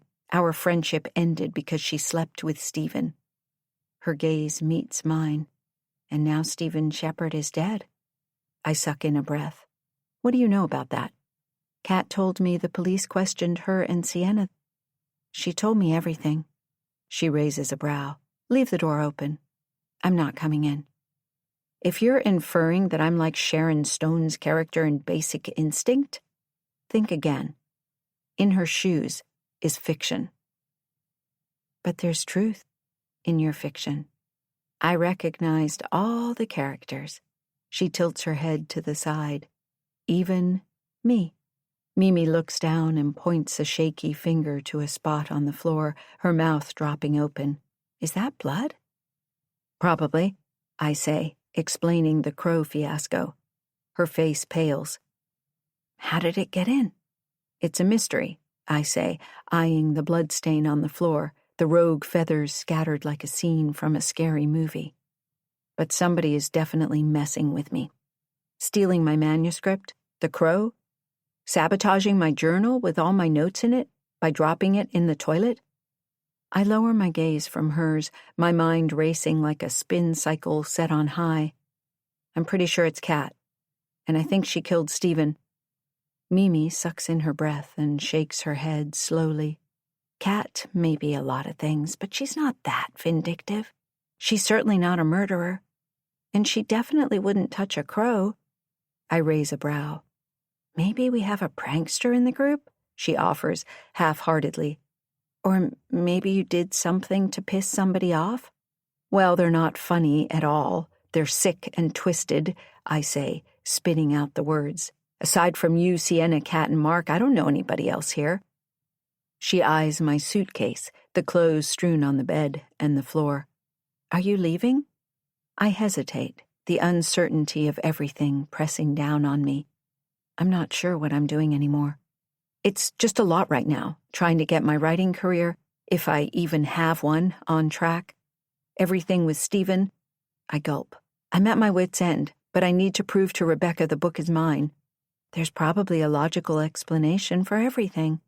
If you're staying, you definitely need to clear things up with Rebecca. She points to the spot on the floor, shuddering. And the staff will clean that up. She looks at her watch. I have a meeting set with Victoria and Anna. I'll see you at dinner. Dinner? No way. I'm not ready to come face to face with Kat. Not until I come up with a solid plan. I hunch over a little, feigning a stomachache. I'm not feeling so well. I'll just order room service and wait for the cleaner. Eat with Mark. I think of the hemlock I'd seen in the garden, my stomach churning. There's no way I'm eating anything tonight, unless everybody else is eating the same thing I am. I think I have a couple of granola bars and an orange in my purse. That'll have to do to tide me over until morning. And I'm really hoping Mark doesn't come back to the room. "Okay, I'll see you at breakfast," she says, squeezing my shoulder. "Don't worry. This will all blow over. And I'm truly sorry about Stephen." After Mimi leaves, I lock the door behind her and step over to the gift basket. I reach for the perfume labeled Nemesis, the light glass bottle etched with the logo of a sword. I twist the cap and breathe the fragrance in, sweet like oranges and citrus, jasmine, and a bit of musk. The scent reminds me of Kat, and I want to vomit. A knock comes a few moments later, and Jen greets me, holding a mop and a bucket. She eyes the floor, the feathers. "Well, Vicky didn't do her job. Sorry," she huffs, snapping on gloves. "I guess if you want anything done right, you have to do it yourself." I sit at the desk, trying to think clearly. While she's here, I figure I can pump Jen for information. "How long have you worked at Nick's?" She's on her hands and knees, scrubbing. "Since the beginning. I'm the general manager. Do you like working for Kat Sterling?" "I'd do anything for her, including cleaning up crow blood." Jen looks up, a purple streak of hair falling over her eyes, her mouth dropped open. "How did you know Kat Sterling is one of the owners?" I shrug, wondering who the other investors are. "We used to be friends." "And the other owners?" Jen's lips pinch together. "Sorry, I signed an NDA and I've already said too much." Kat's having other people do her dirty work for her, and it's the reason she'll mess up. My eyes flicker to the side. It's then I notice the note on the desk. "Staying in Sienna's suite tonight. She's really upset about our relationship, and you know how she can get. Sorry about storming off like I did. See you in the morning and we'll talk. Mark." I shake my head. I've been ignoring all of the warning signs when they are practically flashing right in front of my face. Perhaps I'm looking at the wrong person. But if Kat isn't after me, who is? Chapter 24. Now.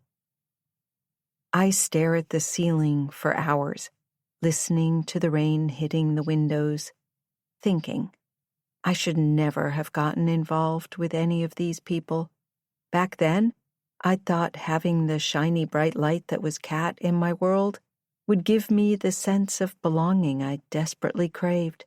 How being in a relationship with Stephen would fill the void in my heart. I'm so mad at myself because you'd think I'd learn from my mistakes, especially since I keep making the same ones. It's not that I search for trouble, it just keeps finding me.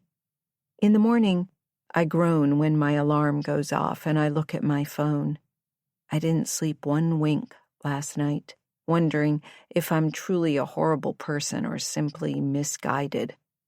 The truth? In my own way, I'd loved Stephen, the life he'd promised me when we'd been together. But I'd loved Kat more. She'd become an obsession, the woman I wanted to be. I'd wanted to live in her shoes, see life through her eyes. My shoulders shake, and I start bawling my eyes out. A good 15 minutes later, I roll out of bed and stumble to the bathroom, splashing cold water on my face. The woman in the mirror is a stranger. Her eyes are red-rimmed and bloodshot, hair a tangled mess. Yesterday she had her act together, sort of. Now she looks like she belongs in one of those cautionary pamphlets they hand out on the street. Don't do drugs. My fists clench involuntarily. Congratulations, I say to my reflection. Well, Liv, you've officially hit rock bottom. What are you going to do about it? The question hangs in the air, obviously unanswered. If I did get an answer, I'd check myself into a psychiatric ward before I burst into ragged tears again, with snot running down my nose. I jump in the shower trying to come up with a new plan. I have to set things right before everything gets out of hand. Not quite fresh, but looking a hell of a lot better, I pick up today's schedule. Day 2, Thursday, Creative Flow and Nature's Inspiration. 7 a.m., sunrise bird watching. 8 a.m., breakfast. 9 a.m., paper making workshop or perfume making. 11 a.m., writing block number 2. 12:30 p.m., lunch. 2 p.m., canoeing on the pond. 4 p.m., meeting with editor or agent number 1. 6:30 p.m., dinner. 8:30 p.m., evening meditation and yoga or free writing time. The storm has ramped up this morning, the rain coming down hard. Such a shame. They probably canceled bird watching. Aside from the windows rattling and the lights occasionally flickering, breakfast is a non-event. Still no sight of Kat. Over our eggs, Trinity and I try to keep the conversation light and casual, setting up a plan to work on our project after paper making. Mark sits there, mashing his eggs with his fork. He doesn't eat one bite. How is Sienna doing? I finally ask. He glares at me and mouths, not good. Right. I talk too much, and he doesn't want to reveal anything in front of her. So, Liv tells me you went to Woodford Hall, says Trinity, shooting me a concerned look. I did, he replies, his upper lip lifting into a sneer, and I graduated 2 years before Kat and Sienna went through their experience. Trinity's eyes widen. What experience? He shoots her a closed-mouth smile. The one you're obviously investigating? She lays a finger on the table, her eyes brightening. Care to answer a few questions? I don't. Suddenly Mark stands up, pushing his chair back. I'm going for a run. It's raining pretty hard out, I say. So what? I'll just get wet. I go silent as I watch him walk away. Something is off, whispers Trinity. What do you really know about Mark? Good question. I only know what he wants me to know about him, which is basically nothing. I know he's an attorney. I know he's Sienna's brother. I know he's Kat's ex. I know his dad is a senator, and I know his family is insanely rich. What I don't know is if he's been playing me. I'm so sick of all the games, yet I keep gambling with the hopes I can win. Before I'm able to respond with anything remotely on point, Rebecca Stiles stops by our table, shooting me a pointed look. Liv, I hope we're still on for our meeting later today. Without my journal, I might as well stamp the word plagiarist on my forehead. Yes, I say, nodding my head with force. Can't wait. I'm having our tech team look into the email communications I've had with Aiken. Rebecca holds up her phone. We're getting to the bottom of this. There are multiple versions of the manuscript backed up on the cloud. Can we meet in the business center? I ask. Sure. Her upper lip lifts with confusion, although I really like the setting of the gazebo. No, I really need the internet. The storm is coming in and it's raining out. I love storms.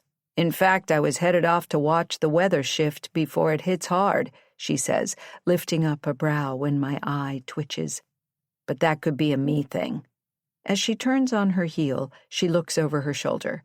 See you in the business center. Bring the journal. I sit numb, shoulders rigid. Shit. The journal? The one you dropped in the toilet? Trinity scoffs, once Rebecca is out of earshot.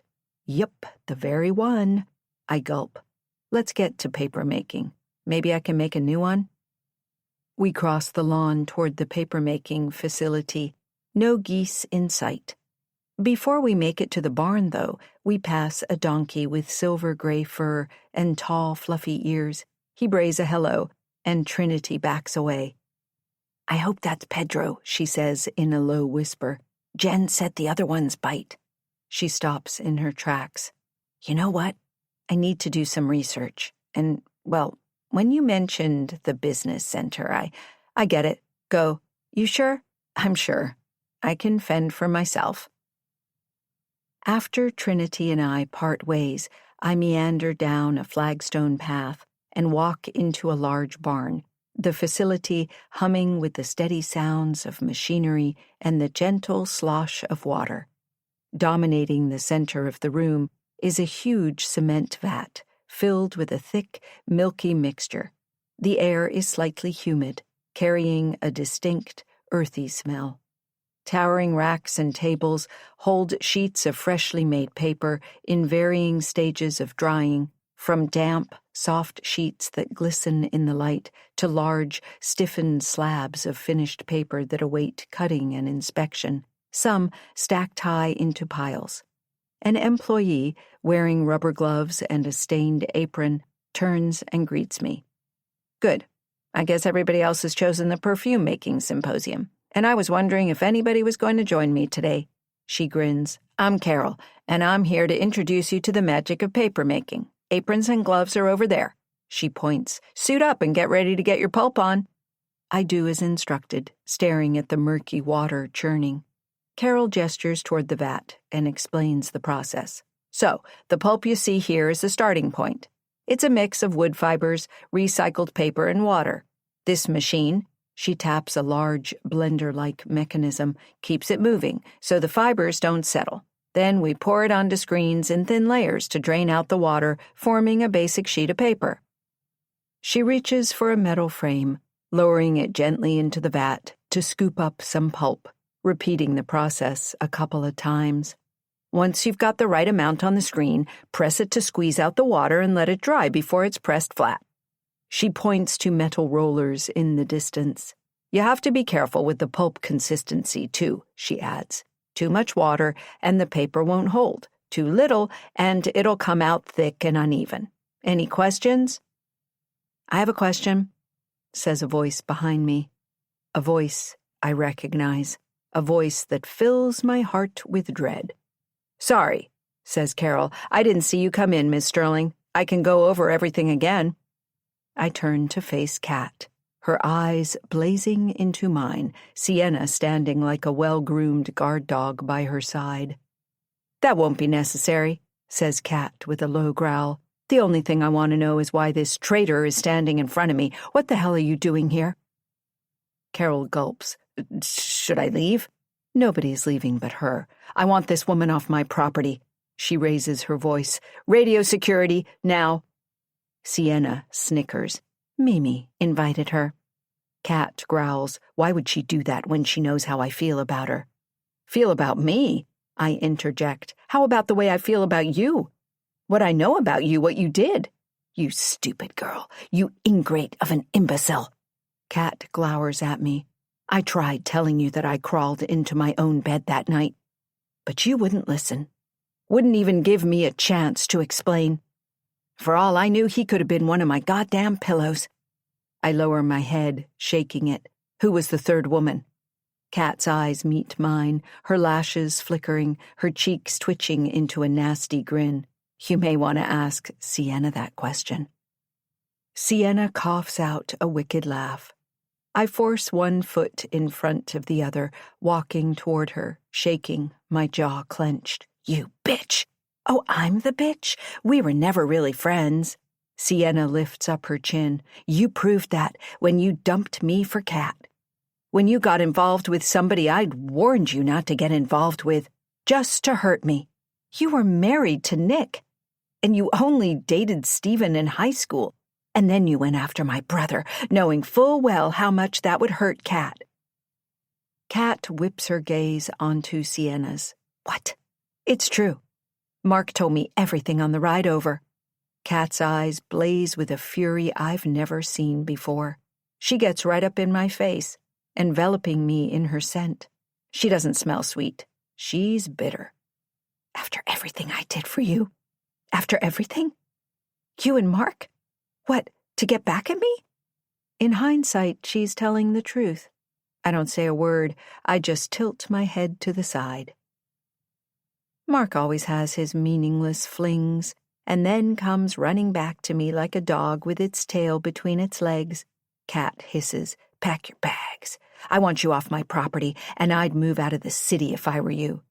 She doesn't scare me. Not anymore. Or what? Are you going to off me like you did Stephen? Put another crow in my room? Try and ruin my writing career? She shakes her head, my words clearly blindsiding her. Stephen? His murder? The police questioned me yesterday morning. They questioned me too, says Sienna, but I think we're looking at his killer. I knew there was something different about you. You're not right in the head. I'm filing a restraining order. Kat locks Carol in her gaze. Any luck with security?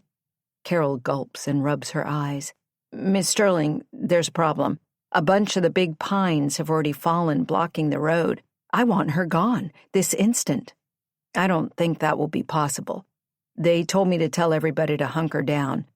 Until the trees are cleared, nobody can leave, and worse, nobody will be able to get here. The Hudson River is already flooding. This is a nightmare, whispers Kat. She opens the barn doors, and we all stand in shock. Dark clouds have gathered overhead, snuffing out what light was left in the sky just 10 minutes ago. Powerful gusts of wind whip the once serene and tranquil landscape into a frenzy, and the usually calm pond has turned into a churning mass of waves. A flash of lightning illuminates the sky, followed by deafening claps of thunder that shake the ground beneath us. And then the rain comes down even harder. We better get to the main building, Kat finally says. Now.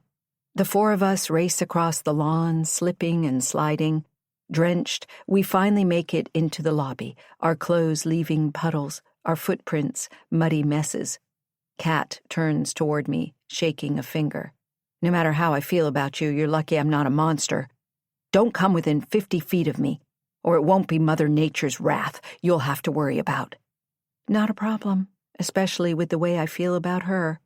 Right now, I'm thinking about wrapping my hands around her skinny neck. Only problem? Too many witnesses. Chapter 25. Now, Kat. I make my way up to my suite, snickering to myself. I'm finding it absolutely hilarious that Liv actually thinks that she'd surprised me. I'm playing my part well, acting the way she's expecting me to. Even funnier, I've known about her and Mark for months. I'm the one who sent him to the bookstore. I'm the one who paid for that ridiculous old book. I'm the one who told Mimi to invite her on the retreat. And I'm the one who wants her back in my life. I miss our friendship. And I'm hoping one day she'll forgive me the way I'm willing to forgive her, now that she thinks she's gotten her revenge. Perhaps we'll call it even. However, Stephen's murder has blindsided me and wasn't part of my master plan. And the fact he'd left everything to her makes her a prime suspect. The police told me as such when they questioned me yesterday. I wonder if Mark has told her that they'd questioned him and Sienna too. As for the crow, I have no idea what she's talking about. She probably left her window open. Before plopping down on the couch, I kick my shoes off and turn the fire on to a blaze. Comfortable, I'm just about to pull up my iPad to read when Mimi saunters out of the bathroom. I grin. Thanks for sending this on. I'm not sure you're going to like how she writes your character. She pours herself a glass of wine. Spoiler alert, you die at the end. I'm intrigued. How? After you stab Seth to death with a letter opener, your yacht blows up. Boom. My lips twitch into a smile. She's pretty creative. And she could be a murderer, says Mimi, her voice just above a whisper. She takes a sip of wine. I roll my eyes. I don't think she killed Stephen. Mimi plops down next to me. And how can you be so certain? I shrug. Let's just say I've been keeping tabs on her. You've been spying on her? Not me, I say. I hired somebody to watch her. Nothing too outlandish. You really are a control freak. Mimi chortles, and then her face turns serious, her mouth twisting to the side. She really pegged your character. Why are you so obsessed with her? I always watch over my investments. I pop my lips. And I invested in her. But if she didn't murder Stephen, who did? I tap a finger on my chin, deliberating. I honestly don't know. Kat, that has me really worried. Mimi shakes her head. Somebody is seriously terrorizing Liv, and they might come after us. I laugh. They wouldn't dare. What about Liv? Oh, I need her for my plans, I say. I'll make sure she's safe. But she's going to have to beg for my forgiveness. Chapter 26. Now. I'd waited for Rebecca for over an hour in the business center, but she didn't show up for our meeting. Now I'm worried about what she found out and whether she doesn't want to meet with me at all. Dragging my heels, I head to my room, surprised to find Trinity with Mark. I didn't want to be alone, says Trinity by means of an explanation, so I bribed Mark. This is an odd turn of events. With what? Gin rummy, of course, says Trinity, holding up a deck of cards. And gin. Along with promises not to ask questions about my sister or Kat, he says, or the cult. Trinity grins. Believe me, I tried. Deal me in, I say, eyeing Mark and then Trinity. Why are you wearing a towel on your head? Dropped my phone in the paper-making barn and ran through this nightmare of a storm to get it. I crossed paths with Mark on the way back. I eye her with suspicion. You didn't go to paper-making. I changed my mind, but by the time I got there, everybody was gone. She certainly offers logical answers to everything. Hunkered down in the room, we're about to play a hand while listening to the storm getting louder and more severe in pitch. The windows rattle. Tree branches scrape the glass. I'm jumping at every thunderclap, and the wind is howling. Well, paper-making was fun, I say, glaring at Mark. I learned a lot. Sorry I missed it, says Mark with a shrug. Why are you looking at me like that? What happened? Cat happened, I say, and then whisper, and I'll tell you all about it later. Trinity's eyes dart from side to side. I, for one, am champing at the bit. Keep on champing. I shoot her a smirk, still finding it odd she's in my room with Mark. Because I'm not getting into it right now. I'm in serious need of a break. I grab the bottle of gin, pour a glass. I'm also in the mood for this. I take a good look at them, the way they're both swaying. I'm thinking both of them are wasted. I look at the bottle. Half of it is gone. How much have you had to drink? Mark laughs, before or after they close the bar. Okay, this explains everything. I downloaded some music before I came here. Trinity links her iPhone to a portable speaker and plays Billie Eilish's All the Good Girls Go to Hell, and I cringe. Turn that off. Just trying to lighten up your mood. Oh, I'm in a great one, I say, clenching my teeth. Be positive, says Trinity with a laugh. At least we have electricity. She says this as web lightning flashes in the sky and the lights flicker. Trinity's lips quirk into a wry smile. You have a really nice complexion, Mark. Thanks, I guess, he says. I have no idea where this conversation is headed, but I pick up on Trinity's ulterior motive, disarming Mark with something he clearly likes to talk about, his appearance. Maybe she's not as buzzed as I thought. As Trinity and Mark banter, talking about the latest beauty treatments, Sienna and Kat's words echo in my ears, my fingers twitching to grab the gifted journal and a pen. I want to write everything that's happened down, mostly so I can make sense of the events. Mark nudges my side with his elbow. Liv, tell me what's on your beautiful mind. Oh, he really doesn't want to know about the theories running around in my brain. A knock sounds at the door. Trinity leaps off the floor and opens it to find Jen standing in the hallway, the lights flickering. Good. I found the three of you. I was getting worried there for a moment. Everybody's gathered in the dining room. Over dinner, we'll be giving updates on what to do if the storm intensifies. I'm now thinking about Kat's anger, her threat, Sienna's laughter. I don't think I should go, I say. You have to. This is not a drill. It's obligatory. The dining room is safe. We've closed all the shutters. I suggest you all do the same thing. She steps over to the window and opens it, bringing in a gush of water. She grabs the shutters and turns. There, done. See, that wasn't so bad. I hunch over, my pulse quickening. From a bag, Jen reaches in and hands out battery-operated candles. Just in case. We're always prepared here at Nick's. Follow me. Nothing could have prepared me for this shitstorm I'd stepped into, the fury taking on a whole new meaning when we step into the dining room. Attendees are talking over one another, the bees the loudest. Kat sits next to Sienna, their eyes blazing into me. Mimi shoots me an apologetic smile. This is truly a nightmare. Mark and Trinity stagger to seats at a vacant table, and I join them. My eyes scan the room, searching for Rebecca, eventually landing on Kat again. She stands up, nostrils flaring. Before I know it, her hand is squeezing my arm, leading me out to the lobby.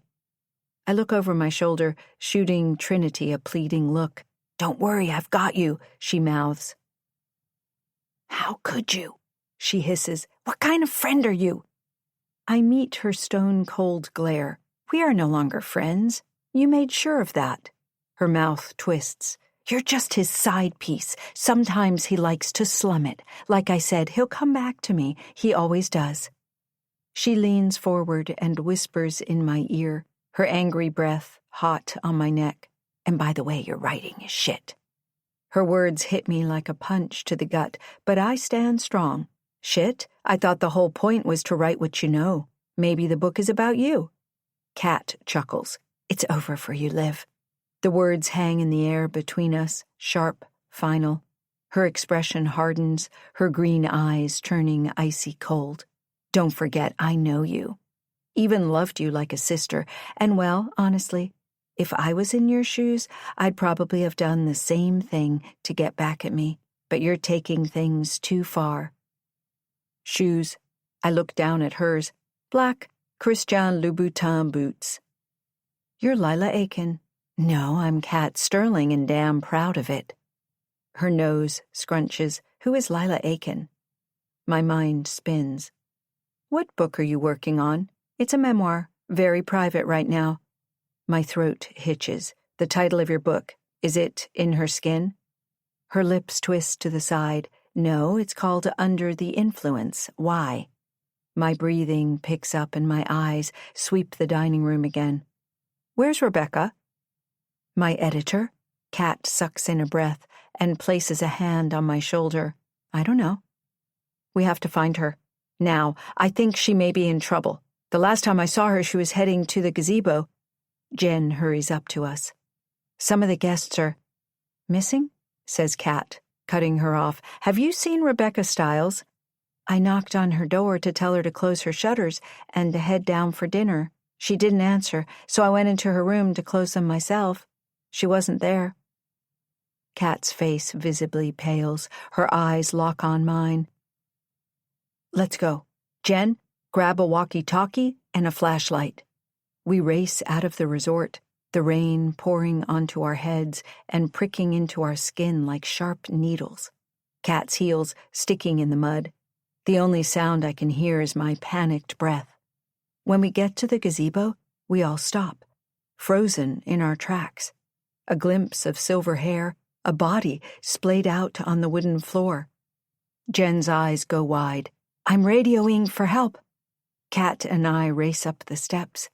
Rebecca is still breathing, but there is a pool of blood beneath her head. Her eyes meet mine and then dart to Kat's, her lids flickering. It happened so quick. I forgot my iPad and went to get it. For a moment, I sat, watching the storm clouds roll in. She wheezes. I love the smell of rain on the grass. The earthy freshness, the colors changing from blue to gray to black in the sky. The birds flying off to wherever they take cover. Who did this to you? Asks Kat. I didn't hear her come up behind me, but I felt the rock or whatever she hit me with crack against my skull. I heard her threat. She said, "This is not a warning. You are not publishing Kat Sterling's memoir. Understand?" She takes in a shaky breath. I was dazed. I nodded, and then she ripped my iPad from my hands and ran. Jen and another Nix employee push Kat and me to the side. Gary used to be a nurse, says Jen, and he starts asking Rebecca a barrage of questions regarding her neck, her head, her vision, as he gently moves her onto a stretcher. I'm freezing, she says. We'll get you to your room and put a fire on, says Gary. Wait, one more thing. Where's Liv? I'm here. You're Lila Aiken, she says with a wheeze. She must be delirious, but I'm not. We've got to get her inside, says Jen. The wind's picking up and the pond is about to flood. The next few minutes pass by in a haze. Kat links her arm in mine, and together we fight the elements, finally getting back to the main building. Soaked to the core, I should be freezing, but I'm not.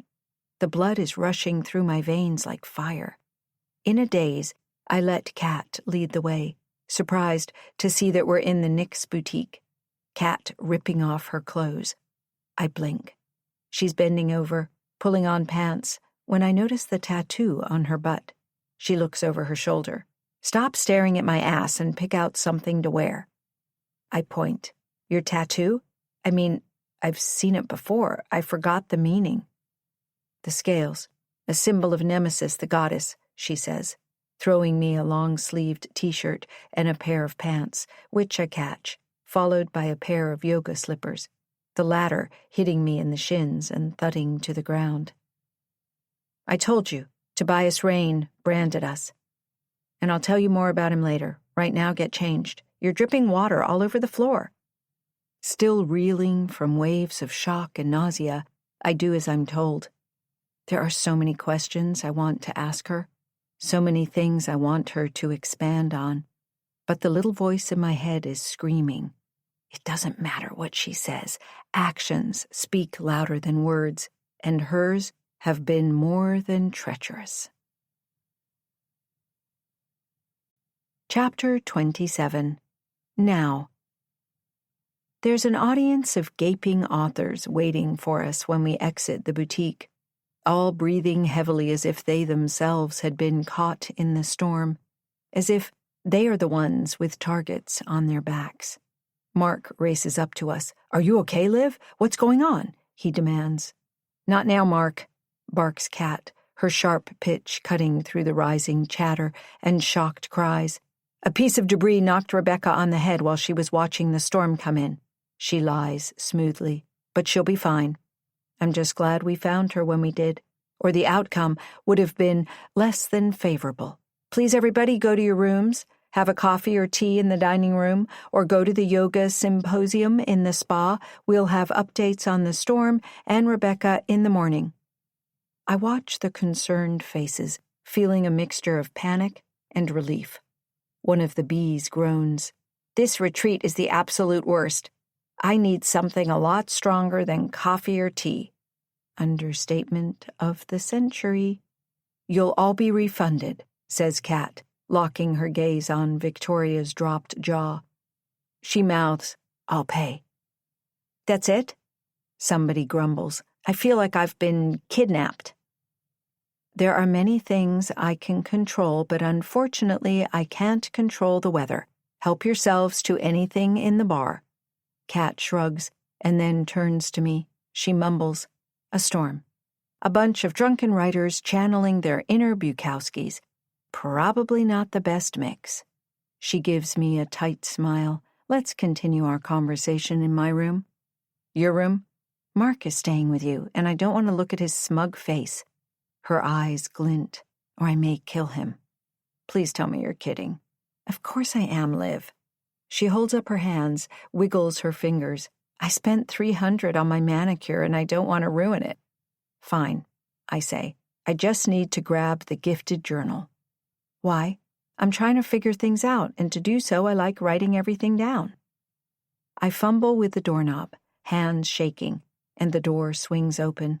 At first, I'm hit by the comforting scent of lavender, the sanctuary's signature aroma.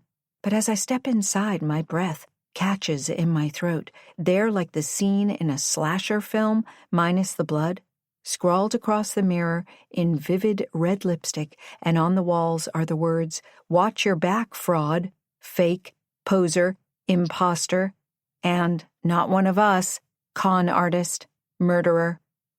I approach the mirror slowly as if the words might leap out and attack me. My reflection stares back, pale and wide-eyed. Fuck, Kat whispers, her voice barely audible over the pounding of my heart. Who did this? Ignoring the fact that Kat rarely swears, or perhaps that she may be more concerned about the ruined walls, I'm about to dart to the bathroom to grab a towel, wanting to erase the damning messages when a thought stops me cold. What if this is evidence? What if erasing it makes me look guilty? Instead, I sink onto the floor, my gaze locked on the walls. The words blur as tears fill my eyes, but I blink them away. I can't afford to be weak now. Kat wriggles down onto the ground next to me. What's going on? Did you do this? Why the hell would I terrorize myself? I meet her stunned expression. You heard Rebecca. Somebody hit her on the back of the head. Somebody put my journal in the toilet. Put a bird in my room. Get it together, I think, running a hand through my wet hair. Think like a writer. What would your protagonist do? The irony isn't lost on me. How many times have I written scenes like this, reveling in the tension, the fear? Now that I'm living it, it's far from entertaining. Sienna. It has to be her, I say. She hates me as much as you do. I don't think so, says Kat. And I don't hate you. You don't? Never have. And honestly, I've been hoping for this day, to reconnect. I shoot her a wary look. Go on. She crosses her arms over her chest. Why Sienna? As I explain everything about Stephen, ending with an apology about Mark, Kat paces the room with the restless energy of a caged animal. Her hands flit from her hair to her hips and back again. I don't care about Mark. Honestly, you did me a favor. You finally woke me up. Her voice is firm, almost angry, but there's a hint of relief buried in her words. Look, I know Sienna hates you to the moon, stars, and back again, but she wouldn't set you up for murder, mostly because she's an idiot and wouldn't get away with it. Plus, it would damage her social media influencer status. She tugs her bottom lip, examining a sore I hadn't noticed before. Why did Rebecca mention this Lila Aiken? You did too. Who is she? Somebody who's stolen my story. Kat turns to face me, her eyes sharp and questioning. And your story is about us. Sort of. Us with a couple of twists. I expect her to explode, to accuse me of betrayal, but instead she just stands there, motionless, as if the news has paralyzed her. I can almost see the wheels turning in her head, trying to piece together how this revelation fits into everything else I've just told her. I get it. You were writing through your pain, like I did. Her lips purse. Does my character die in the end? She does. I close my eyes, preparing myself for her answer to my next question. You're evading my question. Tell me, are you Lila Aiken? You know me. I like a bit of drama. But come on, if I were to use a fictitious name, I'd come up with a better one than that. Kat lets out a laugh, and then gasps. Looking down at something on the dresser, she points. I stand up, ambling over to her. My eyes lock onto a letter opener, the one I'd given Stephen, the one the cops are most certainly looking for. Somebody is definitely trying to set me up for Stephen's murder, I say, my eyes bugging out, or drive me crazy. The going crazy part is working because all of this is absolutely insane. Kat picks up the letter opener, stuffing it into her pocket, and heads to the door. What are you doing? Protecting you. I don't need your protection, but you do, and nobody is setting you up. Not on my watch. Her expression turns serious. We're getting out of here. Don't touch anything else. It's all evidence. Leave your suitcase. You're staying with me in my suite. What about Mark? I ask. Right, him, she says, her eyes flickering from side to side. I'll have one of my staff members bring Sienna's things up. He can stay in her room, and she'll stay with us. I have a 2-bedroom suite with a living room. Mark can stay in her room or in the barn. He won't agree. He won't have a choice, she says with a lift of her shoulders. This is my resort, and we need to talk. Talk about what? Says Mark, barreling into the suite, his eyes scanning the walls. Fuck, who did this? My lips involuntarily pinch together. It wasn't Kat. Was it you? Why would I trash a room I'm staying in? And clearly we can't stay here. Exactly, says Kat, turning toward Mark. I can't stand to be around you, can barely look at you, but we're all going up to my suite. This is a nightmare, says Mark. My thoughts exactly, and lucky me, you're in it, says Kat. Let me grab my toothbrush, I say, heading to the bathroom. Once again, I find a word scrawled on the mirror, written in red smudged slashes. Psychopath. But they'd spelt it wrong. Sykopath. I let out a surprised yelp, and Kat comes running. Oh boy, she says, tusking. Time to figure out who is going to be locked up. My eyes scan the vanity. That's not the only problem. I tap the counter. I placed it right here. Right here.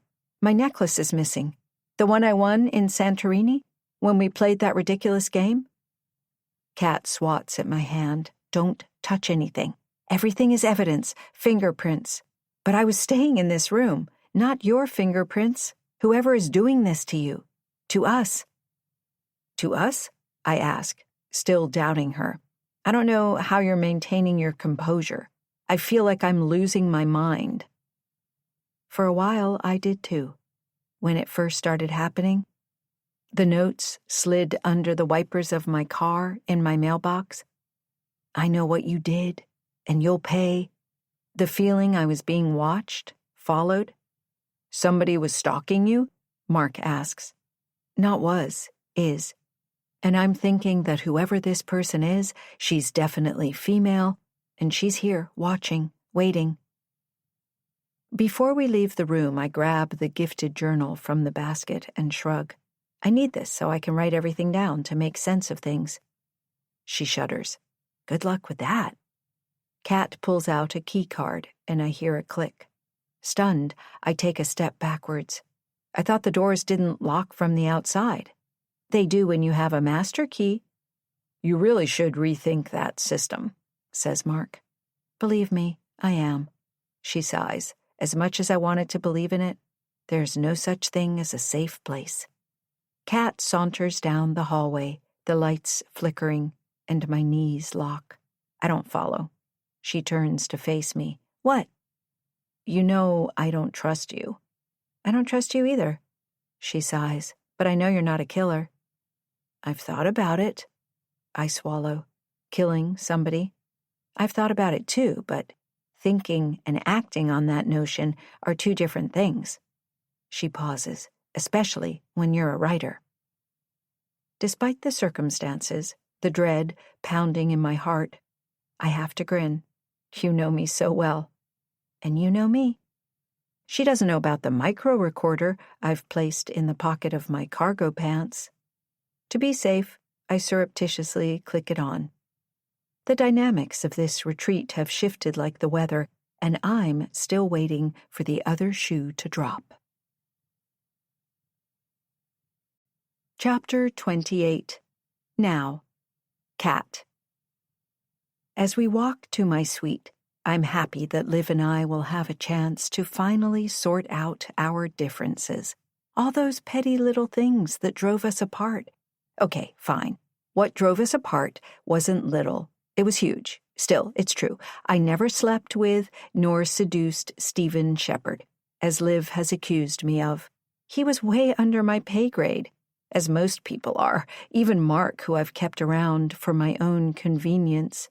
He'd lost his luster a long time ago, and regardless of how good he looks in suits, he can't be polished up.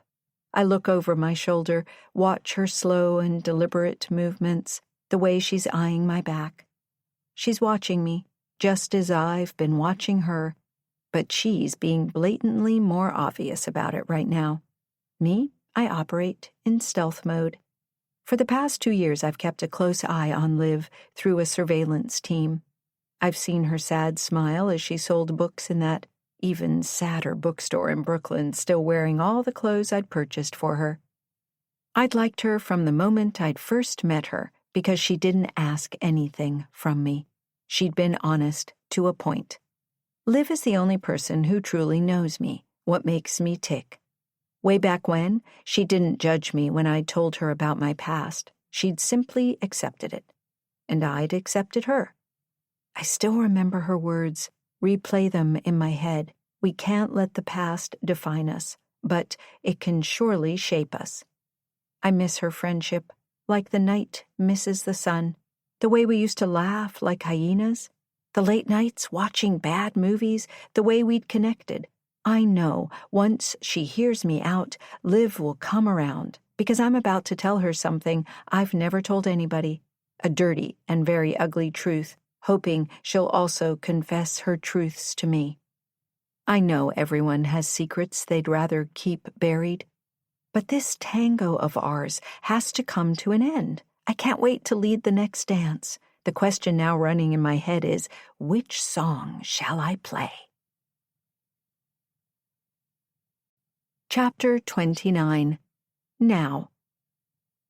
We enter Kat's suite, and once my eyes adjust to the dim lighting from wall sconces, I take in my surroundings.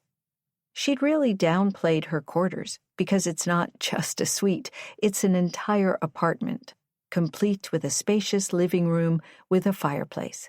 This space exudes a sense of minimalism, with clean lines and a mostly white color palette accented by pops of vibrant green. Everywhere I look, plants hang, potted ferns, succulents, cascading vines, and orchids in every color. Mark heads over to the gas fireplace, turning it on. Then he walks to the bar, grabbing a bottle of whiskey, pouring a glass like he's been here before. He shoots me a look. "This is way too uncomfortable for me," he says. I'll let you two talk. I'll be in the office. Just scream and I'll come running." I watch him vanish round the corner. Can't he hear me? I'm already screaming on the inside. Kat sighs. I'm glad he left. I am too, I mutter, and her lips twist to the side. Please get comfortable. We've got a lot of catching up to do, says Kat, gesturing toward a set of plush chairs and a couch arranged around a carved wooden coffee table. I'm going to open a bottle of one of our finest eau de vie. Eau de vie? It's something I wanted to do here, seeing that I grew up in the spirits industry. I'm still a major stockholder in the company my grandfather founded. She glides over to the bar, her feet swishing softly against the wooden floor. But I'm doing things a little differently. All of our ingredients come from the gardens and are processed right here in our distillery, small batches, she explains, looking over her shoulder. I blink back my surprise and straighten my posture. Are you trying to poison me? She gives a soft laugh. If I were, I don't think I'd tell you. I watch her hands as she reaches for several glass bottles, each filled with a jewel-toned liquid. She handles them with the care of a craftsman, or perhaps an alchemist. Peach, pear, cherry? What are you in the mood for? A sense of unease settles in the pit of my stomach. Then again, I'm the one who mentioned poison, mostly because I saw the hemlock in the garden. My mind races as I struggle to find the right words. Finally, I blurt out, I'm in the mood for the truth. Kat's smile falters for a moment. The truth? She echoes, her voice laced with surprise. What are you driving at, Liv? I didn't kill Stephen, and somebody is clearly trying to set me up, I say. Yes, I know, and I believe you. I didn't kill him either. Your point? My heart pounds in my chest as I blurt out my suspicions. I know you were involved in a cult, and everything about Nick's feels very cult-like. A heavy silence hangs in the air as Kat considers my words. Finally, she says, her tone serious. You're not wrong, but you're also not right. I swallow. You tried to change me, convert me. Change you? She guffaws. No, I liked you the way you were. Sweet, nice, honest. What about all the clothes, the gifts? Her jaw clenches. Liv, I only did all those things for you because I could. Never ever did I think changing your outer layer would change the inner mechanics of who you are as a person. I hang my head. I was just trying to fit in with the rest of you. Sometimes it's good to stand out. She tisks. I'm sorry if what I did changed you, the real you. I just wanted you to feel good about yourself. She uncorks a bottle and takes a swig directly from it. I chose peach. She licks her lips. Because life is just so damn peachy. Back to the cult accusation, which, as you know, is true, she says, her voice trailing off. She sits down next to me on the couch, placing the bottle and 2 glasses on the coffee table. The fire flickers, warming my body. Kat's gaze just as intense as the flames. Remember that secret project I was working on? The one I'd wanted you to be a part of? She asks, and I nod. A chill shimmies down my spine. Starting another cult? Don't be silly. Nick's isn't a cult. All proceeds from the products we sell, well, after paying the staff and operating expenses, go to a women's charity I founded. Women who have suffered abuse. She clasps my hand. This is my way of making sure nothing like what happened to us happens to any woman. Ever again. This is not computing. What about your memoir? She nods. It's entitled Under the Influence and How We, Sienna and I, became enamored with Tobias Rain when we were teenagers. Kat's voice rises into one of hopeful optimism. Anyway, we're doing great things here at Nick's. We're creating something truly special by telling the world how we got out, raising awareness. She lets out a heavy sigh, her shoulders slumping. I look up toward Kat, trying to read her. What happened to your parents? I ask, cautiously. Somebody from the Nexus cult killed them. Probably ordered by Tobias himself, she says bitterly. He wasn't the only one we sent to prison. she sighs. Unfortunately, we don't know the exact reach of Nexus. She gulps, her eyes flickering with pain. I'm sure whoever that person is, they're after me. After all of us. Whether you like it or not, Liv, you're connected to us. Her words hit me like a cold wave. So does her honesty. A clap of thunder interrupts our discussion, almost as if emphasizing the gravity of her words. Even though the shutters are closed, a crack of lightning illuminates the room. The rain beats down on the roof like bullets. We sit in tense silence, staring at the fire. Unfortunately, until we stop whoever is threatening us, the situation is probably going to get worse. I can already feel the panic building in my chest. How much worse? Kat hands me my drink, and I take a sip, feeling the burn of alcohol coat my throat. A lot worse, she replies grimly, but before I get into all of the sordid details, I need to know something. Mark told me that Stephen warned you about somebody, a week before his passing. My hand tightens around my glass. When did Mark speak with Kat alone? I thought he was warning me about you, maybe Sienna. Kat leans forward. What did he say, exactly? I can't remember his exact words. Something like, she was crazy in high school, she's even crazier now, she's stalking me, and it's gotten so bad over the past month that I'm moving to a new place with a doorman, security. I shudder. He also said, you don't know what she's really like. Kat shakes her head, her mouth twisting with disbelief. He wasn't talking about me or Sienna. He could have been talking about her, but that doesn't make any sense. I feel like I'm going to internally combust. Who are you talking about? I'm getting to that, Kat says as she refills my glass. Trust me, you're going to need this, because you'll learn why I never really talk about the past. She shakes her head, a rogue strand of black hair falling in her eyes. She lets out a long breath. The story I'm about to tell you is going to blow your mind. Too late. My mind has already been blown to smithereens. I place my hands on my knees, bracing myself for whatever she's about to reveal or not reveal. I lean forward, meeting her eyes. I'm listening. Kat goes silent and takes a sip of her drink. Earlier, I told you I'd thought about killing somebody. And, well, I did kill somebody. Her voice trails off and she locks her gaze onto mine. I can't quite read the light in her eyes. Defiance, maybe?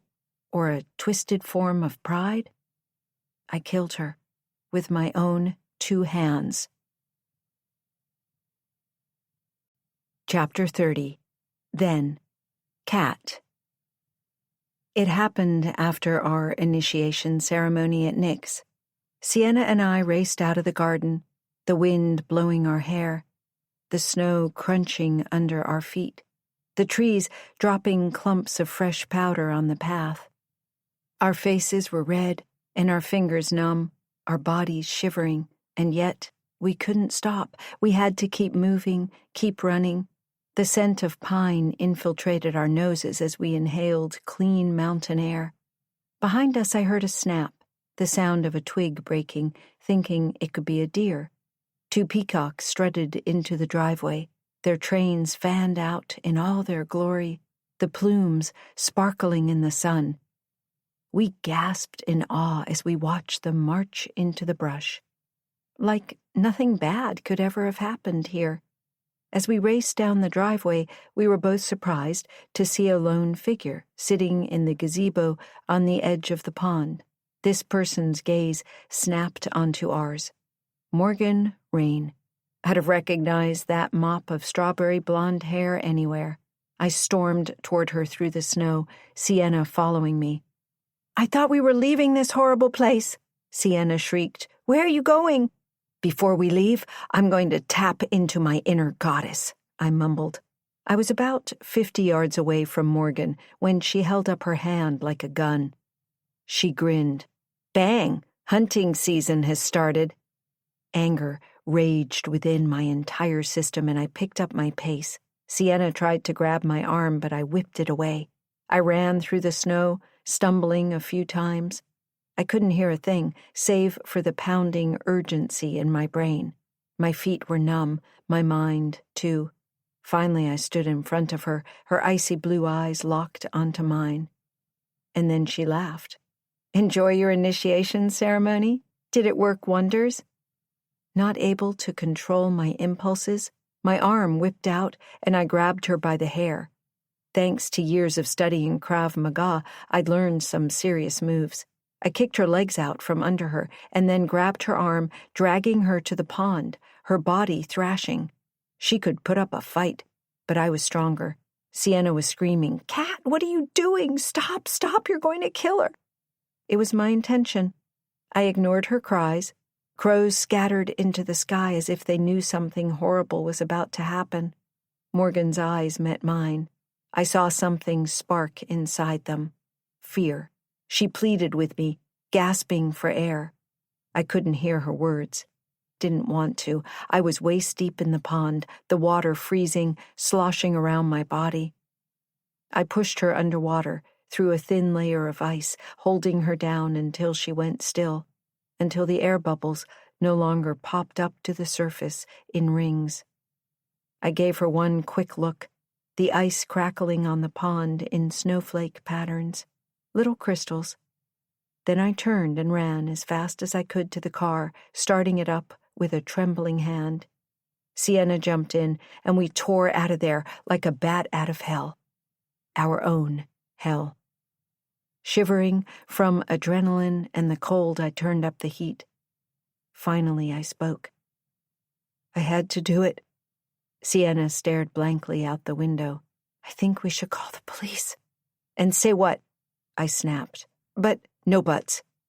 "What if somebody saw you?" "Me?" I snorted. "We're in this together. Her death is on your hands, too. You just stood there and watched.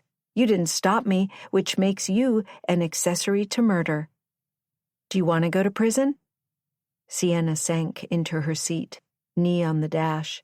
I gripped the steering wheel, my knuckles turning white, trying to block everything that had happened out of my memory. It worked, for a while. Act 3. Chapter 31. Now.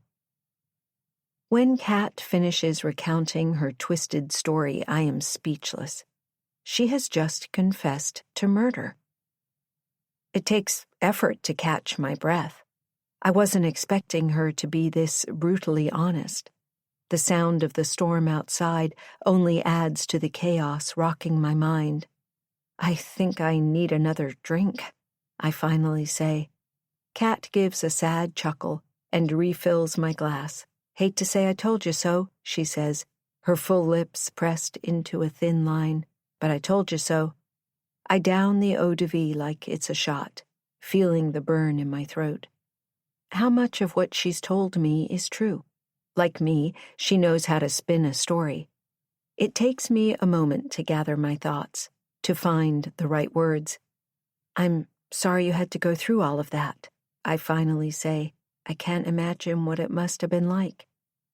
"Well," says Kat with a heavy breath, "what doesn't kill us makes us stronger, and sometimes you have to strike first." I'm not quite sure I can mask the impact her statement has made on me. I tap my foot, my legs drumming their own beat. I can't meet her eyes. I think I'd need therapy for the rest of my life. Been there, done that. Nobody really understands what I went through. Kat shakes her head and lets out a soft laugh. "That's the reason I'm writing my memoir about what happened." Her chin lowers. It's really been a painful journey, writing everything down. But honestly, a part of me, a huge part, has healed along the way. It's my own way of moving on. I swallow. I have so many questions. I'm sure you do. She squeezes her eyes tight shut, as if she's sorry. Obviously, there's a very good reason why I never shared the last part of my tragic tale with you. But now that my memoir will be published, everything will be out in the open. She swallows. Well, everything, but her. That stays between us. I don't know what to say. Why did you tell me this? I thought you might understand. I clench my hands together, digging my nails into my palms. Do you regret what you did? She leans forward as if she's expecting a different response, her head tilting to the side. Every day, she shrugs. I know Tobias had Morgan target Sienna and me because of our family's wealth. I think, in a severe lapse of judgment, a moment of insanity, I took my anger out on her. In the worst of ways, I say, gulping. I know. She bites down on her bottom lip. Don't kill the messenger. Is she for real? I'm wondering how damaged and delusional Kat is now, and I don't feel sorry for her at all. I think you should tell the police what you did. Her eyes spark up, and she leans forward. You can't kill somebody that doesn't exist. But she did exist. Not for me. The finality in her tone chills me to the bone. A loud knock startles us, cutting off our conversation right when we're getting somewhere. Kat squeezes my hand and then lifts herself off the couch. My eyes follow her as she opens the door, waiting for her next move. It's not only Sienna but Mimi, who is supporting her by the arms. Sienna stumbles into the room, slurring, Are we ready to continue the party? The bees are fun. They like tequila shots. The storm is madness. Who came up with the expression, it's raining cats and dogs? I haven't seen a dog, but I do see a cat. She tilts her head back and laughs, pointing at Kat. Sorry, she's wasted. Mimi frowns, went way beyond her 2-drink limit. Kat shakes her head. She's not supposed to be drinking at all. Interferes with her medications. Medications? I ask. Sienna's head, if you haven't ever noticed, is wildly messed up. Has been since... She doesn't need to finish her sentence. Thunder booms. Sienna jerks her arms away from Mimi, her eyes wide and frantic. She bolts over to the bar, her ankles threatening to give out beneath her. Kat's lip curls with disgust and she points. Go to bed. Sienna crosses her arms over her chest. I'm not tired. Then sit down and sober up, says Kat, handing her a bottle of water from the bar. I told Liv everything. Sienna's eyes go wide as she takes in my presence. Her jaw drops and she shakes her head. What the hell is she doing here? Hasn't she caused enough trouble already? I do what any normal person would do in this situation. I step up to Sienna and wrap her in a tight hug, because that's a normal reaction, right? I know why you hate me, I say softly, and I don't blame you. I'm also sorry I wasn't a better friend. Sienna's eyes flash with awareness. She pushes me away, cringing, and turns to face Kat. What did you tell her? Everything, confirms Kat with a lift of her brows. Everything? Well, Kat pauses for a moment. Almost everything. I straighten my posture. I knew she'd left something out of her twisted tale, and I'm wondering if she'll tell me the rest of it. Knowing Kat, she's waiting for the perfect moment to strike. She's not one of us, Sienna declares with force. Never has been, never will be. Arms flailing wildly, she swaggers up to Kat, poking her clavicle. She hiccups. You had no right to tell her what happened. No right. Why not? My memoir is going to be published anyway. I don't use your real name, only mine. People will make the connection. You're bringing me down with you. Her head and her voice lowers. Your memoir shouldn't be published. I'm not happy about this at all. Sienna? Says Mimi. I urged Kat to write her memoir. She was a victim. You were a victim. Blah, blah, blah. Enough with the victim mentality. I'm over it. Mark peeks his head around the corner from the hallway, his sandy hair tousled and eyes bloodshot. He's wearing sweatpants and a faded college t-shirt that's seen better days. I thought I heard my darling sister, he says with a lazy smirk, leaning against the wall with feigned nonchalance. His gaze darts between Sienna, Kat, and me. Kat's entire demeanor shifts in an instant.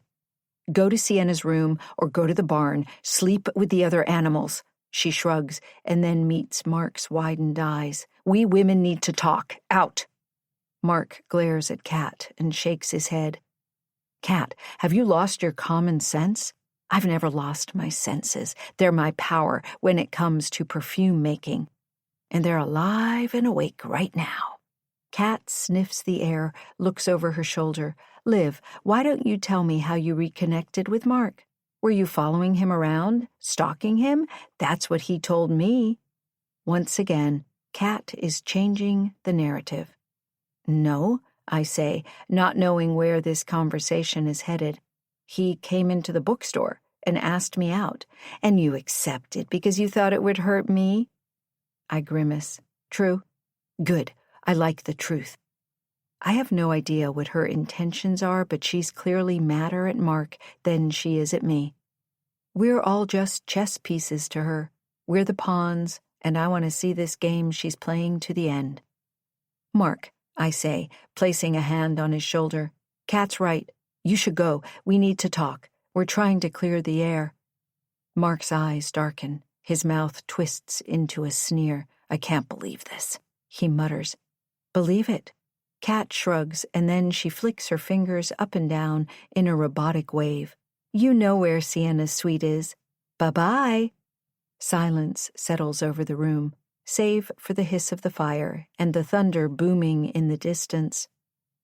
Liv, have fun clearing the air with your good friend Kat. She destroys everything in her path. And she'll make you pay. Mark's lips curl into a nasty sneer, but not with money. She'll find something on you and keep using it against you, just like she did with me. She's out of this world insane. Don't say I didn't warn you.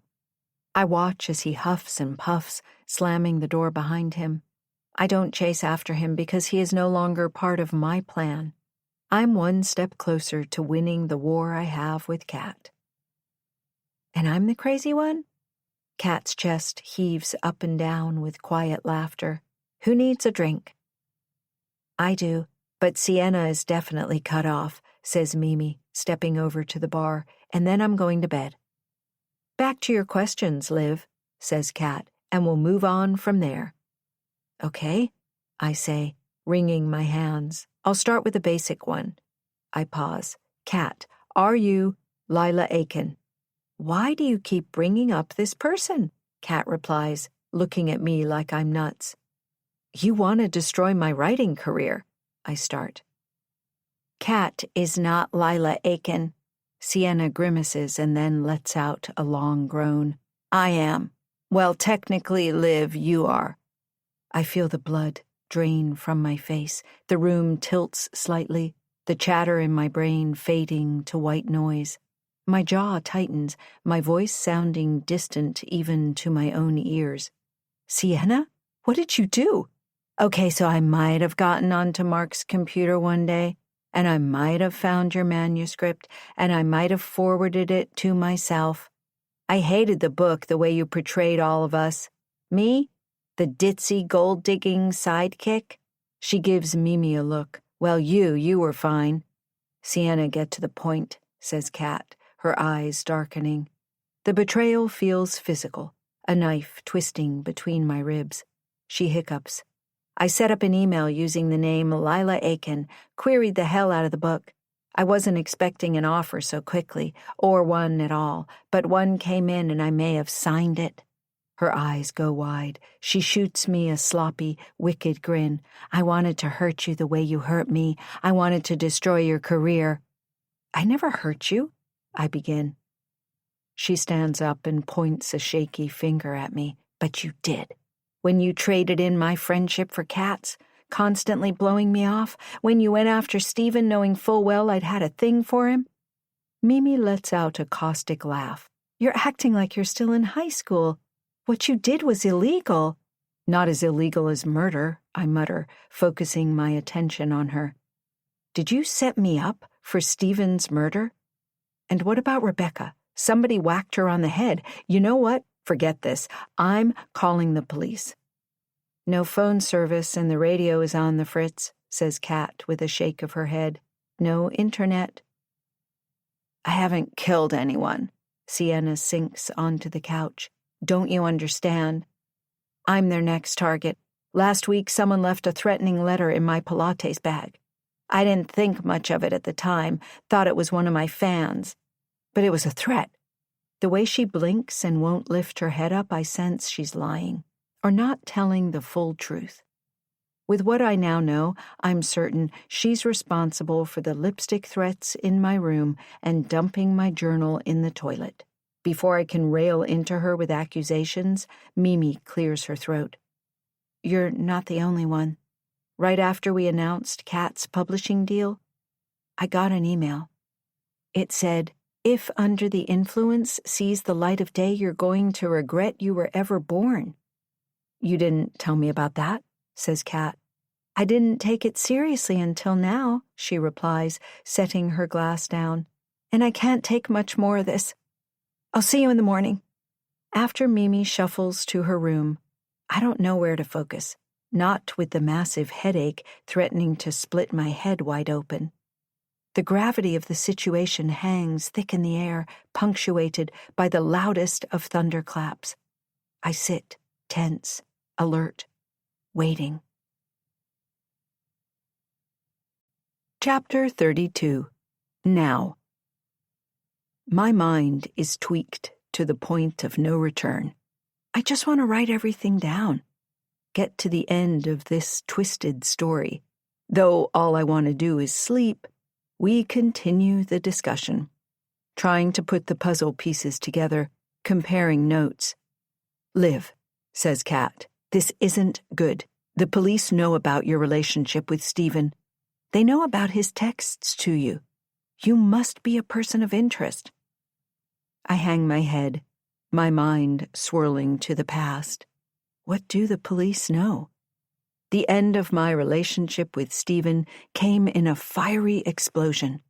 When I went back to retrieve my belongings from his place, my vision blurred, and all I could see was red. Mugs and glasses shattered.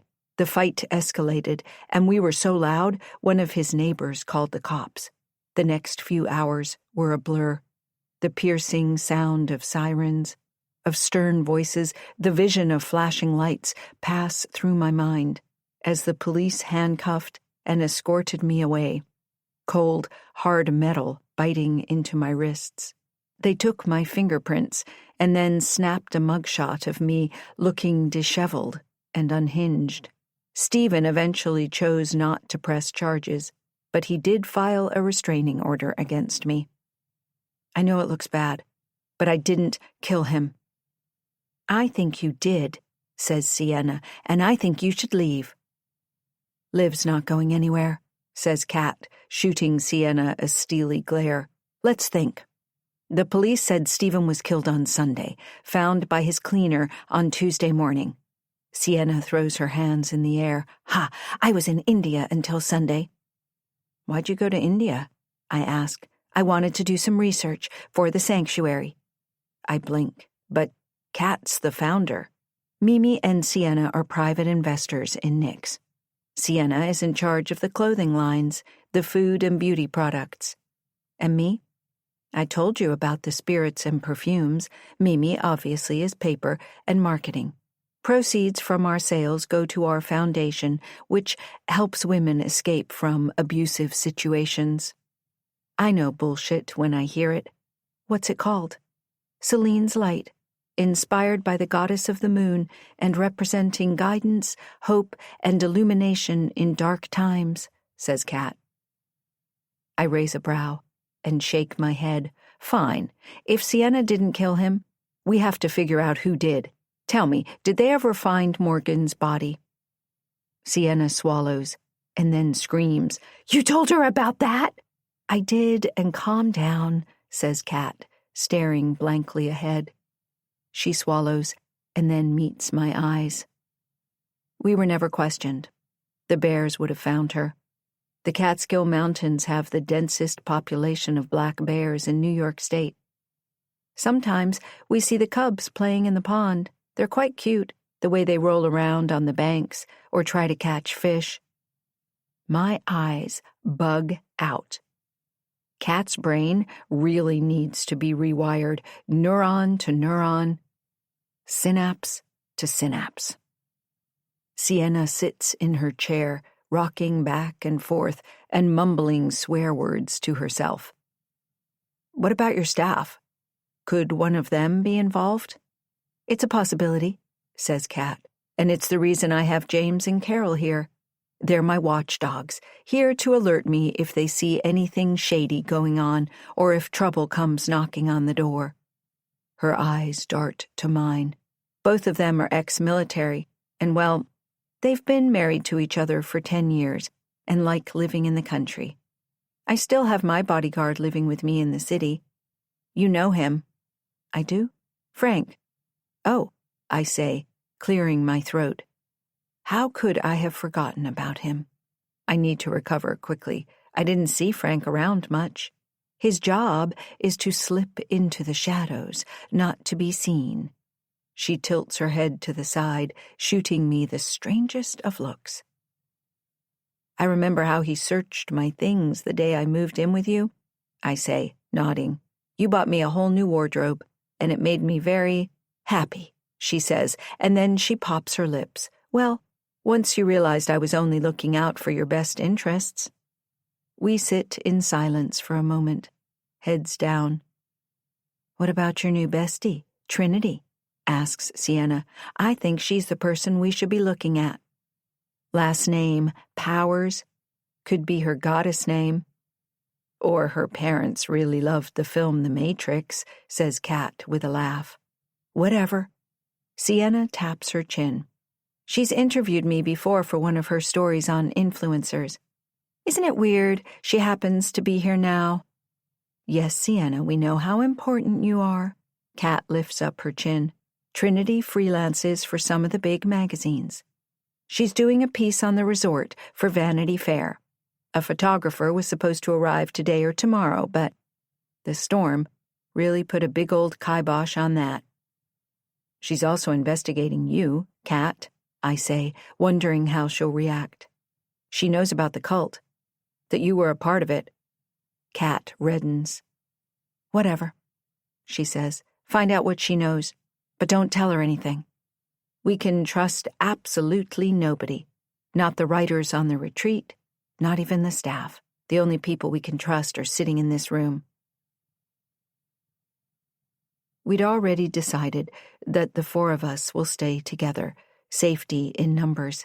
Sienna and Mimi will take the second bedroom, and Kat invites me to sleep with her in her California King. Enough room for all of us, but I'm not sleeping with the enemy. I'll just sleep on the couch, I say. Kat squints. You sure? I nod toward the fire, positive. Finally, we all settle in for the night to the music of the rain pelting on the roof, the windows. My mind is in overdrive, and I can't stop thinking about her messed up story. I'm still envisioning Kat holding Morgan down in the pond. Morgan's blue eyes losing their light. Chills.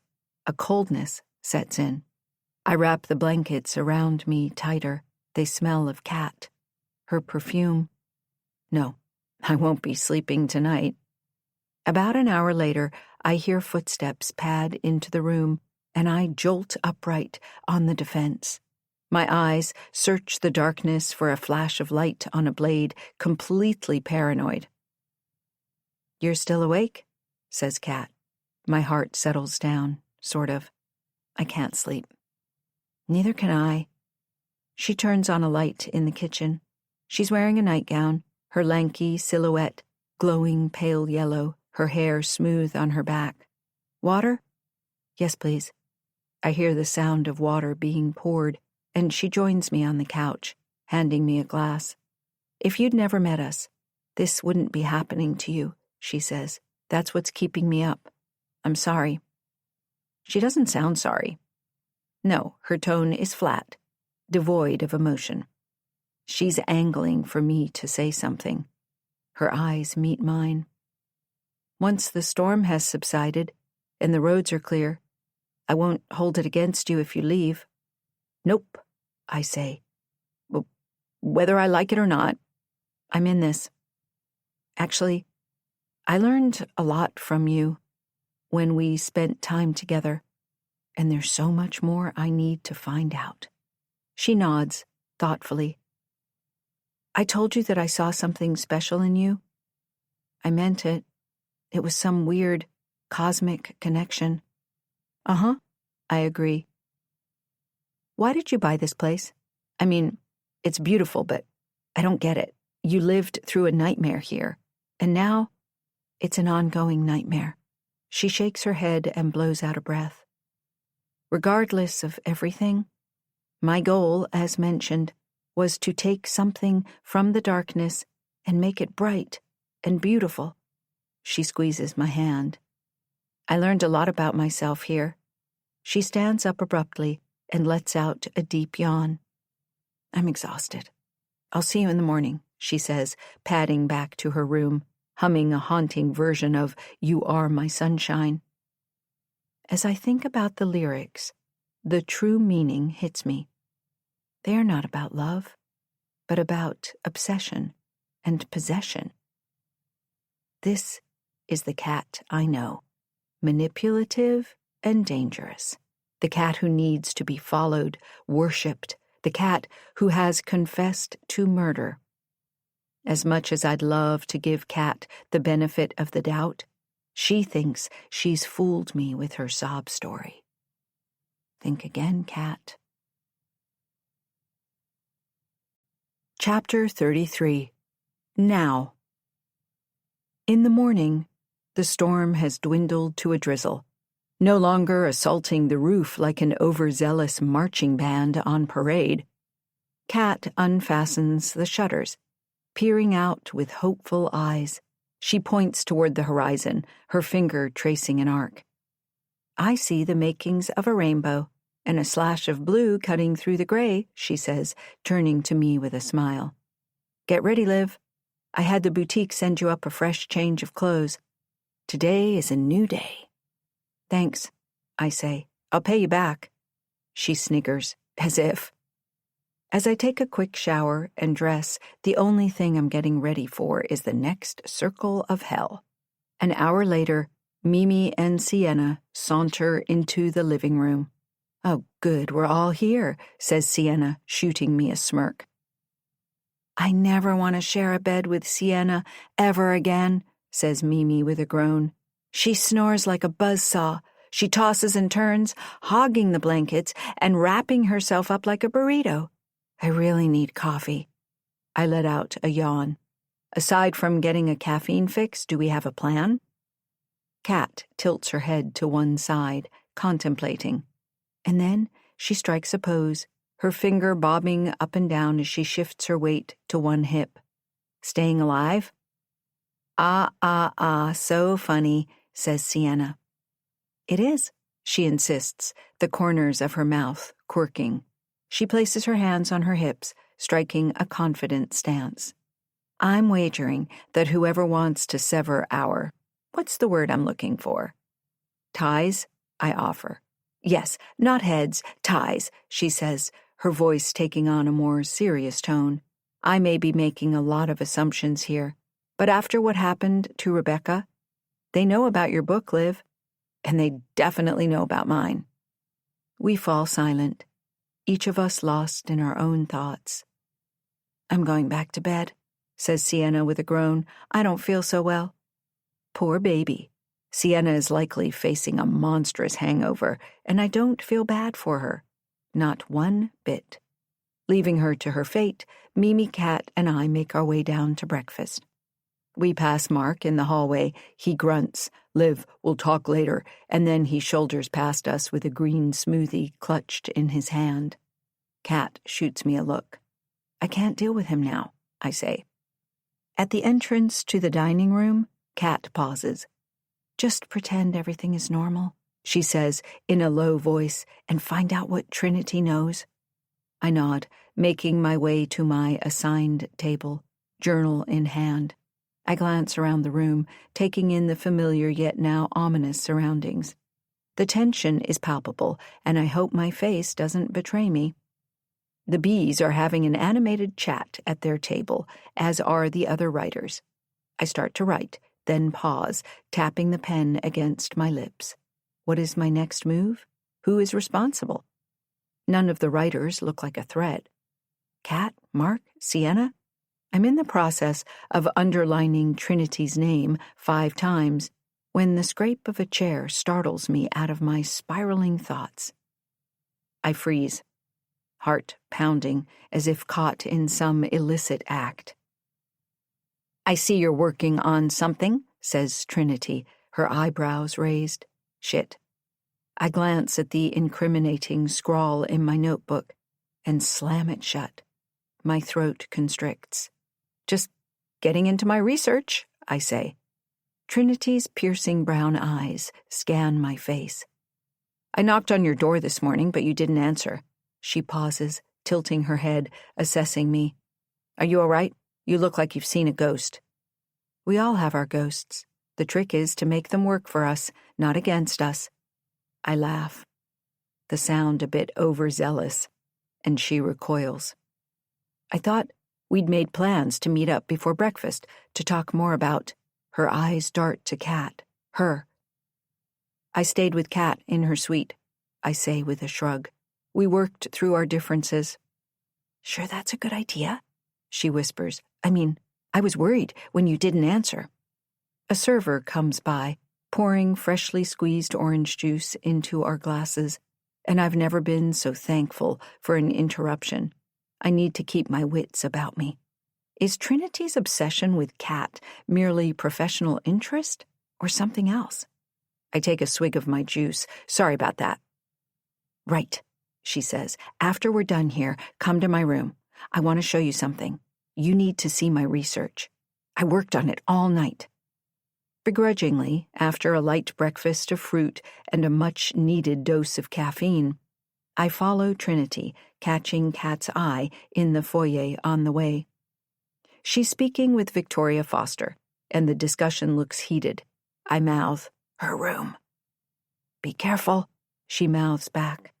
Trinity leads me down the hall, and I stop in front of my room, wiggle the doorknob. The door is still locked. "Did you need to grab something from yours?" she asks. "No, I'm good." While she's distracted, I flip the pocket recorder on. Trinity opens the door to her room and ushers me inside. I let out a gasp. Every square inch of one wall is covered with a collage of faces, photographs, and newspaper clippings, mostly of Kat, and as I step closer, of me. It's disturbing. Red threads connect Kat to me, to Sienna, to Mark, to Stephen, to Mimi. All of our faces more haunting in print. I watch her, transfixed by the manic energy radiating off her in waves. She points to the center image of Kat. And then she taps a picture of a girl with blonde, frizzy hair and blinged-out braces. "This is Morgan Rain. She's the girl who recruited them into the cult." It's taking every ounce of self-control not to launch into a coughing fit. I'm not sure if I should protect Kat now, but proving Kat killed somebody who'd never been found, presumed eaten by bears, would be hard. I thought she didn't exist.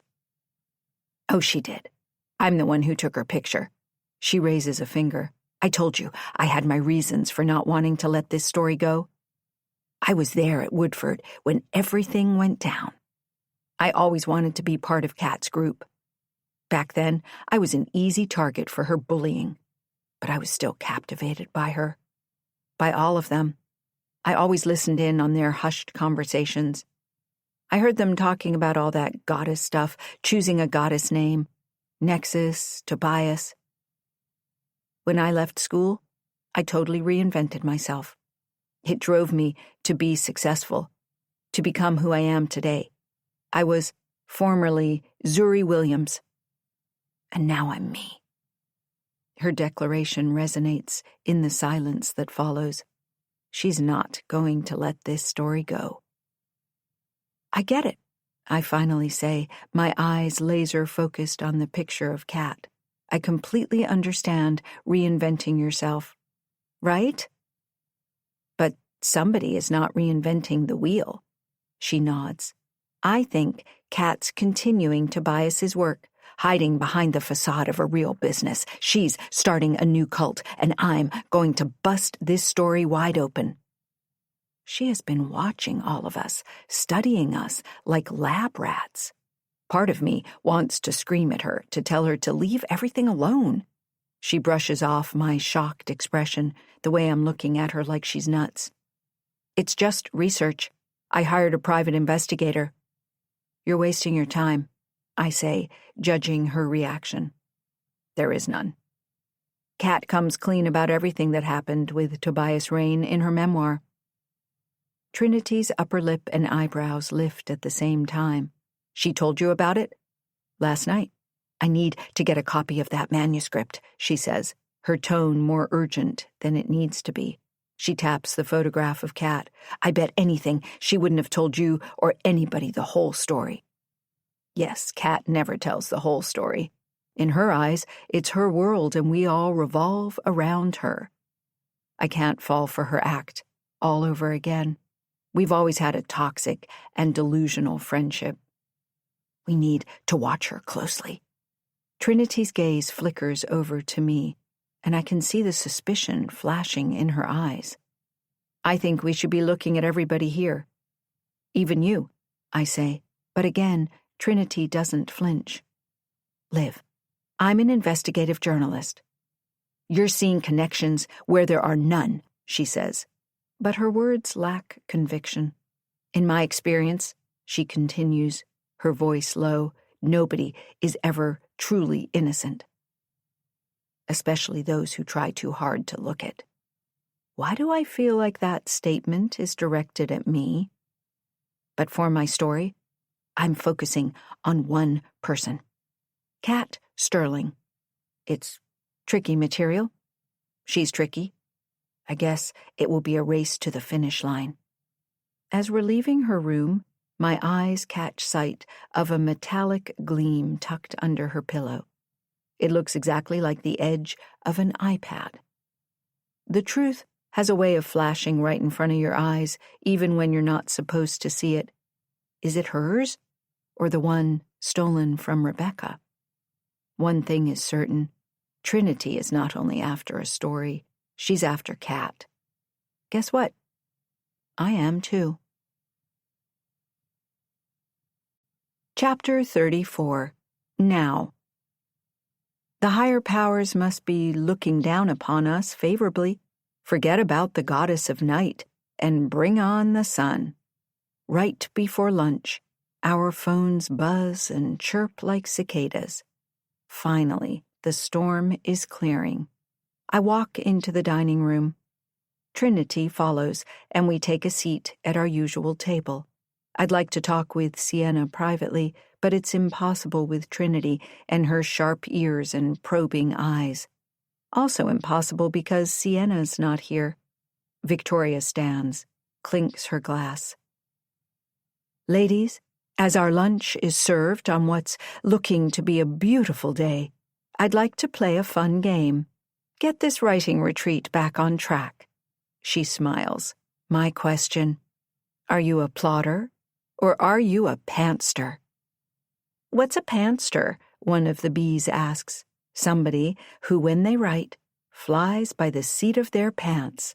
Oh, we're all definitely that, says another bee with a giggle, but we're usually unzipping them. Anna Hale rolls her eyes. Mimi tries to hold back her sneer. Victoria lets out a small laugh and then directs her attention onto the literary group, who lift their chins up. Obviously, we're all plotters with some minor pantsing. Outlines are our friends. They all nod. True, everything starts with a plan. Everybody's gazes lock onto our table. I agree, says Trinity. Especially in journalism, we take fact-checking seriously. I'm now in the hot seat. I clear my throat. I used to think I was a plotter, but I think I'm a pantster too. My eyes meet Trinity's for a brief moment. Sometimes unexpected things happen. You see new things. You come up with new ideas. I don't know. I guess you could say I'm a plantster. I'm always adjusting to the circumstances, to all the plot twists. Well said, says Anna. That's the way I approach writing, too. Us too, agree the young, cool girls. We're totally plantsters. Lunch is served, and the chatter in the dining room is more vibrant, happy even, animated. After dessert is served, Trinity looks at her watch. I'm going to head to the spa. Want to join me? As if she's cued, Mimi walks up to the table as Trinity is about to leave. Liv, Rebecca is feeling better. She'd like to speak with you. Trinity stands, her expression unreadable. See you, Liv. We'll brainstorm more later. I turn to face Mimi. Where's Sienna? She's still in Kat's room on her phone, arguing with Nick. From what I heard, trouble in paradise. But you didn't hear that from me. And yes, she'll be joining us too. Let's go get her. Together, we make our way upstairs, one steady foot at a time. We enter Kat's suite, and Sienna looks up from the couch, her cheeks tear-stained. I almost feel bad for her, the way she looks like a child, hugging her knees to her chest. Mimi walks over and squeezes her shoulder. Are you okay? Sienna shrugs Mimi's hand off her back. I'm fine. Just got something in my eye. Okay then, says Mimi, her tone laced with exasperation. You're going to come clean to Rebecca about what you did with Liv's book. When? Right now? She groans. Fine. Any empathy I may have had for her vanishes, like I'm the one who has put her in this position. Down the stairs we go again. At least I'm getting in a good workout. Mimi knocks, and Victoria Foster opens the door. You've got some serious explaining to do, Ms. Montgomery, says Victoria, her eyes locking onto mine. That's why I'm here, says Sienna. Okay, says Victoria, and she sighs. This should be interesting. Rebecca is laid in her bed, propped up on pillows, a bandage wrapped around her head. Her eyes blaze into mine, and my stomach drops to new depths. Well, well, if it isn't Lila Aiken, a.k.a. Olivia Montgomery. When I'm done with you, you'll never work with Silvergate or any other publishing house ever again. I hope you have a good attorney, because we will be coming after you. I mean, who did you send after me? My throat constricts. Nobody. Mimi nudges Sienna and growls. Miss Stiles, she can explain. And you are? Sienna Knight? She coughs. And you're here, why? Because I'm Lila Aiken. Well, technically Liv is, because it's her book. But I'm the one who sent it in to Victoria without Liv's knowledge. Victoria sinks into a chair, sighing loudly. Sienna paces in front of Rebecca's bed. I didn't think anybody would take her book seriously. I thought I'd heard it all, says Rebecca.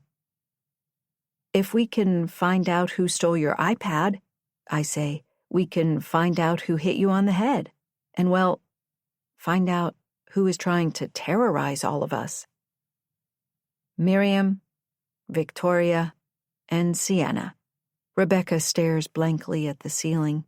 Can you please give Olivia and I some time alone to hash things out? She clucks her tongue. And, well, after what you pulled, Sienna, I don't want to look at you. Victoria stands up, scowling at Mimi and Sienna. Rebecca calls Victoria over, whispering something in her ear. Victoria nods. After they leave the room, my gaze meets Rebecca's. Wait a sec. Are you still considering publishing my book? I'll have to run everything through legal, of course. She lets out a low chuckle, understanding etched in every line of her face. And we'll have to survive the rest of the weekend. But yes, the real question is, which name do you want to use? Mine. Okay, she says. Save for the murders, I'm thinking In Her Shoes is a story about your relationship with Kat when you were roommates. Am I correct? I nod. If Silvergate moves forward with the book, which I hope we do, your version will be the one we will be publishing. Of course, I'll have edits. Of course, and I'll be looking forward to them. I grin and then snap back to attention, if we get to that point. Rebecca exhales. Do you know what Kat's memoir, Under the Influence, is about? Yes, she told me about it last night. Some serious stuff in it, which is why I wanted to speak to you both. She pauses, takes a sip of water. I instructed Victoria to send her to us. She should be here any minute, she says, just as a knock comes. Rebecca gestures, an expectation for me to let Kat in. Slowly I make my way to the door and take a deep breath before turning the handle. Kat wraps me in a tight hug, her spicy perfume making me woozy. She leans in, her lips brushing my ear. Not a word about what happened at the pond, she whispers, her tone laced with malice. I'm expecting her to say, or else. Obviously, I whisper back, fighting the wave of nausea gnawing at my insides. Kat's confidence is unshakable, her sense of entitlement infuriating. She thinks she can get away with anything, and she has. Even murder. A bitter taste fills my mouth. I watch Kat's expression, looking for signs of guilt, but she's unruffled. We're trying to figure out who attacked you, Rebecca, says Kat, eyeing me. Right, Liv? My mind races while trying to decipher the layers in her words. Sometimes I marvel at how she's able to deceive people without even trying. Maybe that's why I'd become obsessed with her whole persona. But I'm over it now. I'm over her.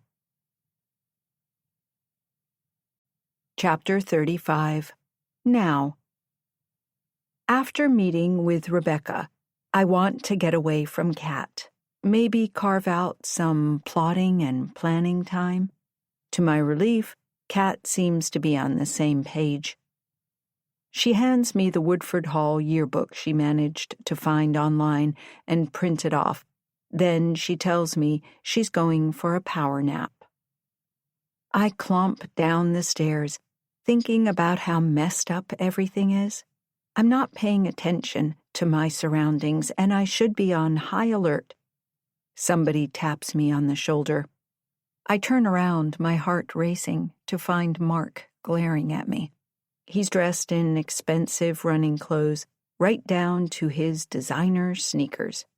I scan his face, searching his eyes for any signs of emotion. And there is one. Pure anger.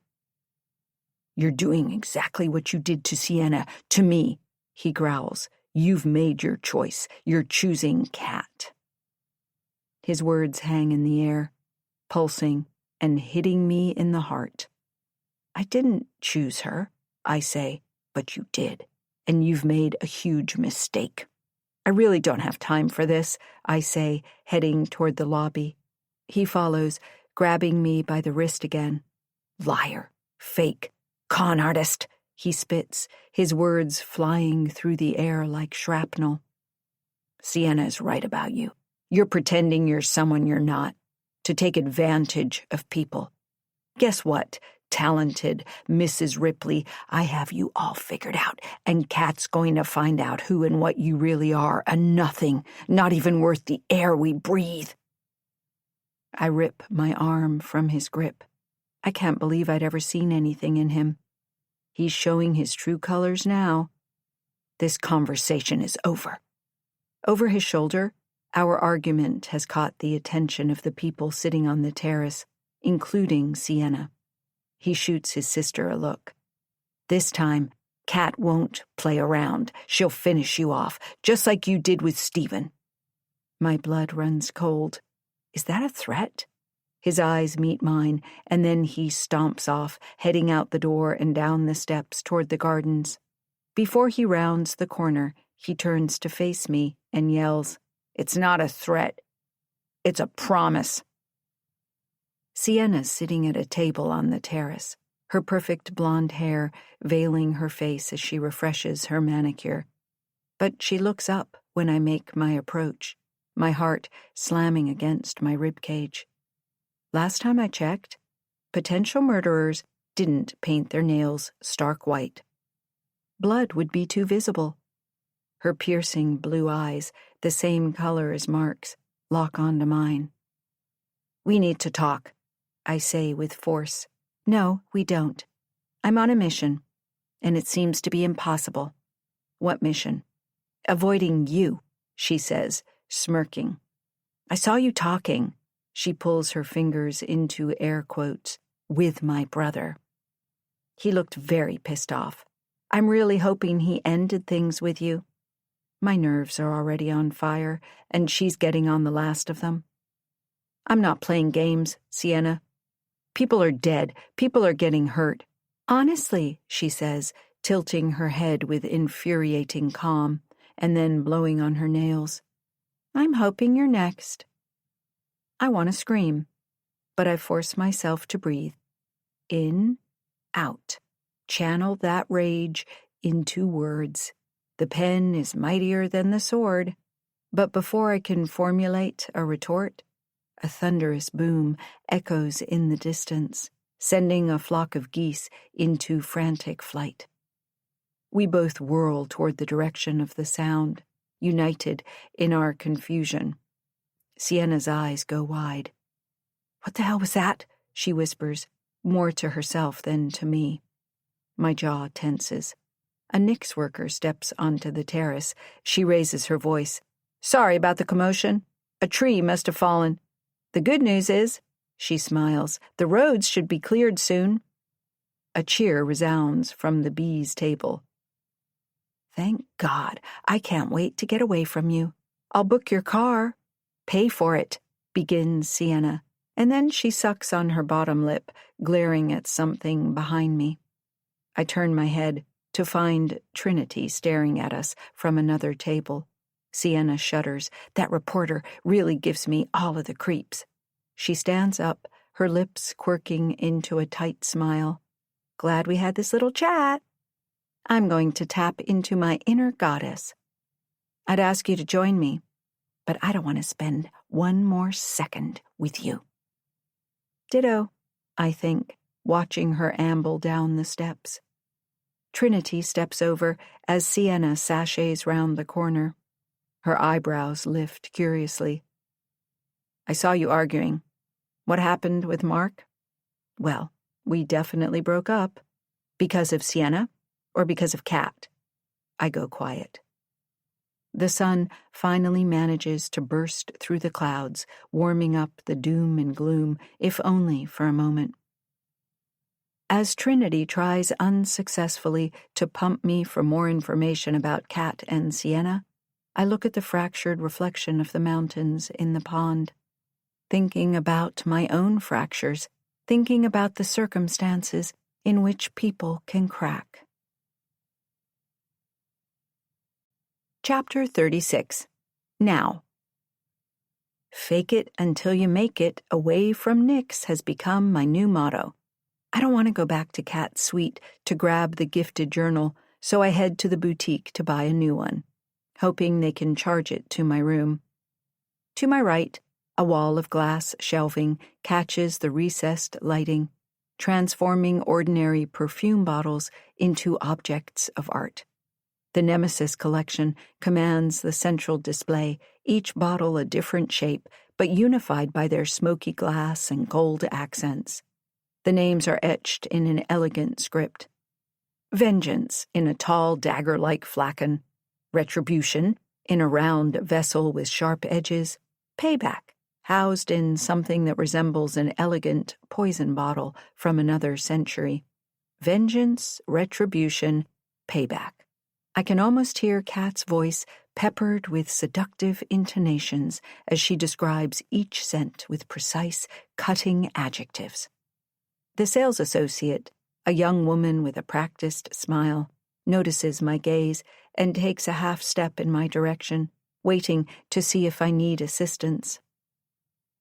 "We're looking for more sales reps," says the woman whose name tag reads Sylvia. She's petite, bright, and bubbly. "Are you interested?" I smile. This is getting interesting. "Actually, I am, Sylvia. How does the process work?" "Okay, so you have to buy the entire line in the beginning, but think of it as an investment." She babbles on, explaining the high commissions and that if I'm connected, the more representatives I bring in, how I can make a fortune.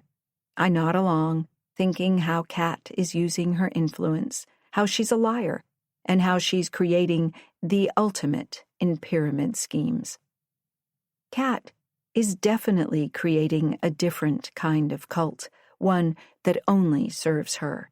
Sylvia shoots me a grin, her eyes wide, handing me a stack of papers. "Should I sign you up?"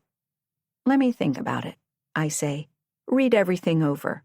"Okay," she says, "but don't take too long. We're capping off level 1 members soon. That's the highest." "How many levels are there?" She shrugs. 5. I nod, grabbing a journal. "I'll take this for now. Can you charge it to room 7? Olivia Montgomery." I'm sitting in the common room, studying its sharp contrasts. Plush armchairs and rustic wooden beams, modern art next to country chic lamps, and trying to write. I chew on the cap of my pen, deliberating. And then the words flow, raw and unfiltered. I pour out my anger, my thoughts onto the page until my fingers cramp. I don't stop. I can't stop. This act of putting everything I'm feeling into words feels like a lifeline, and my fingers can't keep up with my torrent of thoughts. Soon I'm working on character studies. As I write, one particular character begins to take shape. She's flawed, she's angry, but she's strong. I take a deep breath, blinking at the words. I realize I'm writing about me. I flex my fingers, enjoying the ache, but then my eyes dart around, taking in every detail, every face in the room. A nauseating cocktail of uncertainty. My blood runs cold. What would Stephen King do? How about Agatha Christie? My mind races, cataloging every interaction, every sideways glance I've received since arriving. I must be staring because the 2 younger girls hesitantly step toward me.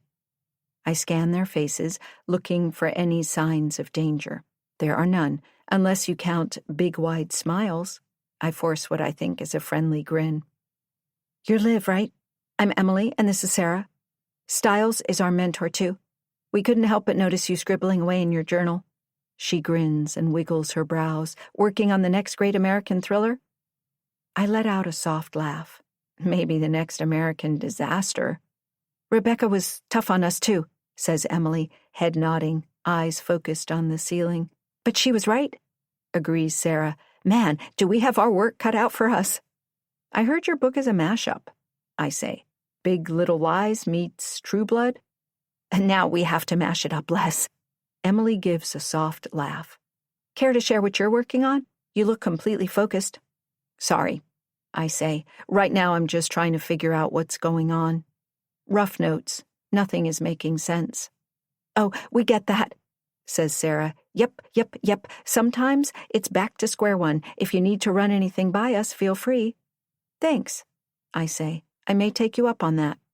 But I won't, because I'm not writing fiction. I watch the girls walk back to the couch they'd secured by the window with a view of the mountains.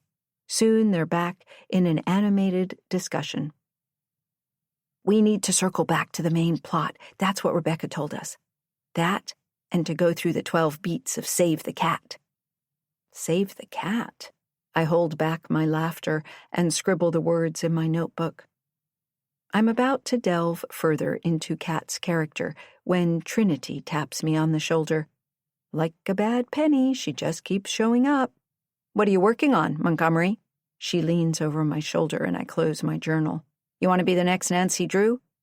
"Something like that," I say in a low voice. "Take a break. We can talk more," she says. "The sun is shining, the birds are—" I glare at her. She holds up her hands in mock defense. Sorry. Forgot about the bird drama.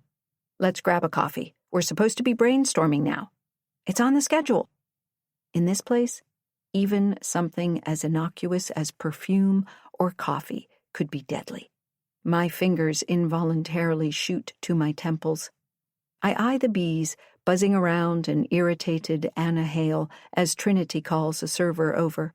Trinity plops down in the chair across from mine, tapping her nails on the table. A couple of minutes later, the server sets a carafe of coffee in front of us. Pours. I take a sip, savoring the bitter and rich taste on my tongue. Bitter, rich. 2 words that describe Kat. I'm going to hit the spa, says Trinity. Want to come along? We can continue our discussion about you-know-who while unwinding in the jacuzzi. I can't help but grimace. No thanks, I'm not much of a water person. And I really don't want to talk about her. Trinity's composed mask slips for a fraction of a second. I catch a glimpse of something raw, almost animalistic in her eyes before she blinks it away, flashing one of her wide, nothing bothers me grins, and she's already rising to her feet with fluid grace. We're supposed to be working together, she says, turning on her heel. But I get it. You do you. As she walks away, I realize what's driving her. She's way more obsessed with Kat than I am. Chapter 37. Now. The clock on the wall ticks relentlessly, each second mental torture. I look through the printouts Kat gave me earlier of the Woodford Hall yearbook. People change in appearance. Look at Mimi. She's like a new person. Look at me. I've changed. Before I can examine the photos, Kat races up to me, breathless. Liv, come with me. Where? I ask. You'll see. Kat grabs me by the wrist, and we race out of the common room to the terrace and down the stone steps to the paper-making facility. Carol and James stand by the large vat. I think we found your necklace, says Kat, pointing. I take a step closer to the vat. There, submerged, is a body, sloshing around in viscous pulp, a sapphire and diamond necklace linked in between stiff fingers. It takes me a few seconds to realize who it is. Mark. His blue eyes, wide open, stare blankly at nothing. Clouded in a milky haze, his black hair fans out in the pulp, undulating like snakes. Slivers of wood and pulp residue stick to his skin. My legs give out from under me, and I slide to the floor. I feel the fight leaving my body, draining out of me like a punctured balloon. As I sit there, a crumpled mess on the ground, Kat's eyes meet mine. A bunch of people saw you arguing with Mark, and James thinks he's been stabbed. I was in the common room for hours. There are at least 6 witnesses. I hunch over, shaking my head. Why isn't she more upset? Does she have 1 ounce of compassion? Where were you? Working on my memoir. She eyes the vat, her lips pinched. I can't believe this is happening. Did you? Are you freaking kidding me? I faint at the sight of blood. You know that. I gulp. Can't even get my own drawn without being on the verge of passing out. Kat nods with remembrance. I used to have to hold your hand when the doctor came over. James looks over toward us. Carol, send Gary and call an ambulance.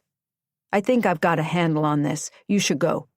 I stand up, edging closer to the vat to take one final look at Mark. My eyes sweep his form, his blood-soaked t-shirt, the rip in it, and the cut across his heart. I hear a slight clink, and then I see the shimmer of a blade floating in the viscous murk beside him. My heart races. Somebody is doing their best to set me up. Now for Mark's murder. Not going to happen on my watch. I feign like I'm really upset over his death, and then I surreptitiously stuff the letter opener up the sleeve of my hoodie. "Are you okay?" asks Kat, placing a hand on my back. "Not really," I say, sniffling. "But who is?" "Nobody." She stares off into space, a single tear sliding down her cheek. "Could you all please give me a moment?" Kat, Carol, and I head into the resort to the sound of pants and cries. What now? I see Jen leading Trinity toward the infirmary. Trinity's body is as bright red as a cooked lobster. She screams, "It was her! It was her! I saw her arguing with her boyfriend, Mark Knight." Trinity gasps for air. "About 20 minutes later, I heard her. I was in the sauna. She said, 'Stop sticking your nose in where it doesn't belong.' She did something to the lock and then turned up the heat to boiling. I couldn't get out. Thankfully, Jen found me." By this time, almost every person on the retreat, some of the staff members, all of the writers, have assembled in the lobby, jaws agape. Trinity points an accusatory finger in my direction. "She murdered some guy in New York, and now because I know too much, she tried to kill me." Kat gently grabs me by the arm and whispers, "Just go with this." "Until we assess the situation and the police arrive," says Carol with force, "I'll be keeping an eye on Ms. Montgomery." "But you're a papermaker," somebody says. "I'm also ex-military." She leads me toward an office, looking over her shoulder. "Obviously, papermaking is canceled." Hushed gasps and mumbles follow my every step. I run a shaky hand through my hair, tugging at the roots. Whoever did this played their hand well, and I'm now thinking that person definitely isn't Trinity. Didn't she say it's always the person you least suspect? Let's just chalk this retreat up as the biggest mistake of my life. I'm sitting in the Nick's office, replaying everything over in my head. Stephen's murder, Mark's murder, Rebecca being whacked on the head, and Trinity's recent scare, not to mention the crow. All 4 people are linked to me. But they're also linked to Kat and Sienna. I think of Sienna's earlier words, "I'm going to tap into my inner goddess." "Carol?" I call out. "Have you checked in on Kat?" "I think she's with Sienna. Why?" My mind is racing. At first, I would have pointed the finger of blame in Kat's direction, but Sienna probably found the letter opener when we'd left her alone in the suite. I don't know how to explain this gut instinct of mine, so I just blurt out, "I think Kat may be in serious danger." "I'm going to radio James. Loop him in." Carol clicks on her walkie-talkie. She only receives a crackle, no response. I jump up, bolting out the door. "Where are you going?" I don't have time to explain. I just run with my hunch, clicking on my ever-faithful pocket recorder. "Nick's garden," I yell over my shoulder, my breath coming hard and fast. "Sienna was headed there earlier, tapping into her inner goddess." I have no idea what I'm expecting to find as I race down the path to the hedge, but I know who I expect to find. And I know I can take Sienna down. I've got at least 30 pounds on her. When I arrive at the clearing, I find Sienna pacing in front of Nix's statue, mumbling to herself. A twig snaps under my foot, and Sienna turns, flashing one of her megawatt smiles. "Oh, the con artist user is here. Good, we can get this over with. You were responsible for the lipstick threats." "Obviously," she says. "I suppose I should apologize for ruining your journal and for the crow, too." She tilts her head back in laughter. "Sorry, not sorry." Worry pumps through my veins, and my eyes scan the garden. "Where's Kat?" "I sent her a text a while ago with the exact time," she says, looking at her watch. "She should be here any minute." Her gaze shoots up toward the sky. "I had something to take care of first." "Trinity?" "You're smart, Liv. I wanted to scare her to back off." "Rebecca, too. I can't let what happened all those years ago get out, period." She paces in front of Nick's, tugging at the roots of her hair with one hand. It would ruin me. My mind reels, trying to reconcile the broken woman before me with the passionate, bubbly friend I thought I once knew. And it hits me. I've never really known her. She just told me things she thought I'd wanted to hear. Kat, on the other hand, told me the truth, whether I'd liked hearing it or not. Ever since my experience at Nexus, I haven't been the same person. That girl is dead. She's been dead inside for a very long time. I thought you might have been the person to revive her. But you're just like everybody else. The moment Kat showed up, you blew me off. And then you went after Stephen. Who the hell does that? What kind of friend are you? She pants. I'll tell you what kind. A bad one. Both of you are. You know what? I think I hate you even more than I hate Kat. She mumbles. Funny, I used to think we were sisters. Sisters don't destroy one another, I say with a gulp. They build each other up. Get that from a Hallmark card? I'd expect better from such a talented writer. Sienna lets out a wicked cackle. I'm glad Stephen is dead. He told Nick I was crazy. He told Nick about that night. The stupid fucking party.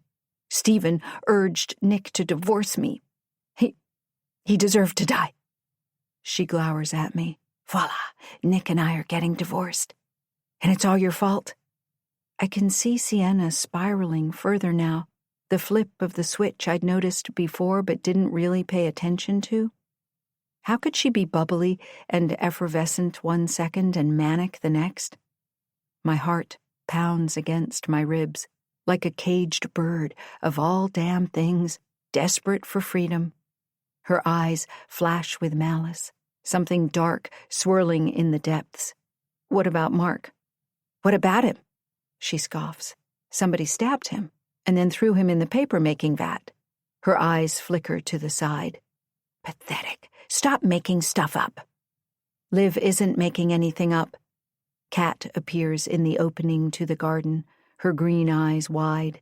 Your brother is dead. Both of you are liars. She nods toward the statue of Nick's. And I know exactly what I'm going to do. Sienna saunters closer to me, her movements fluid and predatory. What do you think, Liv? You're the writer. You tell me. I read your stupid book. How do you see this story ending?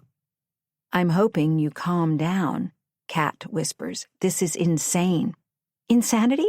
Genius, more like. Such a fine line of distinction between the two, don't you think? Kat deserves to be punished. She admitted she killed Morgan. She's a killer. And I loved Morgan. I loved everything I'd learned at Nexus. She ruined everything. Morgan was my friend. I'm your friend, I begin. If you were my friend, she spits out. Why would you write about me like that? You think I'm so stupid? But don't worry. I'll help you make your little book a reality. She motions toward a jug of gasoline and then points at the hemlock and then at Kat. You're going to kill Kat. And then you're going to kill yourself. The end. Sienna points a gun at me. The safety's off, and it's very much loaded. Now do it. Kat just blinks. She doesn't say anything. I can't read her expression. I swallow hard, suddenly aware of how mad she is and how isolated we are. Until I figure out what to do, I need to keep her talking. That depends. What exactly are your intentions here, Sienna? Liv, I'm not joking around, she says. Nick's told me what to do. With sinking clarity, I realize there's no reasoning with Sienna. Any words I might be able to manage die in my throat when our eyes lock. My mind races with ideas of how to get out of this situation, my brain prickling. I could try to make a run for it, but I know Sienna's gone hunting before. She's bragged that she's a good shot. Probably how she'd wounded the crow. Before I know what's happening, I hear a whoosh, and Sienna falls to the ground. Carol comes running into the clearing. Tranquilizer darts, she says, holding up a gun. You know, for the bears? James has called the cops, along with an ambulance. They should be here soon. Let's go. I should have seen her breakdown coming, Kat mutters. We follow Carol down the path, leaving Sienna prone. My stomach churns as we walk away from Sienna, the weight of what I know about Kat pressing against my chest, the weight of what Sienna has done. To think, I'd almost been tempted to tell Trinity the rest of my story. Chapter 38. Then. My birth certificate listed my name as Olivia, mother Diana Montgomery, father unknown, but I knew who he was, and Tobias called me Morgan, after the shape-shifting Celtic war goddess, the Morrigan, the patroness of revenge, magic, and witches, who oftentimes took the form of a raven or a crow. Kat Sterling tried to kill me, and she would have succeeded if I hadn't practiced apnea, challenging my mind, my body. After Kat left, I'd clawed my way onto the bank, where my mother found me lying in the snow, my lips a whole new shade of blue, before I sucked in what seemed like my last breath, suffering the effects of extreme hypothermia. The shivers coursing through my body couldn't be controlled. Seizure-like. My mom ripped my wet clothes off, wrapped me in warm blankets, and sped straight toward the hospital in one of the Nexus jeeps. Apparently, my heart stopped for 3 minutes in the emergency room. Any longer, and I would most likely have had permanent brain damage. I did see the light, a flicker, telling me to change. Perhaps they were only my thoughts, guided by my subconscious. Mom told the nurses we'd been ice skating on a pond, and the ice cracked and caved in. The hospital staff believed her. It happens every year, somebody said. I was coming in and out of consciousness in my room, Mom by my side, when the news came on. Tobias Rain's Nexus compound raided. The story the reporter recounted really woke me up. As a 15-year-old, I realized life, especially the one I'd been leading, wasn't a game. I suppose I got caught up with trying to win his approval, would do anything to get it. When he'd asked me to scout out the girls at Woodford Hall, I'd thought it was my chance to fit in with other teens. It's true that I never attended the school. The uniform was easy to find at a second-hand shop. Somebody from Nexus would drop me off just before lunch and pick me up a couple of hours later. Of course, a couple of people like Mimi questioned why I wasn't in their classes, and I had my response ready. I'm in advanced placement, and then I'd change the subject. Right back to goddesses and tapping into your full potential. It was almost too easy. People heard what they wanted to hear and saw what they wanted to see. I didn't blame Kat for trying to kill me. I'd blamed myself for bringing her to Nexus. Mom gripped my hand, hers shaking. If he'll have us, we'll live with your grandpa in Chicago. My heart clenched. We'll change our names, even our appearances, just in case anybody is looking for us. And you're never to mention the name Morgan or Tobias Rain ever again. Mom and I took the bus from New York to live with her father in Rogers Park, Chicago. I was on the edge of 16, ready to take the world by storm. But as before, I was homeschooled, even though I still wanted to fit in with people my age. Gangs, drugs, monsters, they're everywhere, my mom would argue. I want you to be safe. Grandpa didn't seem too happy to see us at first, but eventually warmed to me. There were a lot of hushed conversations between him and my mom, some of which I overheard. "This is your fault, Diana," he said, "and you put a child, your child, in danger. Maybe if you'd been a better father, I wouldn't have run away. We can't change the past, but we can change the future." Grandpa sighed. I'm glad I'm finally able to get to know my beautiful granddaughter. Although we had a computer, as most of my lessons were online, my view on the outside world was limited. We didn't have a television, so I found fun in books and using my imagination. Sometimes I'd watch the neighborhood teens from the window seat of the apartment or from a corner in the library, aching to connect with people my age. But by this point, the rumors about me had started. That's the garbage man's granddaughter. She stinks. She doesn't go to school. There's something wrong with her. She's a freak. Her clothes are from the Salvation Army. They were. Needless to say, I had a 3-block radius to roam, the corner store and the library. I did make friends in books, and, well, the head librarian, Mrs. McNulty, an elderly woman with kind blue eyes. She always wore a practical dress that hit below the knee and ballet flats, no matter the weather. She must have changed her shoes at the library in the brutal Chicago winters. Mrs. McNulty always had a stack of books waiting for me until one day she said, "I don't know what to do with you, Olivia. You've gone through all the young adult books."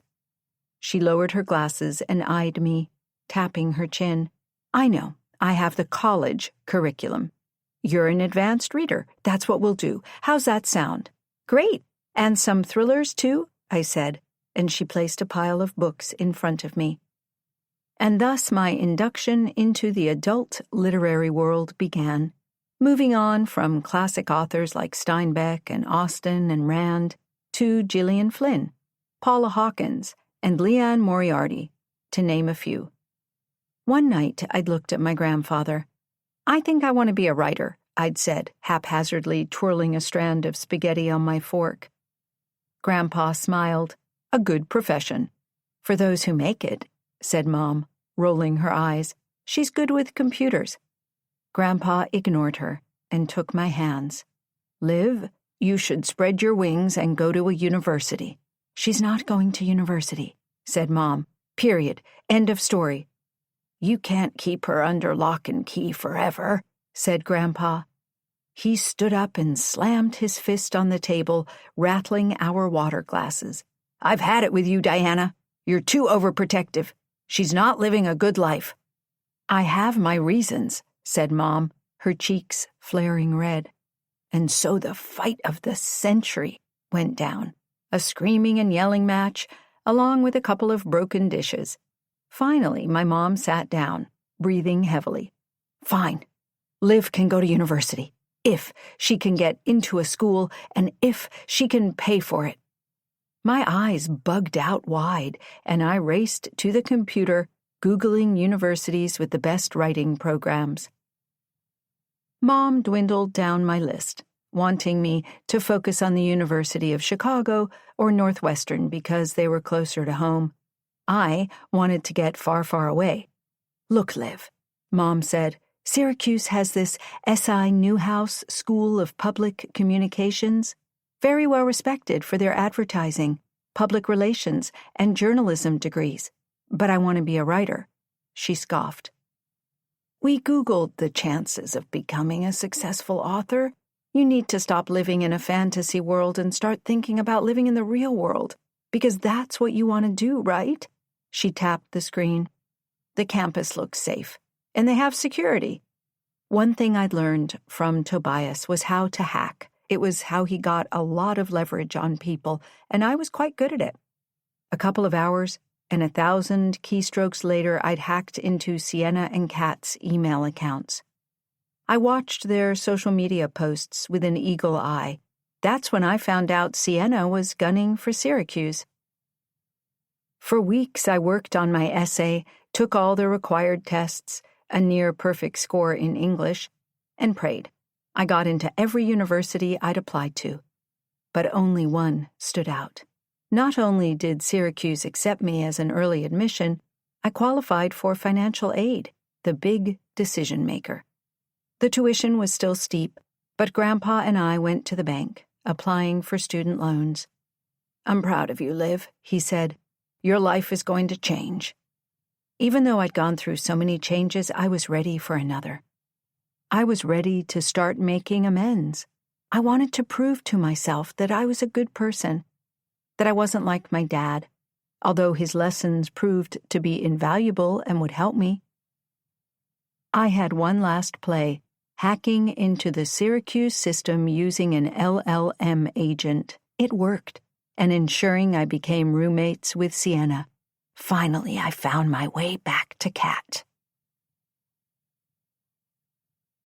Chapter 39. Now. The storm has lifted, and the sun is glowing over the Catskills Mountains, painting the main building of the Nix Sanctuary in hues of amber and, well, blood. As much as we all want to, nobody can leave. Working with the local authorities, a detective from Manhattan will be questioning everybody. I stand on the terrace, the air seeming to thicken with an electric undercurrent of tension. And it is so tense, my back is aching. I look toward the pond. At first, I'd wanted to forgive Kat for what she'd done to me. It's always been weird with her. Like Tobias, she has a way of putting you under her spell. And, if I'm being honest, I'd wanted forgiveness, too, for what I did to them. I'd wanted to belong, to fit in, to be something. I'd wanted to set things right. But I've never really forgiven her, and there's one last thing I need to do, one final play, one more truth to reveal. I race up to Kat's suite and grab the micro recorder, my sunglasses, and while I'm at it, I change into something more comfortable. Then I stand on the terrace, watching the geese take flight over the pond, their honks soothing for once. A few minutes later, Mark's body is loaded into an ambulance, and Sienna is led to a police car in handcuffs, the lights flashing. I hear footsteps, and I know it's Kat coming up behind me. I smell her signature scent, orange, jasmine, and musk, know the click of her heels. In her shoes, in her skin, I tense, my fingers gripping the railing. Don't sneak up on me like that. I may snap, do something I don't want to do. You know I hate surprises. She lets out a melancholy laugh. You and me both. An intimidating male cop with bulging muscles reads Sienna her rights. She looks so tiny next to him, her hair a wind-blown, tangled mess, her face tear-stained. Before they shove her in the back of a cruiser, she looks up, and then it's as if she looks right through us, like we're not even there. Such a tragedy, really. Kat looks down toward the ground, shaking her head. Are you wearing my shoes? I'm not.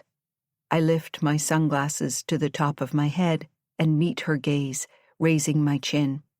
Thing is, Kat, I definitely wouldn't want to be in your shoes right now. I'm expecting her jaw to drop. I'm expecting her to clasp her chest and have a heart attack. I'm expecting anything except her lips twitching into a grin.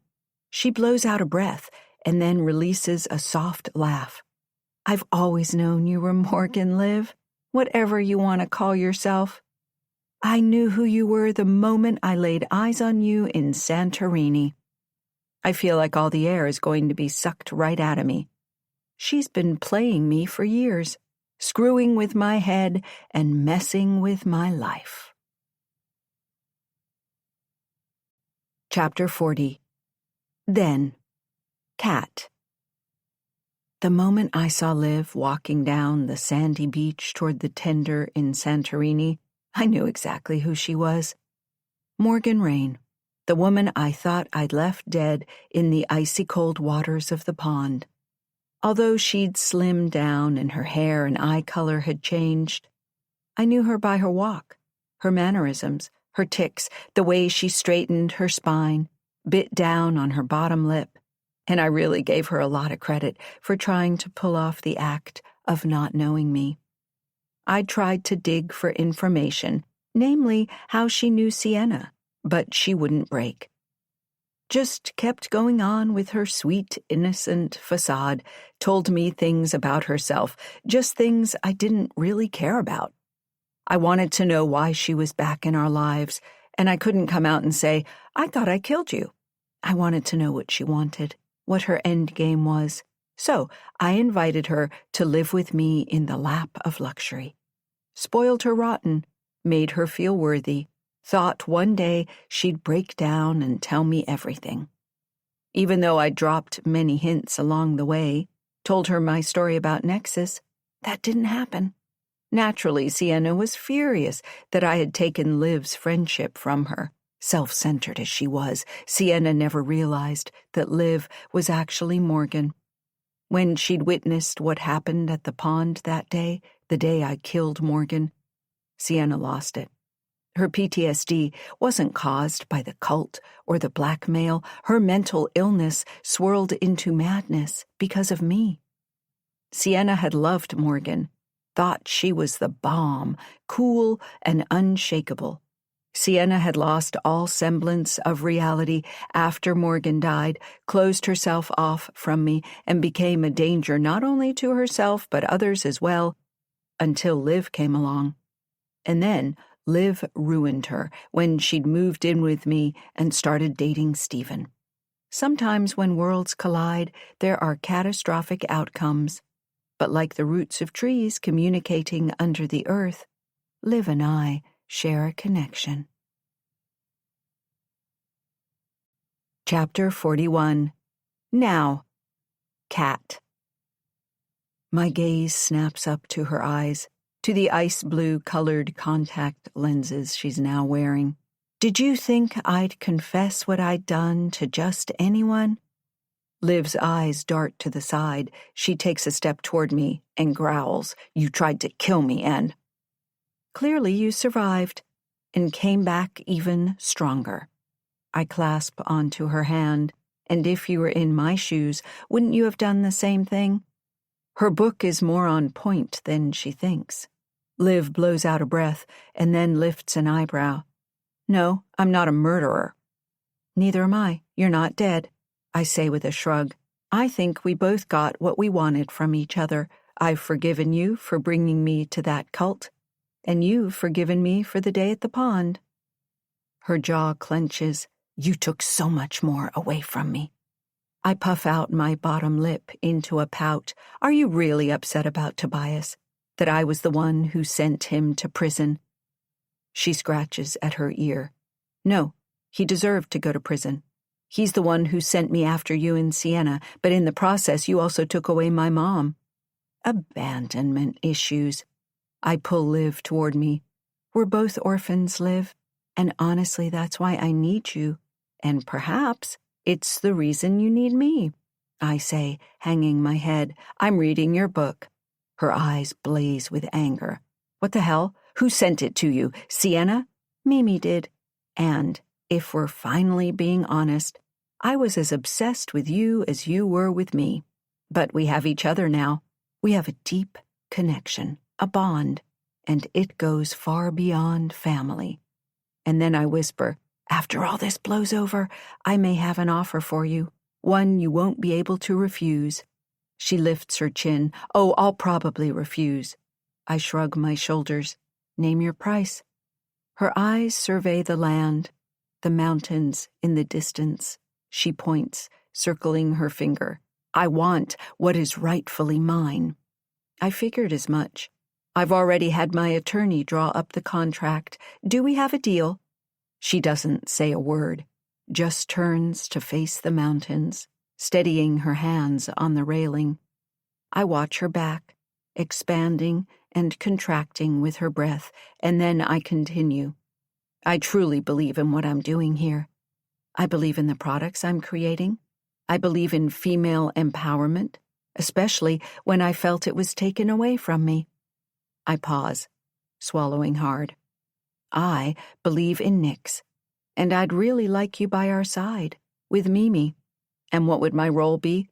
We'll need to change the narrative if word gets out about what happened here, and it will get out. I place my hands on her shoulders.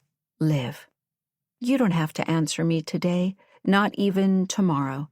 I'll give you some time to think things over. I can see the wheels churning in her head. I'm getting bored. She's almost too easy to play. The challenging Liv I know has gone into hiding. Because at present, you know what my answer would be. No, I say, releasing her from my grip. But it might be yes, she says, if... My sour mood brightens. If what? I want ownership. Bingo. I've been expecting this answer. I'll have Sienna's shares transferred to you. With what she's done, She's in breach of contract. She twists her upper lip into a sneer. Not good enough. All of us should have equal shares. Always 10 steps ahead of everybody, I'm also prepared for this request. I'm prepared for everything. I pull out my phone, tap a couple of keys. Done. My attorney will send you the paperwork to sign. She eyes me with trepidation. What's the catch? There isn't one. I grin, and then whisper in her ear, my breath coming hot and heavy on her neck. As long as you don't tell the police what I did to you, and I won't tell them what you did to me.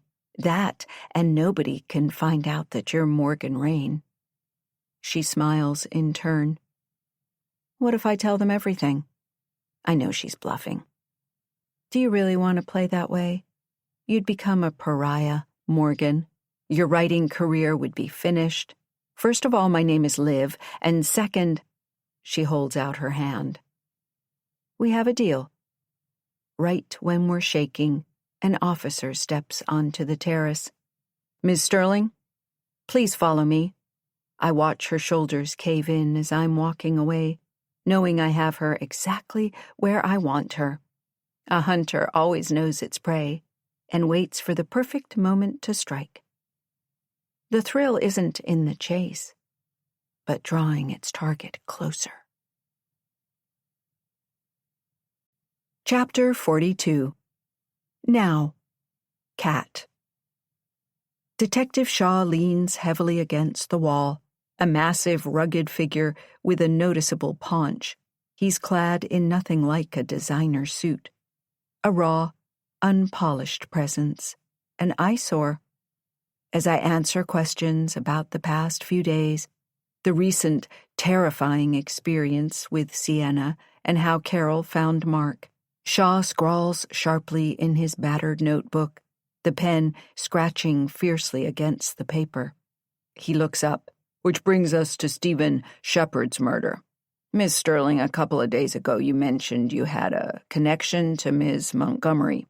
You implied she'd killed Stephen in our initial meeting, and that you two weren't on speaking terms, but I just saw the two of you having a deep, seemingly meaningful conversation. Is there something you want to tell me?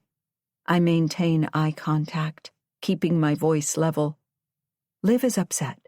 I was making sure she was all right, especially after what happened with what Sienna pulled on us. He paces with a simmering tension, shooting me pointed looks. You dropped Ms. Montgomery's name in our initial meeting. I did tell you then that I know Liv, I responded coolly. She's reckless, theatrical even, but she's no murderer. And now, as if Mr. Shepard's death wasn't enough, Mark Knight has been murdered too. Shaw's tone is edged with disbelief.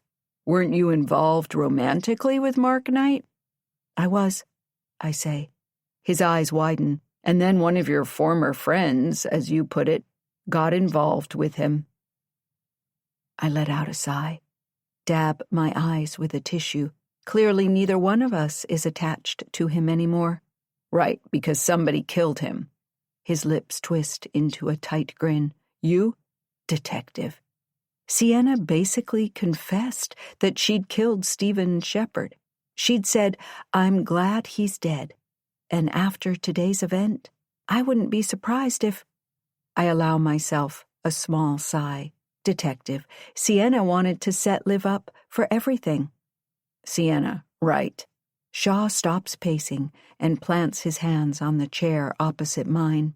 What motive would she have to kill her own brother? I lean forward. He knew too much about our past, and Sienna wasn't happy about it. And how would you know this? People talk to me, Detective. I hold his gaze. Sienna has a temper, a lot more to lose than Liv does. You seem very invested in Ms. Montgomery's innocence. I'm invested in the truth. My voice remains steady despite the tension I feel, and in protecting people who deserve protection. If you're withholding evidence from me, I'm providing evidence, Detective. I stand, smoothing my skirt. I protect my friends, all of them, even from each other when necessary. His eyebrows rise slightly. Isn't Sienna a friend of yours? Was. She wanted Liv to burn me alive. She killed Stephen to get back at Liv. And she killed Mark. She told me she has always hated me. And how do we know Ms. Montgomery didn't kill Mark? Because she was with me. We used to be close, like sisters, and we were burying the hatchet. He flashes a tight grin. Interesting choice of words. Look, I won't let Liv bear the fall for something Sienna did. Sienna clearly is seriously unhinged. I lock eyes with him. Is there anything else, or can we end this conversation? I want to close this chapter once and for all. But it's not over. At least, not for me and Liv. Our story is far from finished. It's on the brink of being rewritten. Chapter 43. Now. Kat saunters back onto the terrace with a cop and rolls her eyes to the man in blue by her side. This is Officer Abrams. I guess they're saving the best witness for last. Please follow me, says Abrams, and I do as I'm told. As I sit, I watch Detective Shaw arrange his notepad on the polished oak table between us. The resort's library, with its floor-to-ceiling bookshelves, linen curtains, and perfect lines, now frames a different kind of scene. This could be my chance to take everything away from Kat. But I'm going to play it cool, because she also has the opportunity to take everything away from me. Ms. Montgomery, I appreciate you agreeing to this interview. I really don't have a choice, do I? You don't, says Abrams. His voice is measured, practiced in its neutrality, but his eyes betray a suspicion that cuts right through me. We've been wanting to speak with you and left you several messages, but... The storm. I'm sorry. And there is really bad cell service here. We're out in the middle of nowhere. Shaw leans forward. Can you tell me more about Sienna Knight? Her state of mind? I understand you roomed with her at Syracuse. She was fine at Syracuse, I say, bristling a bit. We were close.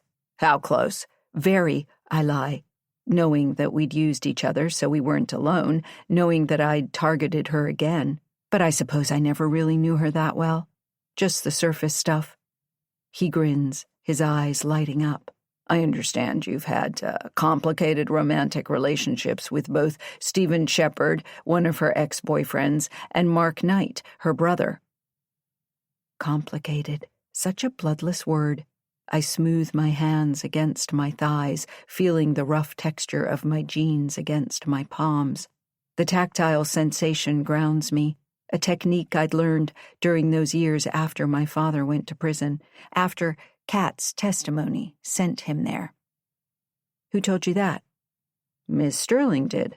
He taps his pen on the table. And we've read the police report, the one Mr. Shepard filed against you. Then you'd know he dropped all charges against me. I swallow and place my hands in my lap, rubbing my thighs. And you'd also know Sienna killed him. We won't know that for certain until we get all the evidence, he says, jotting something in his notepad. I understand you've also had a strained relationship with Miss Sterling in the past. Used to be her roommate, and now you're here on a writing retreat at Nick's, coinciding with Ms. Catherine Sterling's presence as the sanctuary's owner, and coinciding with a murder, 2 of them.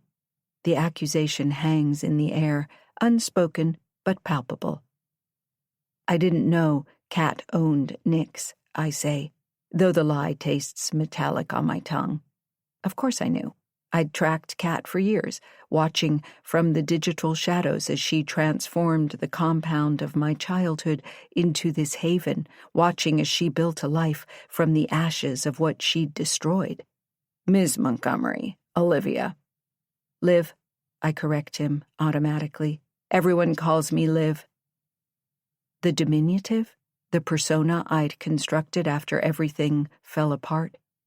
Olivia was the 15-year-old who believed her father's promises about building a better world. Liv is the woman who survived what came after. And well, Morgan is truly dead. Liv it is, says Shaw. When did you recognize Miss Sterling? The question lands like a punch. When? Immediately. The moment I saw her shoes stepping onto the driveway, her laugh still the same, her hair perfectly styled.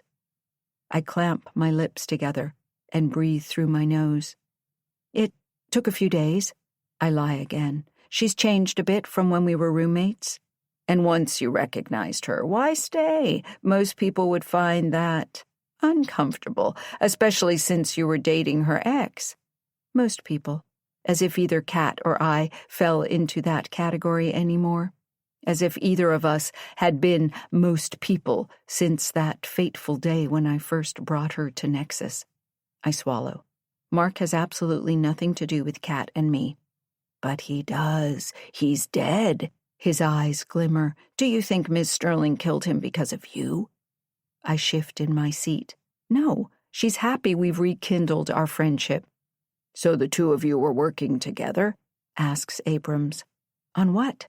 I reply, head down. Look, I came here because I wanted to get an editor's eyes on my book, I say, blinking. And this at least is true.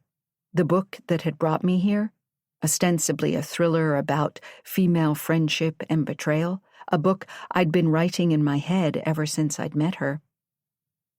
We've read some of the chapters, especially the ending. Some pretty dark passages in there. And, well, a lot of coincidences with what's happened. Shaw leans back, creating space between us. His technique is good, alternating pressure and release, waiting for me to fill the silence. I've studied interrogation methods extensively for my novels. I recognize the choreography of this dance. His fingers drum against the table with increasing urgency. Sienna read the book too, I say, clearing my throat. And, well, I suppose she took things a little too far. I cringe and place my hands on my lap, picking at my cuticles. Interesting choice of words. Tell me about your relationship with Trinity Powers, he says, shifting gears so abruptly I almost flinch. We're friendly, I say, carefully. Fellow writers? We had some interesting conversations about research methods. Research. Shaw repeats the word, infusing it with doubt. The story she's been working on is about a cult. This land used to be home to Nexus, run by Tobias Rain. She told me she's been researching Kat and Sienna's involvement. He can't find out about my past, not now. If he makes the connection, I might as well stamp guilty on my forehead. Many writers, especially journalists, draw from real events, I counter, meeting his gaze. True crime is popular, and Kat's memoir is about her experience here. Indeed. And your book is about what? The detective taps his pen against his notepad 3 times. A tell that I catalog automatically. He pulls out a page from a file and reads, 2 hours later, the news breaks like a storm. Emily and Seth have been found dead, their lives extinguished in a catastrophic explosion on the deck of her mega yacht. The screen flickers with images of twisted metal and burning debris. He pauses. I believe you based Emily's character on Catherine Sterling. Now which one is Seth? Stephen Shepard or Mark Knight? He lets out a short, caustic laugh. Should we expect an explosion? The accusation lands on my head, heavy and unmistakable. I feel my heart quicken, but keep my breathing steady, my face neutral. No, I stutter. In addition to the copy of your book, we also have your journal, Shaw continues, and I quote, she's flipping out right about now, probably thinking she's going crazy or being targeted. She is, and I'm enjoying every minute of torturing her, just like she's tortured me. For now, I'm sitting back, waiting for the perfect moment, calculating my next move. The circle is complete. And I'm thinking more people are going to be pushed out of it, especially the one who doesn't belong. He leans forward. Pretty dark stuff, care to explain? This is so bad. I squeeze my eyes shut. I'm a writer. Thrillers. I was trying to get my mind into that of a killer. Crazy as that may sound. He rubs his chin. It does. But it isn't. As I told you, I came on this retreat to write. I have a lot of material. Stephen's death, everything that's happened here. I've been a target. I was trying to figure out who was coming after me. And that person was Sienna. She wanted to destroy my career. She wanted to kill me. She wanted me to kill Kat. And obviously she killed Stephen and Mark. Detective Shaw tilts his head to the side. I'd like to ask you some questions about your relationship with Mr. Shepard. Of course he would. Because my ex-fiancé, the one who broke my heart, crushed my dreams, and left me a shell of my former self, couldn't have the decency to die without dragging me into it. I don't have a relationship with him. I huff, hanging my head low. Not anymore.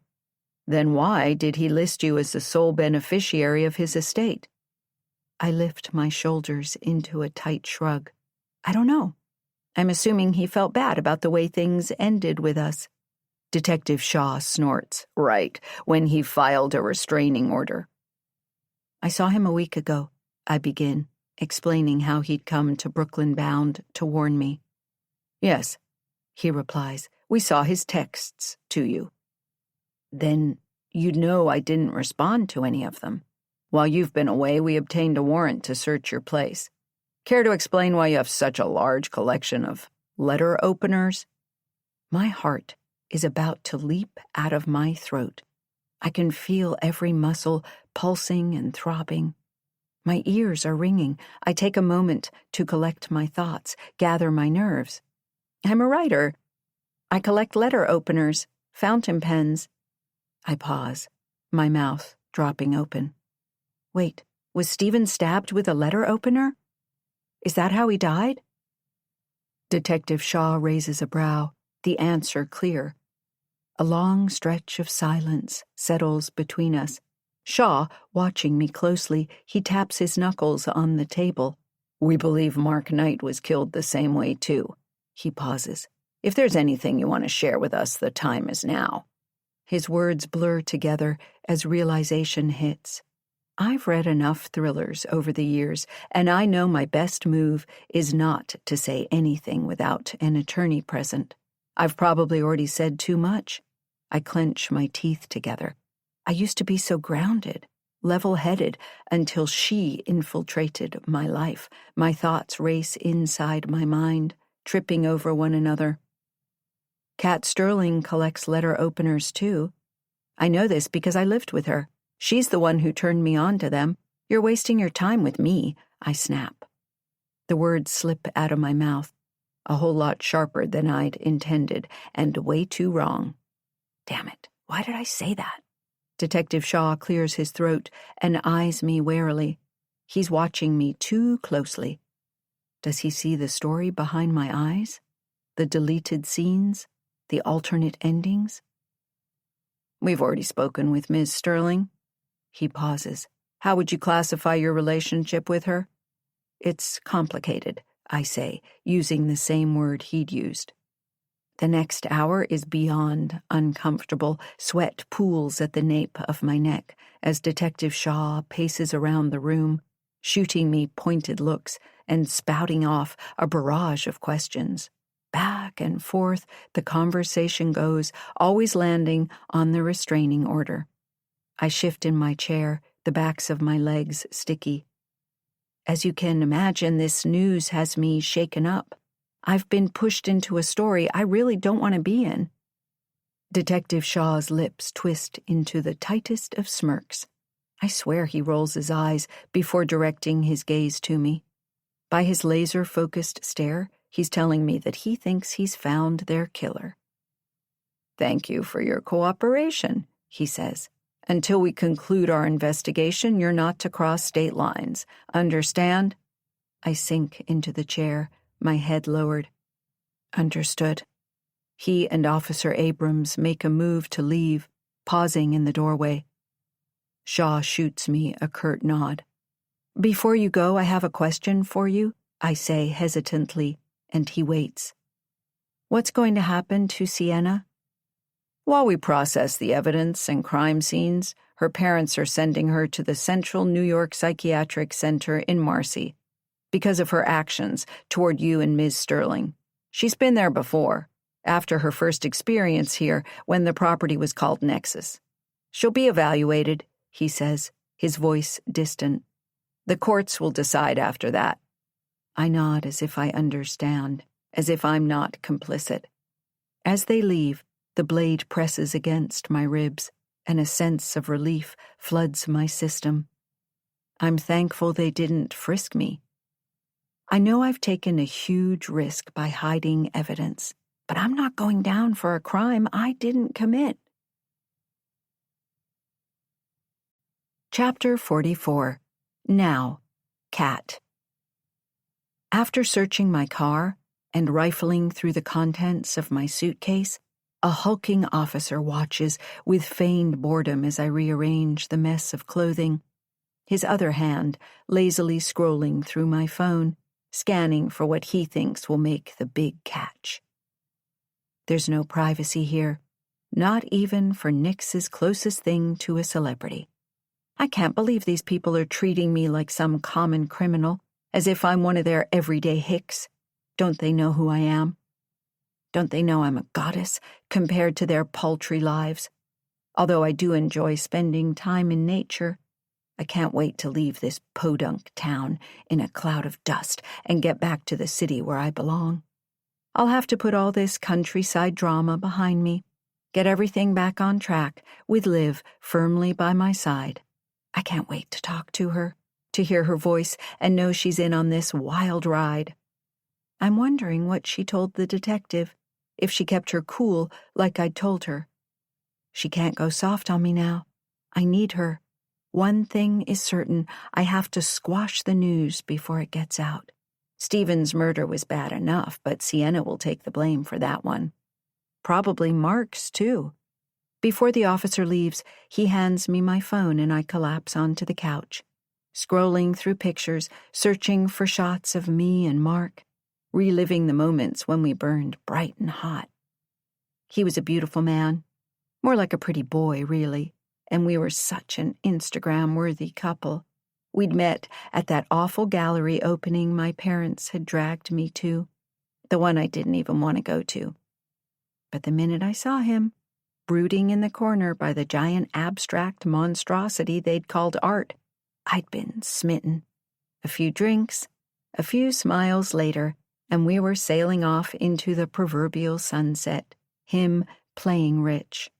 Anything to please me, Mark must have cycled through 3 cars, from Ferrari to Lamborghini to Porsche. After I'd discovered he padded his hours at the law firm, I'd threatened to tell all of his clients, most of whom I knew, and we came to an agreement of sorts. Of course, when I told him to go after Liv, she would be the thing that killed him. Killed him or killed us. I'm not sure which. Part of me will miss him, the way you miss a favorite pair of shoes. But he'd served his purpose, and in the end, he doesn't matter. I'm moving on to greener pastures. Chapter 45. Now. Cat's nowhere to be found when my interrogation finally ends. Chaos has erupted at Nick's. Everyone's losing it. In the common area, I can see a mass of jittery bodies huddled together, their whispers laced with panic as they shoot me wide-eyed, apprehensive glances. Mimi paces like a caged animal by the fireplace, her phone clutched tightly against her ear as she speaks in frantic, broken bursts.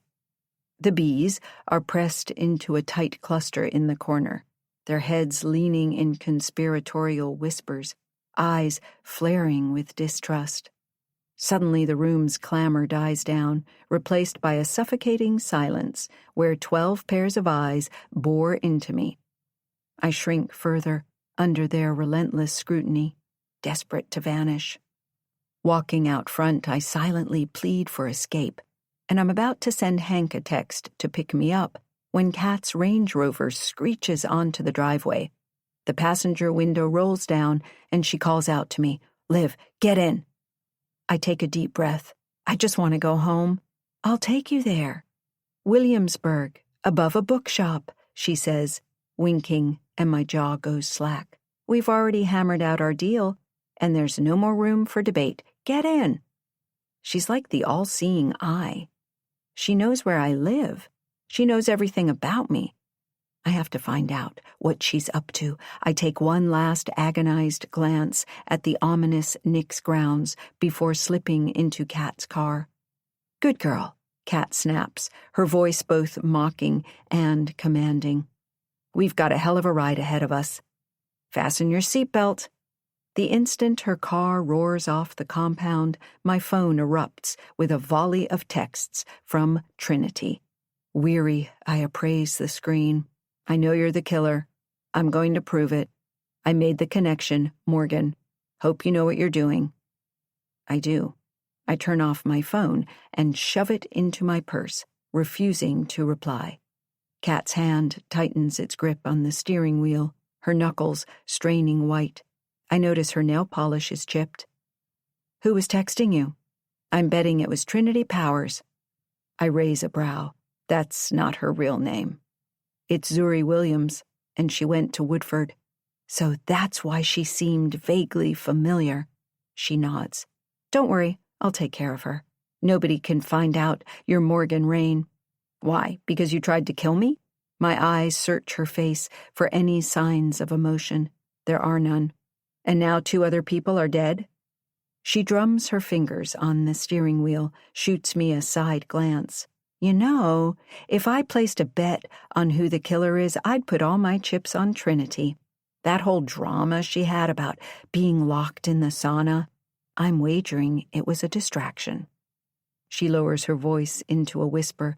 They, meaning the police, haven't found the murder weapon. I put my knee on the dashboard, sinking lower into my seat, feeling the blade press into my rib. What she doesn't know won't kill her. What did you tell the detective? You didn't tell them that you're Morgan Rain? Or that I tried to kill you? Would they even believe me? They don't think she exists. Right, says Kat, lips pursed. Then, as if the tension between us is a twisted joke, she laughs. You're back in my inner circle, baby. I'm glad you didn't die. And now, because we've forgiven each other, I'd kill for you. She bursts into a mirthless laugh and taps a few keys on her steering wheel, blaring Prince's song. I'd even die for you, Liv. Her words give me pause. I stare straight ahead, responding to her questions about Sienna's actions with stilted responses. Finally, I've had enough. Kat, I say, I really don't want to talk anymore. I don't understand, she replies, squeezing my hand. We have our future to think of. It's going to be so bright. After Kat drops me off, I lug my bag up the steps and walk into my apartment, dreading the worst, and it's just as I'd imagined it. Like a nuclear bomb has gone off.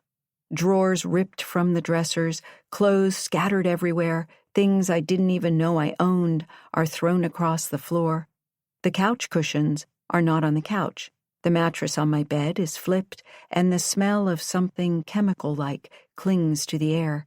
My kitchen cabinets have been left wide open, like they're screaming for help, my cooking utensils on the ground. This is my home, and now it is wrecked, gutted, exposed. The police have been here, digging through my life, surely looking for my letter openers.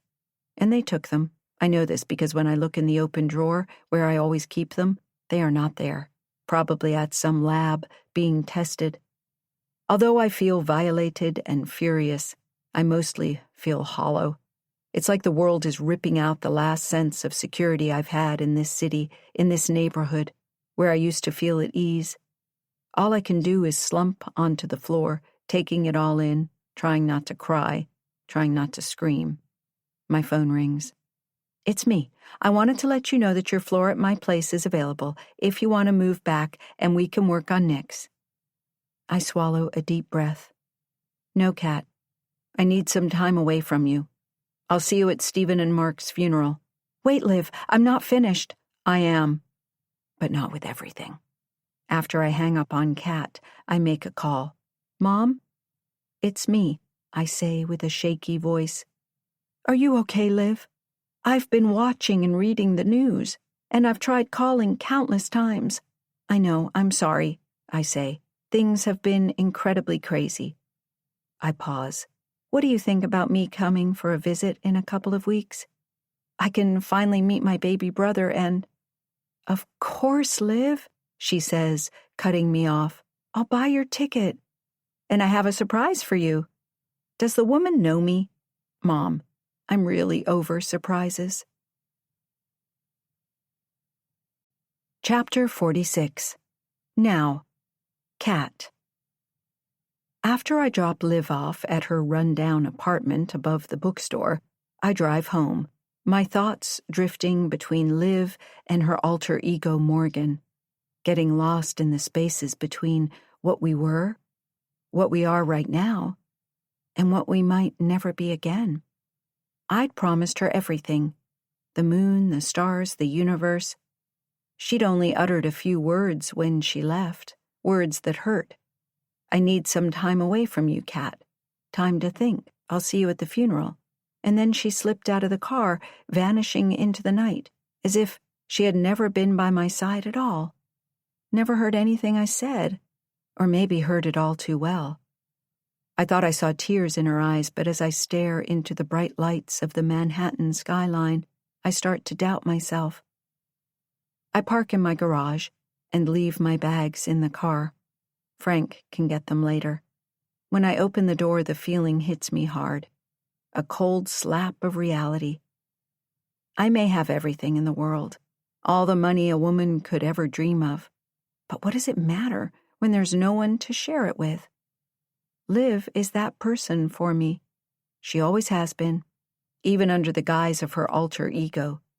I've always believed we were kindred spirits, destined for each other, and I'd do anything to protect her. As I take off my shoes, I think of her book and the messages conveyed within her words. What did her silence mean? Those looks that seemed to pierce right through me? What were they trying to tell me? That she hates me, but she loves me too? That I love her, but wish sometimes I didn't? I crawl into bed with the only thing that feels certain, a book of our unfinished lives. I pick up the iPad to read the rest of In Her Shoes. I'm flipping through the pages, transfixed. It's like a map through our past, a record of our broken hearts, and an autopsy of everything we've been through. I dive into the pages, trying to escape everything else, determined to read our story to the end. Her feelings for me are intense, and so are mine for her. The words pull me under like a riptide, and I feel myself becoming absorbed in the story, seeing our lives unfold like a movie from Liv's perspective. I can't wait for her to read my memoir. Then she'll finally know and understand the real me. Chapter 47. Now. I spend the following day cleaning up the apartment, filling up 3 garbage bags with pieces of my shattered life, doing laundry, and plotting out next steps in my head. I'm folding my clothes when a loud knock comes at the door. I amble over to it, dragging my feet, surprised to see Detective Shaw and Officer Abrams standing in the hallway. I squeeze my eyes shut and let out a low groan. "Ms. Montgomery, we're sorry to bother you," says the detective. No, he's not. He eyes my suitcase, lifts up a brow. "Going somewhere?" "I was hoping to." I scratch my cheek, my heart racing. He eyes the passport on the console, his lips pinching into a smirk. "Where exactly?" "Italy. Visiting my mother." I grab the confirmation letter off the coffee table with a shaky hand. "I'm supposed to leave in a week." Detective Shaw frowns as he scans the paper. "I thought we told you not to cross state lines." I haven't seen my mom in years. She sent me a ticket. To rule you out as a person of interest, we'd like for you to do a DNA test, says Officer Abrams, holding up a kit.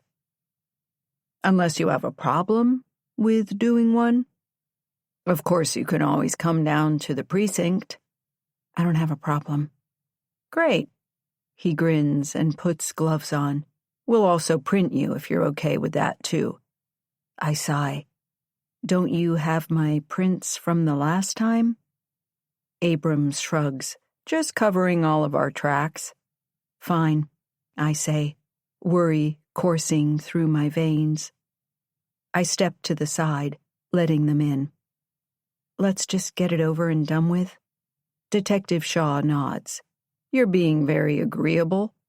His tone says you're being too agreeable, his eyes locking onto the garbage bags. I know they'll probably have somebody collect them when I'm not here. I'd offer you a coffee, but apparently I've run out.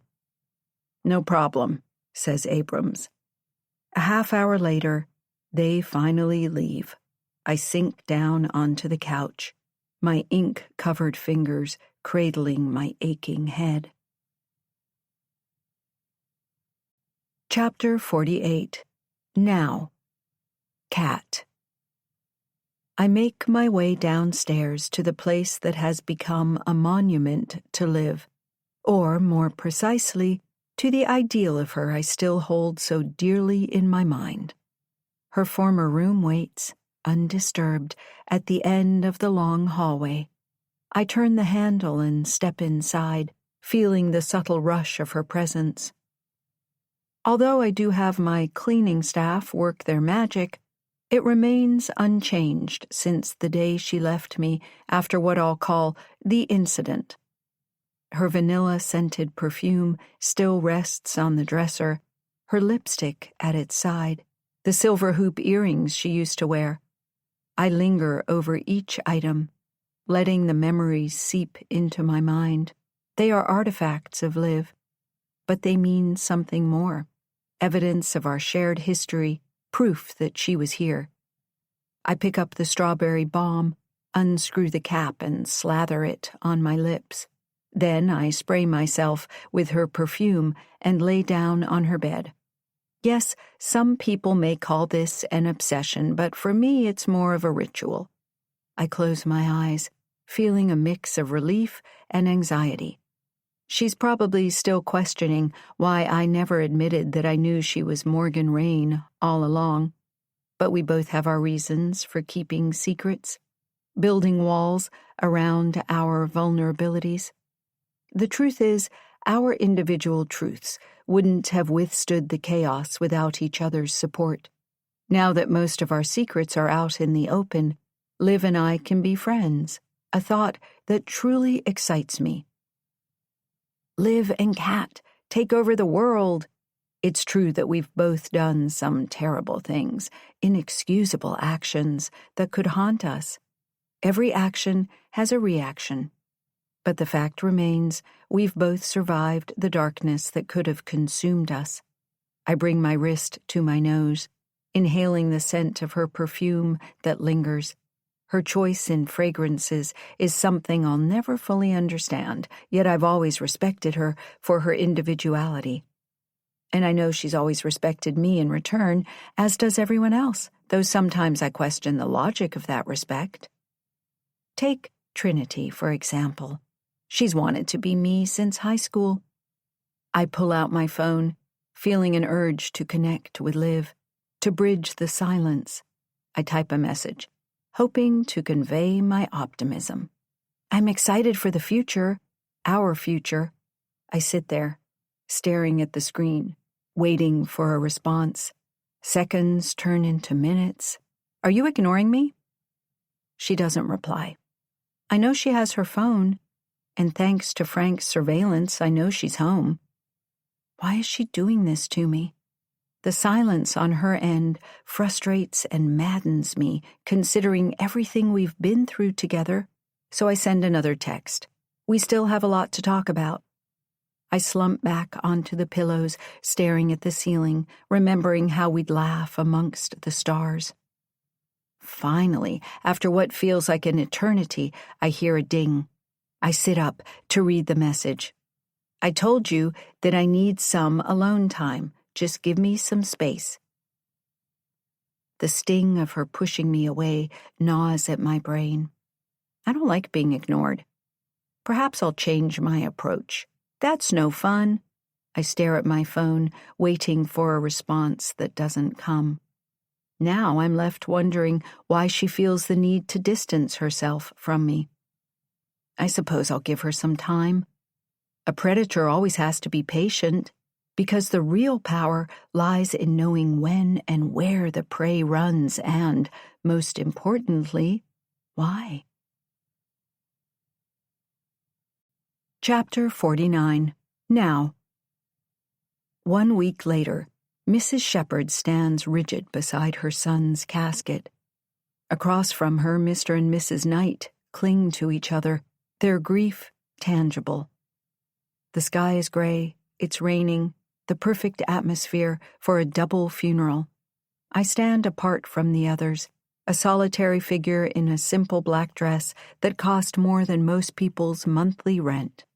I know this because Kat purchased it for me when I lived with her, the price tag reading over $5,000. Our toxic friendship always came with a price. Ashes to ashes, dust to dust, says the minister, dropping a handful of dirt on the casket. Kat watches from beneath her umbrella, also positioned at the edge of the gathering. She's not watching the service, she's watching me. Her black hair is pulled back severely, emphasizing the sharp angles of her face. The minister's words fade into the background as snippets of hushed conversations reach my ears. I think she did it. Place the blame on Sienna. She probably murdered Mark, too. These comments come from Charlotte Shepherd, Stephen's mother, whose gaze keeps drifting to me with undisguised suspicion. The elderly woman leans heavily on her husband's arm, though Richard Shepherd seems barely steadier himself. I understand. They've lost their only son, and now can only watch as his fortune passes to a virtual stranger. The Knight family is more contained in their grief, if not their suspicion.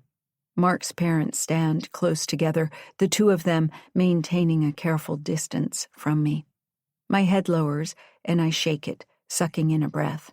When I look up, I see Kat whispering in somebody's ear. That person is Trinity Powers, and she's smiling. When the minister finishes his sermon, the mourners begin to move forward to place roses on the caskets. I approach Stephen's first, placing my flower with steady hands, my face a perfect mask of respectful grief. But as I step away, I find myself face to face with Charlotte Shepherd. You must be pleased with yourself, she says, her voice low but sharp enough to cut. Mrs. Shepherd, don't. Charlotte hisses. Stephen was worth more to you dead than alive, wasn't he? Richard pulls gently at his wife's elbow. Charlotte, not here. Where then? At the reading of the will? Oh, wait, we've done that already. Surprised us all, didn't it, Olivia? Several heads turn, and for a moment the rain seems to fade away as everyone watches this confrontation. I straighten my spine. I was as surprised as anyone. I say, Stephen was a generous man, and I think he wanted to set things right. Generous? Charlotte steps forward, unable to contain herself. Is that what you call it? He changed his will 1 week before he was murdered, leaving everything to you. Richard Shepherd speaks up, his voice surprisingly firm. My son was not a fool, he says. If he left everything to Miss Montgomery, he had his reasons. Reasons we don't know. Charlotte retorts.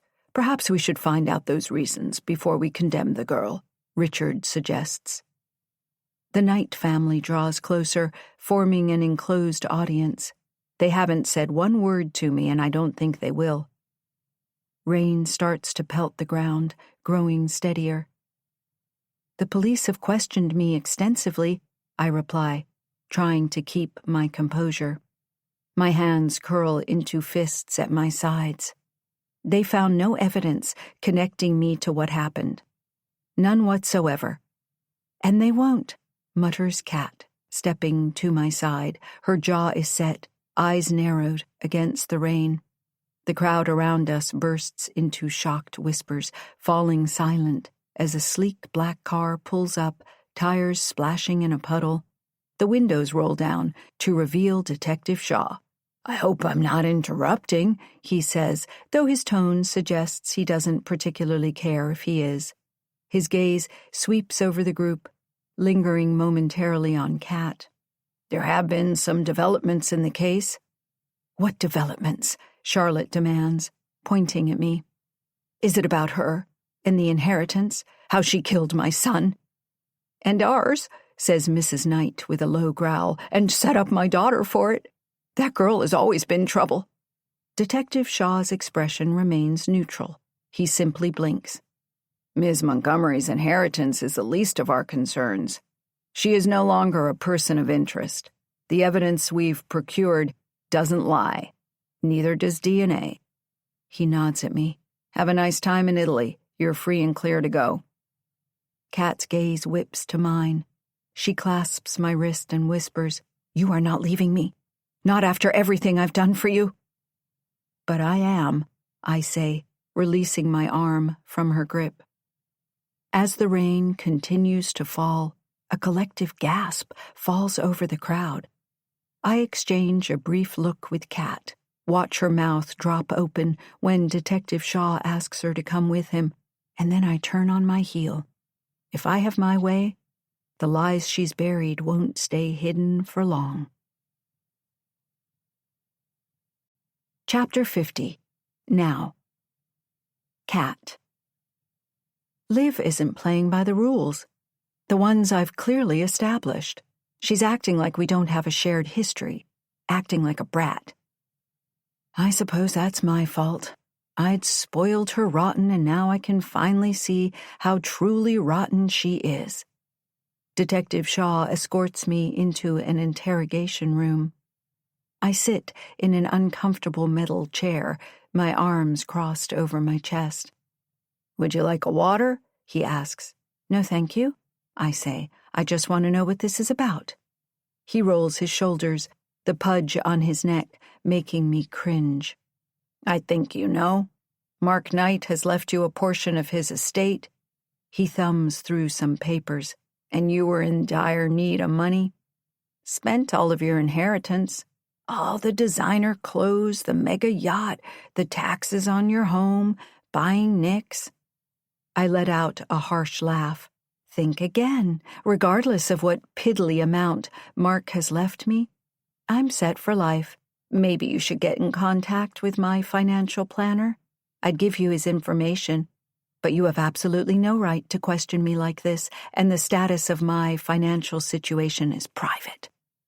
He shoots me a grin. I recoil, mostly because of his stained teeth. "We have great reason to believe you killed Mr. Knight." He pauses dramatically. "You had two motives for killing him: his relationship with Ms. Montgomery and the money." I snort. "Get real." "I am."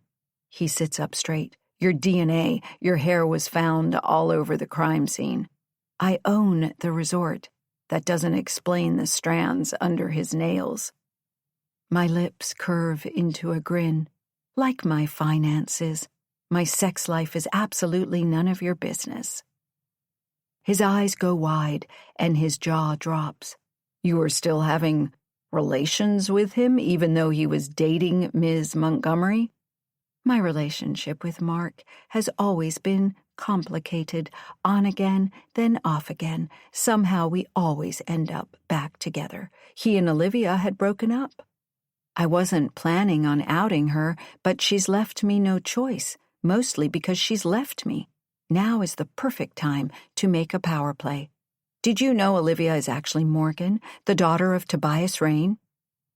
Shaw nods slowly. "I do. Trinity Powers made the connection." I startle. I told Trinity everything in confidence, off the record, promising she could have the story when I'm good and ready. I'm going to kill that duplicitous bitch. I'm glad that's settled, I say. Am I under arrest? His face crumples for a moment. You're not. I stand up, wipe my hands on my skirt. Then I'm leaving, and the next time you want to speak with me, I will have an attorney by my side. I'm in a taxi, headed back to my townhouse. When I arrive, I see the lights of cop cars flashing on the street, men and women carrying things out of my place. I shake my head, tell the driver to wait a few minutes. A minute turns into an hour. While waiting, I text Liv. When do you come back from Italy? You have to read the end of my memoir. You're in it. Everything is. 3 dots. To my surprise, she responds immediately. I can imagine her expression, her hands shaking. Liv. Next Friday? Saturday night okay? KIS. Perfect. Buzz yourself in. You know the code. Liv. It hasn't changed? KIS. Leopards don't change their spots, do they? 7 o'clock sharp. Liv. See you then. I'll bring a bottle of champagne. KIS. I'll be waiting. I grin and set down my phone. If Liv thinks she can escape my grasp, she's wrong. I rub my hands together. So many plans. Not much time. Chapter 51. Now. I'm sitting on a direct flight from New York to Naples, anxious to finally see my mom and excited to meet her new family. Finally, 8 hours later, we land, and after nervously going through security, I grab my bags. Mom and Gianni wait in the terminal, Mom racing over and embracing me. Tears stream down her cheeks. I've never seen her so emotional, and once I get over the jolt of seeing her, I realize I'm crying too. I'm so happy you're here, Liv, says Mom, once she pulls herself together. This is Gianni, she adds, with a nod to her husband, and this is your baby brother, Carlo. Shy, Carlo hides behind Gianni's legs, peeking his little head out. With his Mediterranean complexion, he looks nothing like me. Gianni is dressed impeccably, tall, with brown eyes and a kind smile. Of course, Mom has aged since the last time I saw her, but everything about her glows, her complexion, her eyes. She looks happy. I scoot down and try to say hello to Carlo. He tucks his head under the flaps of Gianni's black jacket. He'll warm to you, says Gianni, his Italian accent thick. Andiamo. He takes my suitcase and grunts. You pack a rocks? I shrug. No, I brought my journals. Why? Asks my mom. Because I don't want anybody reading them, I say, cringing, thinking about when I caught Kat in my room. Mom nods and pinches my cheek. You look beautiful, Liv. All grown up and so fashionable. I like that hair color on you. Really makes your eyes pop. She squeezes my hand. You've really changed. I guess I have, I say. We're so happy you're here. Lots to talk about, but we'll wait until the meal for our discussion. It's better that way. The Italian way, says Gianni, with a nod of his head. We head to the car, a red Fiat 500X. Mom insisting I sit up front so I can enjoy the scenery on the hour-long drive. Carlo cuddling up to her in the back seat. We just keep to small talk, me stealing sideways glances at Gianni, the way he bangs his hand on the steering wheel, yelling, Pazzo, when a driver cuts him off, the way he smiles at my mom and Carlo in the rearview mirror. My mom, it seems, is fluent in Italian, and she explains that Carlo doesn't speak English. Are you going to send him to school? School, of course, blurts out Gianni. He already start. Have a little girlfriends. I turn my head, glancing at my mom. He's not being homeschooled? I guess you've changed, too. She shoots a look at Carlo. Liv, we'll talk when we're at the house. Okay, I say, slumping in my seat, staring out the window. Soon after leaving the congestion of the very alive city, we're on the highway, passing by an exit for Pompeii. I'd like to go there while I'm here, I say. We take you, says Gianni with a wide grin, but I share a story with you now.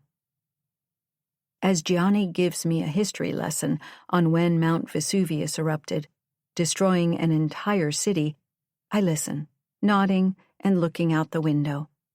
Our drive has changed from highway to steep roads with hairpin turns. I roll down the window, breathing in the lemon and olive-scented air, the Mediterranean Sea, my thoughts once again turning to Kat, and how stupid I'd been, taking her up on the offer to live with her when I re-met her in Greece. History.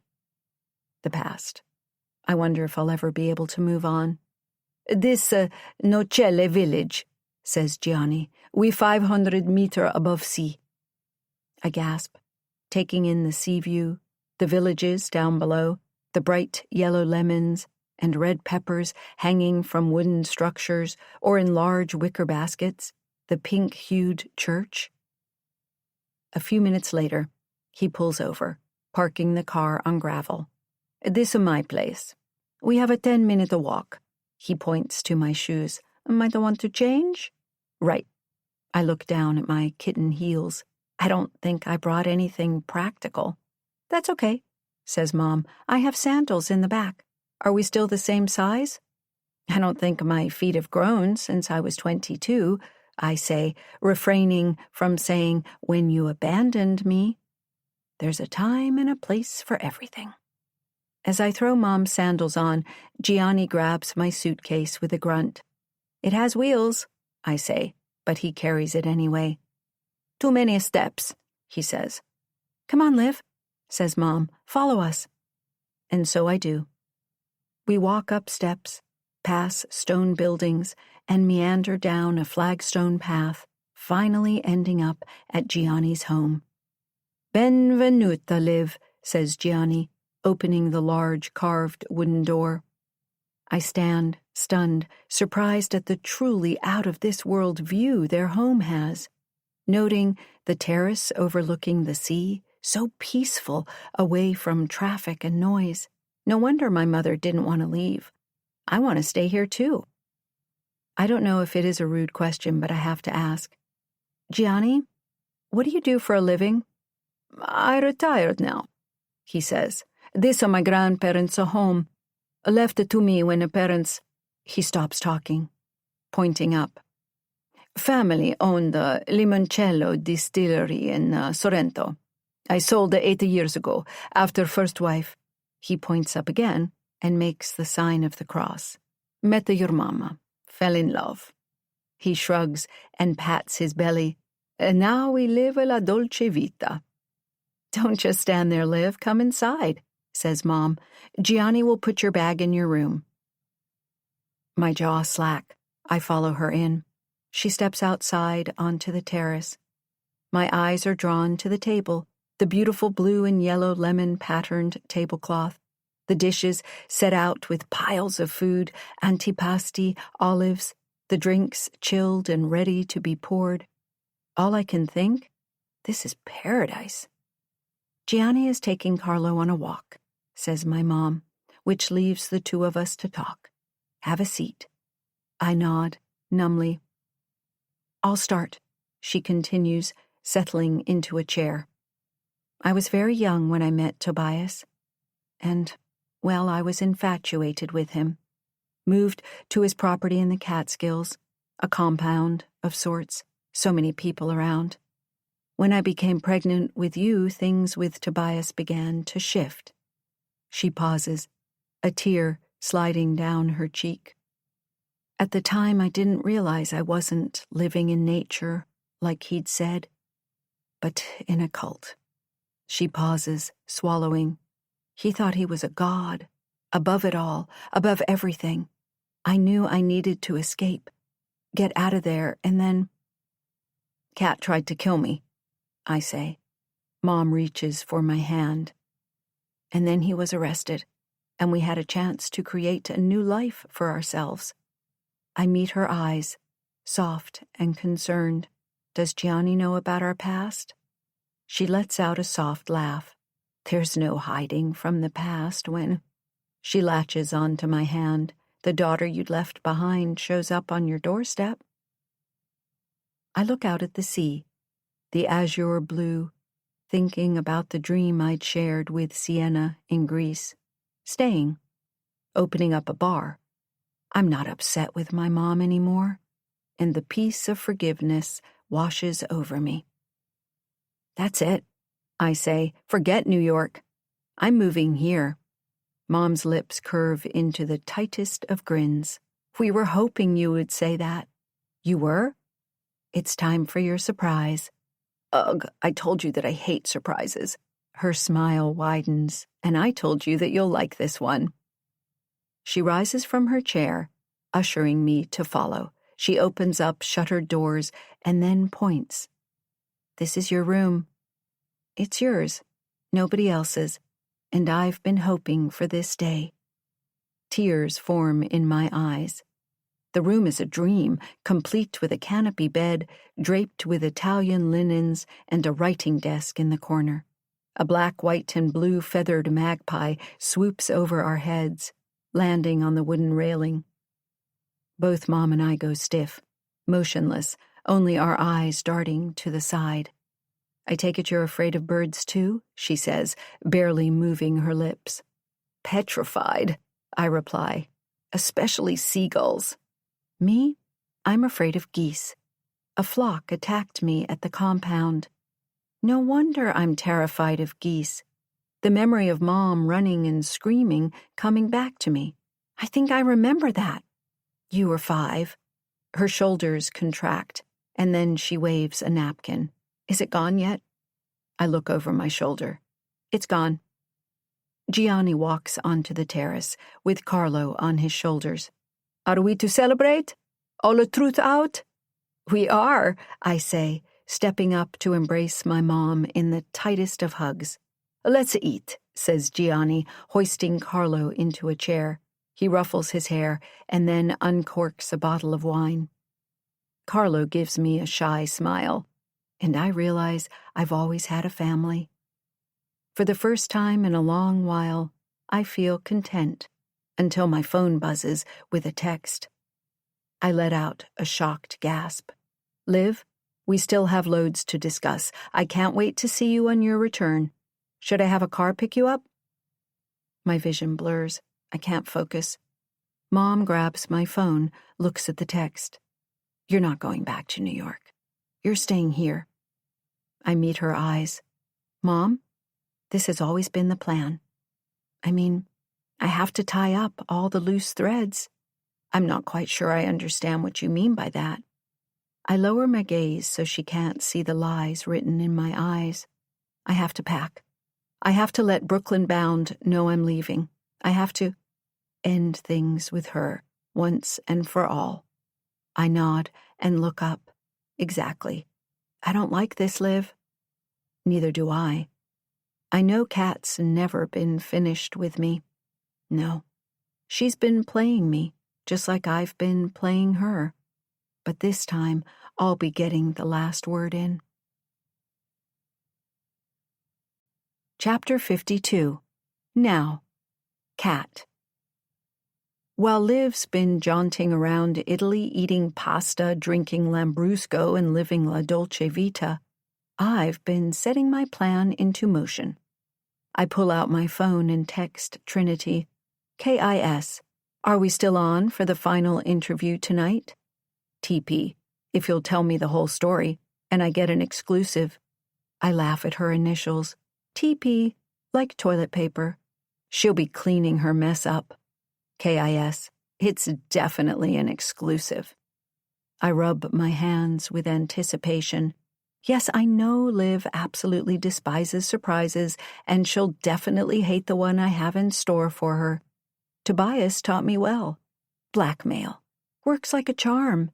I have everything I need to put Liv where she belongs, right under my thumb, and I'm going to press her down hard.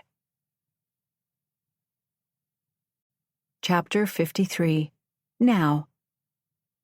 Kat won't be happy she has to wait for me, but I will be late for this very important date. There are many preparations to be made. It's 9 at night and I'm standing in front of Kat's door, a bottle of her favorite champagne in my bag, along with a bottle of limoncello, and I buzz myself in. "Liv, is that you?" she asks, her voice coming over the intercom system. "I thought you were a no-show. I'm in the jacuzzi, on the roof. Join me, it's a beautiful night." I make my way to the roof deck, thinking, yes, a gorgeous night, for getting even. When I get to the roof, I find Kat splayed out in the water, a champagne flute dangling from her elegant fingers. "I hope you brought more." "I did," I say, "and something else too, limoncello. What's your poison?" "Both." She laughs. "You know," she says, eyeing me up and down, "I love your dress. The lemon pattern, the blues, reminds me of the one you wore the second time we met in Greece. I've missed both of you, Morgan and Liv." "Cut the crap, Kat." I stand rigid. "What do you want?" She smiles, that slow, knowing smile that once made my heart race with something between fear and fascination. "The same thing I've always wanted, your friendship." She gestures to the jacuzzi. "Let's wash off this tension sparking between us. Join me." I'm on edge, not quite prepared for kind words. But Kat always likes to throw her prey off guard before she attacks. "You know I'm not a fan of water, and you know the reason why." She chuckles. "Let's not rehash the past again. We're civilized people, after all." "Is that what we are?" I ask, the weight of her words pressing down on my chest. Something flickers across her face. Pain, maybe? Or recognition? "Darling, there are no heroes in this story. No villains, either. Just survivors." Her voice lowers in tone, soft, almost gentle, and then it goes deep, because when they dig deeper, and they will, they'll find both of our fingerprints on everything. Don't you remember your father's lessons about the trees, how we're all connected? She's right. There's no clean escape, no way to untangle myself from this web without destroying her completely. "What's your end game?" I ask, finally taking a seat, placing my bag to the side. "What do you really want?" She leans forward, arms on the side of the jacuzzi, her eyes locked on mine. "I told you, I want your friendship. No more secrets, no more lies. I'm offering you a truth for a truth."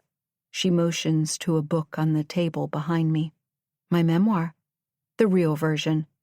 I had it printed expressly for you. Read a couple of chapters. The ending. I think it's really eye-opening."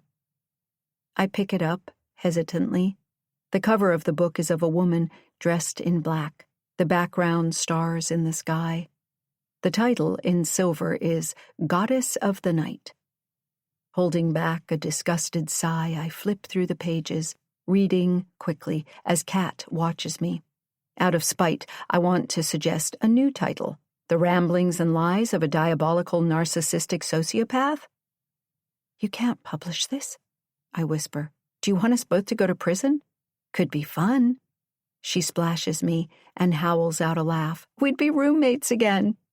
I sink deeper into my seat, overwhelmed by her absurd theatrics. "You're not funny." Kat shoots me a conspiratorial wink. "Don't worry, I'm not publishing the version you've just read, even though it holds the truth." "Your creativity astounds me," I reply with a brittle laugh. "Am I making it up?" "I have surveillance of you sliding underneath the chassis of my car," she declares, chin thrust up defiantly. She gives me a grin when my shoulders go rigid. "Relax. I never turned it over to the police, had Frank scratch it from the security cameras. You did me a favor." She points to a folder set on the bar. "Take a look at that file. I have photographic proof." "It seems like you're still playing by my father's rules." I stare straight ahead, my mind reeling. "You were supposed to die in that crash. Your father didn't make the rules. He just exploited them. I make the rules. My jaw goes slack. It's then I notice the necklace she's wearing, sparkling in the light. You killed Mark? She laughs, and then brings a manicured finger to her lips. Hush now. That's our little secret. I was protecting you. Now we can move on with our lives. We're sisters, alike in so many ways. My heart stutters. I'm nothing like you, Kat. And I didn't kill Stephen. Right.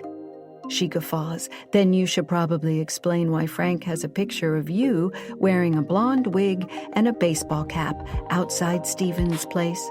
I know Stephen told you that night he'd warned you that he was leaving everything to you. You saw an opportunity and you took it. What, you thought you could set Sienna up? I really do admire your creative ways of thinking, talented Mrs. Ripley. I don't know what freaks me out more. The fact she's just admitted to killing Mark? The fact she's been watching me? Or the fact she knows what I've done? Worse. You've been stalking me? I always keep an eye on my investments, especially when they've paid off. She laughs. I'm glad to have my little lamb back in the fold. I'm not a lamb. I know. She grins, her hands flying to her neck. I do have the necklace. I told you I'd get it back one day. I saw an opportunity and I took it. She raises a brow. Where's the knife? I don't have it. I don't respond. Look, I'm offering you a way out. I won't tell anybody that you are Morgan Rain and that you're a killer if you come back to me. She just doesn't get it. I don't care if people know who I was. I'm a different person now. I stand, moving to the railing. It's just a story, one we keep telling ourselves because we're too afraid to write a new one. I turn to face her. I'm not going back to Nick's. I'm not going to be your partner or your puppet or your sister, and I'll tell the cops you're a killer too. For a moment, just a moment, something like respect flashes in her eyes. Then it's gone, replaced by that calculating coldness I know so well. Then shall we toast to our story ending? We should. I grab the bottles from my bag and head to the bar. When life hands you lemons, make limoncello. You always taught me to never show up as a guest empty-handed. She grins wickedly. I taught you so well. My hand trembles slightly as I reach for a crystal decanter and pour. The limoncello glows an unearthly yellow under the lights, almost radioactive in its brightness. Months of planning have led to this moment, this exact, perfect moment. I grab 2 glasses and pour with practiced precision. All I need is ice. You know where it is. I nod and turn my back on her. As I place cubes in our drinks, I add an extra ingredient into hers. One I'd used gloves picking when I'd taken them from Nix's garden. I walk over and give her the limoncello. Cheers. I raise my glass, but I don't take a sip from mine. Kat swirls the glass, studying the liquid with appreciation. Homemade? My mother's husband, I say, watching her raise the glass to her lips. Brought a bottle back for a special occasion. She pauses, the glass hovering an inch from her mouth. Her eyes narrow almost imperceptibly. Always suspicious, always calculating. That's what makes her such a formidable opponent, such a dangerous friend. You first, she says with a thin smile. To new beginnings. I lift my glass, maintaining eye contact. I drink from my glass and raise a brow. Here, we can switch glasses if you're so paranoid. She finally takes a small, cautious sip. Delicious, she pronounces, setting the glass down, though I detect something unfamiliar. A hint of bitterness, I say, unavoidable with this particular recipe. Kat smiles, but it doesn't reach her eyes. Are you trying to scare me, Liv? Because we both know you don't have the stomach for what you're implying. I lean against the railing, overlooking Central Park. You know what your problem is, Kat? You still think you can always win every game. She smiles. Don't I? Then why are you still playing it? Because I'm rewriting the rules, I say with a low growl. Who do you think you are? I know who I am. I'm a goddess. I turn my back to her and put on a pair of nylon gloves. You aren't, and you will never be a goddess. If you survive, have fun in prison. I'm sure the inmates are going to worship you. It's then I lunge toward her, wrapping my hands around her neck, plunging her into the water just like she'd done with me. Her mouth goes wide with fear. I force her body deeper into the jacuzzi, watching her eyes lose their luster, watching the bubbles until they no longer pop to the surface. In addition to drowning, it won't be long before the hemlock works its magic and her entire system shuts down. Before I leave, I have to act quickly. Breathless, I grab the glasses, the bottle of limoncello, the file of photos, and the book, making sure not to leave any of my DNA behind. If they find any, I can easily explain that I used to live here. I leave a typed-out note on the table, also to be found in the files of her computer. I'm sorry for everything I've done.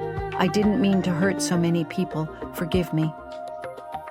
I forgive you now, Kat. I guess we're even, now that I'm finally done with you.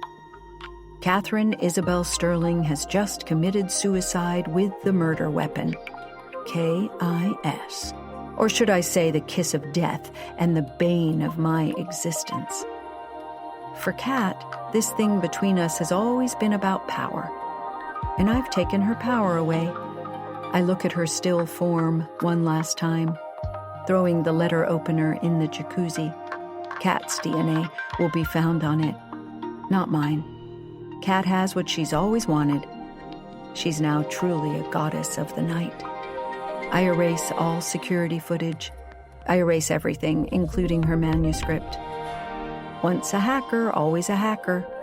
Finally, I change out of my wet dress in our closet, adding it to my bag.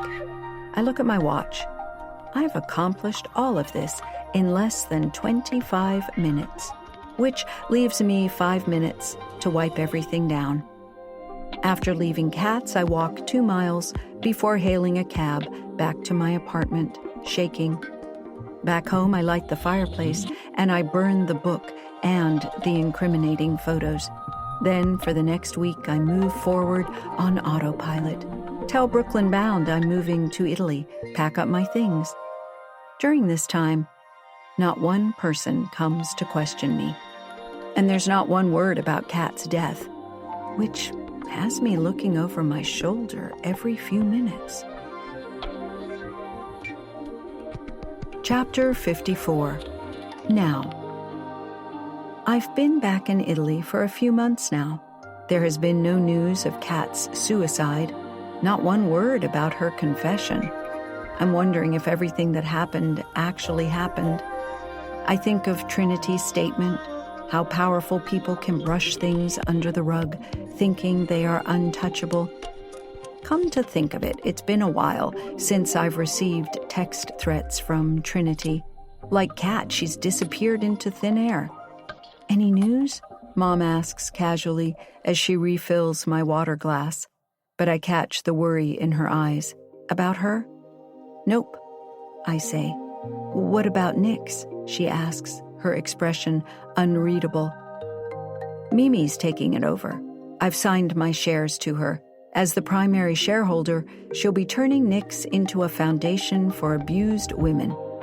I smile. Celine's light. You got Kat, and you got her good. I gulp and walk to the edge of the terrace.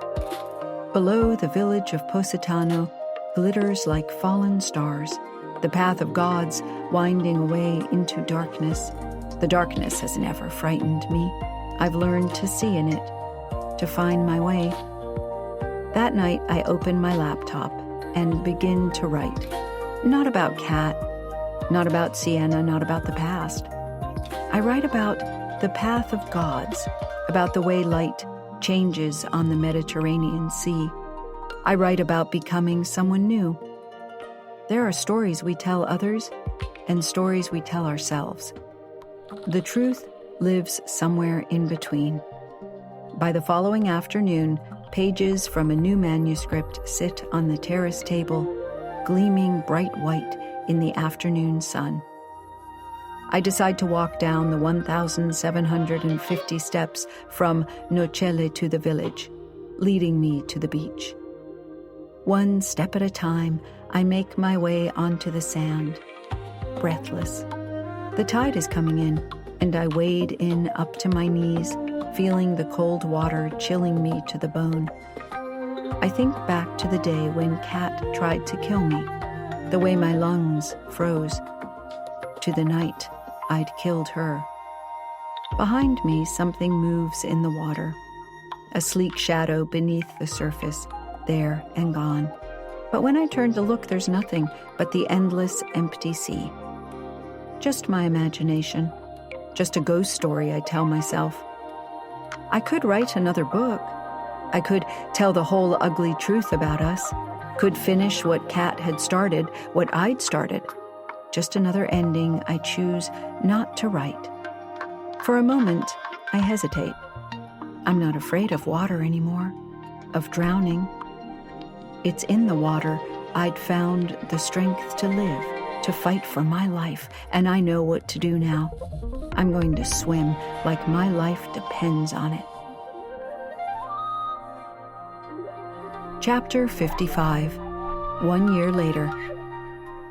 It's been 1 year since I walked away from Kat's offer, from the townhouse, from Nick's. 1 year of silence between us. It's been 1 year since I killed Kat and haven't heard a word about her death. Sienna, still in the psychiatric facility, sends emails sometimes. She knows the truth. Or a version of it. My eyes dart to the balcony when a magpie lands on the railing, its blue, black, and white feathers iridescent in the sun. This time I don't flinch. Sadly, or not sadly, Kat's fake memoir, Under the Influence, has been pulled from publication, considering she never turned in her edits or the final draft. A scandal that Silvergate has to deal with, thanks to me. With everything that has been going on, Rebecca has pushed up my publication date.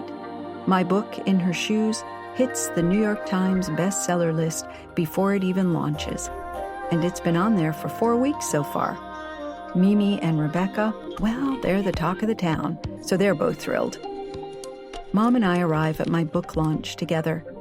After we enter the packed space, Mom latches onto my hand as the questions roll in. Is the character of Emily based on Catherine Sterling? Everything always circles back to Kat. I'll leave that up to the readers to decide. I force a smile and make my way to the podium to read a chapter, the event ending to resounding applause. Right after the book launch, Mom and I head back to Nocelle. I'm sitting on the terrace drinking wine and eating olives while looking at the sparkle of the Mediterranean Sea. As usual, the breeze carries the scent of lemon and salt. My laptop open to Word with the best of distractions. Mom serving us course after course and kissing us on the cheeks. Carlo playing with trucks, making vroom vroom sounds as Gianni plays Italian, stroke American songs on his guitar. I look up to see my mother leaning against the frame in the doorway, the breeze blowing the curtains. I wonder how long she's been staring at me. I catch her doing it a lot these days. She walks over to me and I grab her hand and we sway to the tune. I could never ask for a better family. She blurts out a laugh, shielding the sun from her beautiful blue eyes. Just wait until you really get to know me. I already do, I say. She grins, holding up her glass, and we toast. Should we turn on the news? She points at my laptop and wiggles her brows. Maybe there's more news about your book. The film rights? I can't wait. I pull up the site we've been watching entertainment segments on, and a reporter comes onto the screen. The trial nobody knew about until today has us shocked. The attempted murder of heiress Catherine Sterling of Sterling Spirits. My mom's eyes bug out wide, as do mine. Hold that thought. She's here now. My stomach drops. Miss Sterling, he says, as she sashays down the steps, dressed to the nines in a sleek Chanel skirt suit. You're looking well. I'm feeling well, she says with a smile. A cat always lands on their feet and, well, has 9 lives. She laughs, her green eyes blazing into the camera. I believe I've already gone through 2 of them. Right now, I'm ready for anything and everything, especially since the person who harmed me will be taken down. I suck in a breath.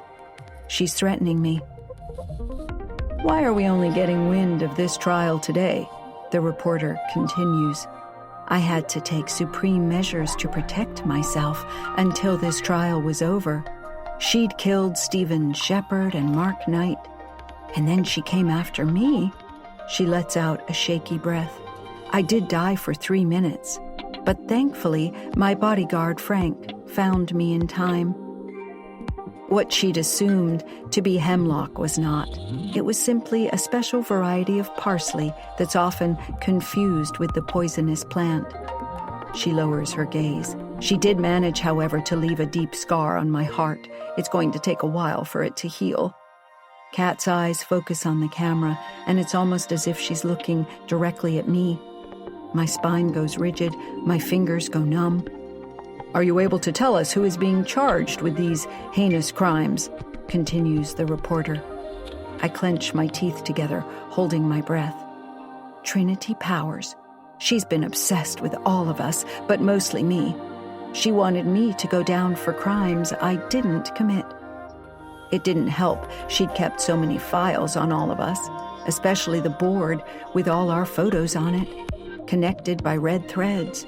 Made her look deranged, like a stalker, like the killer she is. She raises her chin high, looking down on the reporters. Her fingerprints were found on the murder weapon, a letter opener she'd stolen from me during an interview. The evidence against her has sealed her fate, life in prison, with no chance of parole. Stunned, I watch as Kat saunters to a waiting limousine. She's turned Trinity into a sacrifice, an offering, and she's gotten away with it. I nearly choke on my tongue. I can't believe this, says my mom with a gasp. Neither can I. Mom squeezes my shoulder, her eyes sparking with worry. Do you think she's going to try and come after you again? Kat doesn't take rejection well. I pick up my glass of water, chugging it to get the bad taste out of my mouth. Never has. You made the right choice, turning down her offer.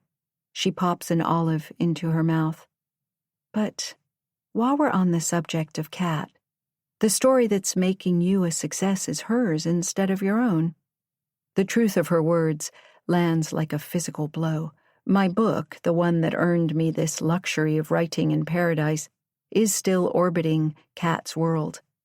And Kat's still alive. Your father thought he was a god. Mom says quietly, Kat thinks she's a goddess. What do you think you are, Liv? The question hangs between us as Carlo races onto the terrace, toy airplane in hand, Gianni following with a guitar. Volare, Gianni sings, strumming playfully. Oh, oh, cantare. Oh, oh, oh, oh. Carlo tugs at my hand, wanting me to fly with him. I stand, letting him pull me into a clumsy dance. Over his head, I catch Mom's eye. I'm happy, I answer her. I'm just me. Well, the new me. Mom laughs. There was nothing wrong with the old you. But there is. She doesn't know the truth. Mom walks across the terrace, placing a bottle of one of my favorite sparkling and effervescent Italian wines, Lambrusco, on the table. I stare at the red liquid, thinking of blood. Liv?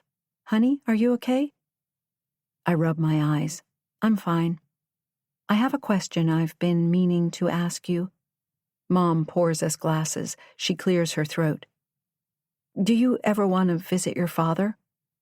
There it is. The question that's been haunting the periphery of our conversations. We've been dancing around the topic of Tobias for months now, both of us more invested in rebuilding our fractured connection. I can't deny the truth. He raised me with dedication, perhaps even love. Beyond manipulating me, he was a father figure, teaching me to ride my first bike, sitting in the orthodontist's waiting room while I got braces, indulging my teenage whims. More than the material things, he instilled confidence in me, encouraged me to embrace my abilities. But the good memories are contaminated by what he's done to other people, by what I've done. Maybe, I finally whisper. I squeeze her hand. I don't know. I need time to untangle everything.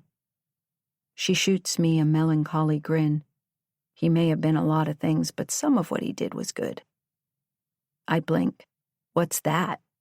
He gave me you. Later, as the sun sets in glorious hues of hot pinks and oranges, I sit on the terrace, where my news story waits to be written. As I breathe out, ready to start, a text chimes in. I stop, mid-thought, and pull out my phone, glaring at the screen. KIS. Bang! Hunting season? It's started. There are so many questions I want to ask. Like, why Trinity? Why didn't she tell the police about me? But I really don't want the answers. Before I reply, my eyes shoot toward the sea, and I find myself turning to the words of famed Sufi mystic and poet Rumi. Listen to the sound of the waves within you. I know what I want to say. Me. It's never been over for you, but it's over for me. KIS. We're connected. Me. And now we're not. I block her number. I know who I am now, and what I am is enough. Without Kat's approval. Without her gaze. And I'm glad I've never truly fit into her world. And, well, she's never going to push me out of mine. She can try to come after me. She can watch me, spy on me, but she'll be all alone in her narcissistic misery. It's time for me to turn the page and write my own story. It's time for me to live my best life. We hope you have enjoyed this Storm Publishing production of The Writer's Retreat, written by Samantha Vérant and read by Laurel Lefko. Produced by Audio Factory. Copyright Samantha Vérant, 2025. Production copyright Storm Publishing, 2025. All rights reserved. The moral rights of the author have been asserted.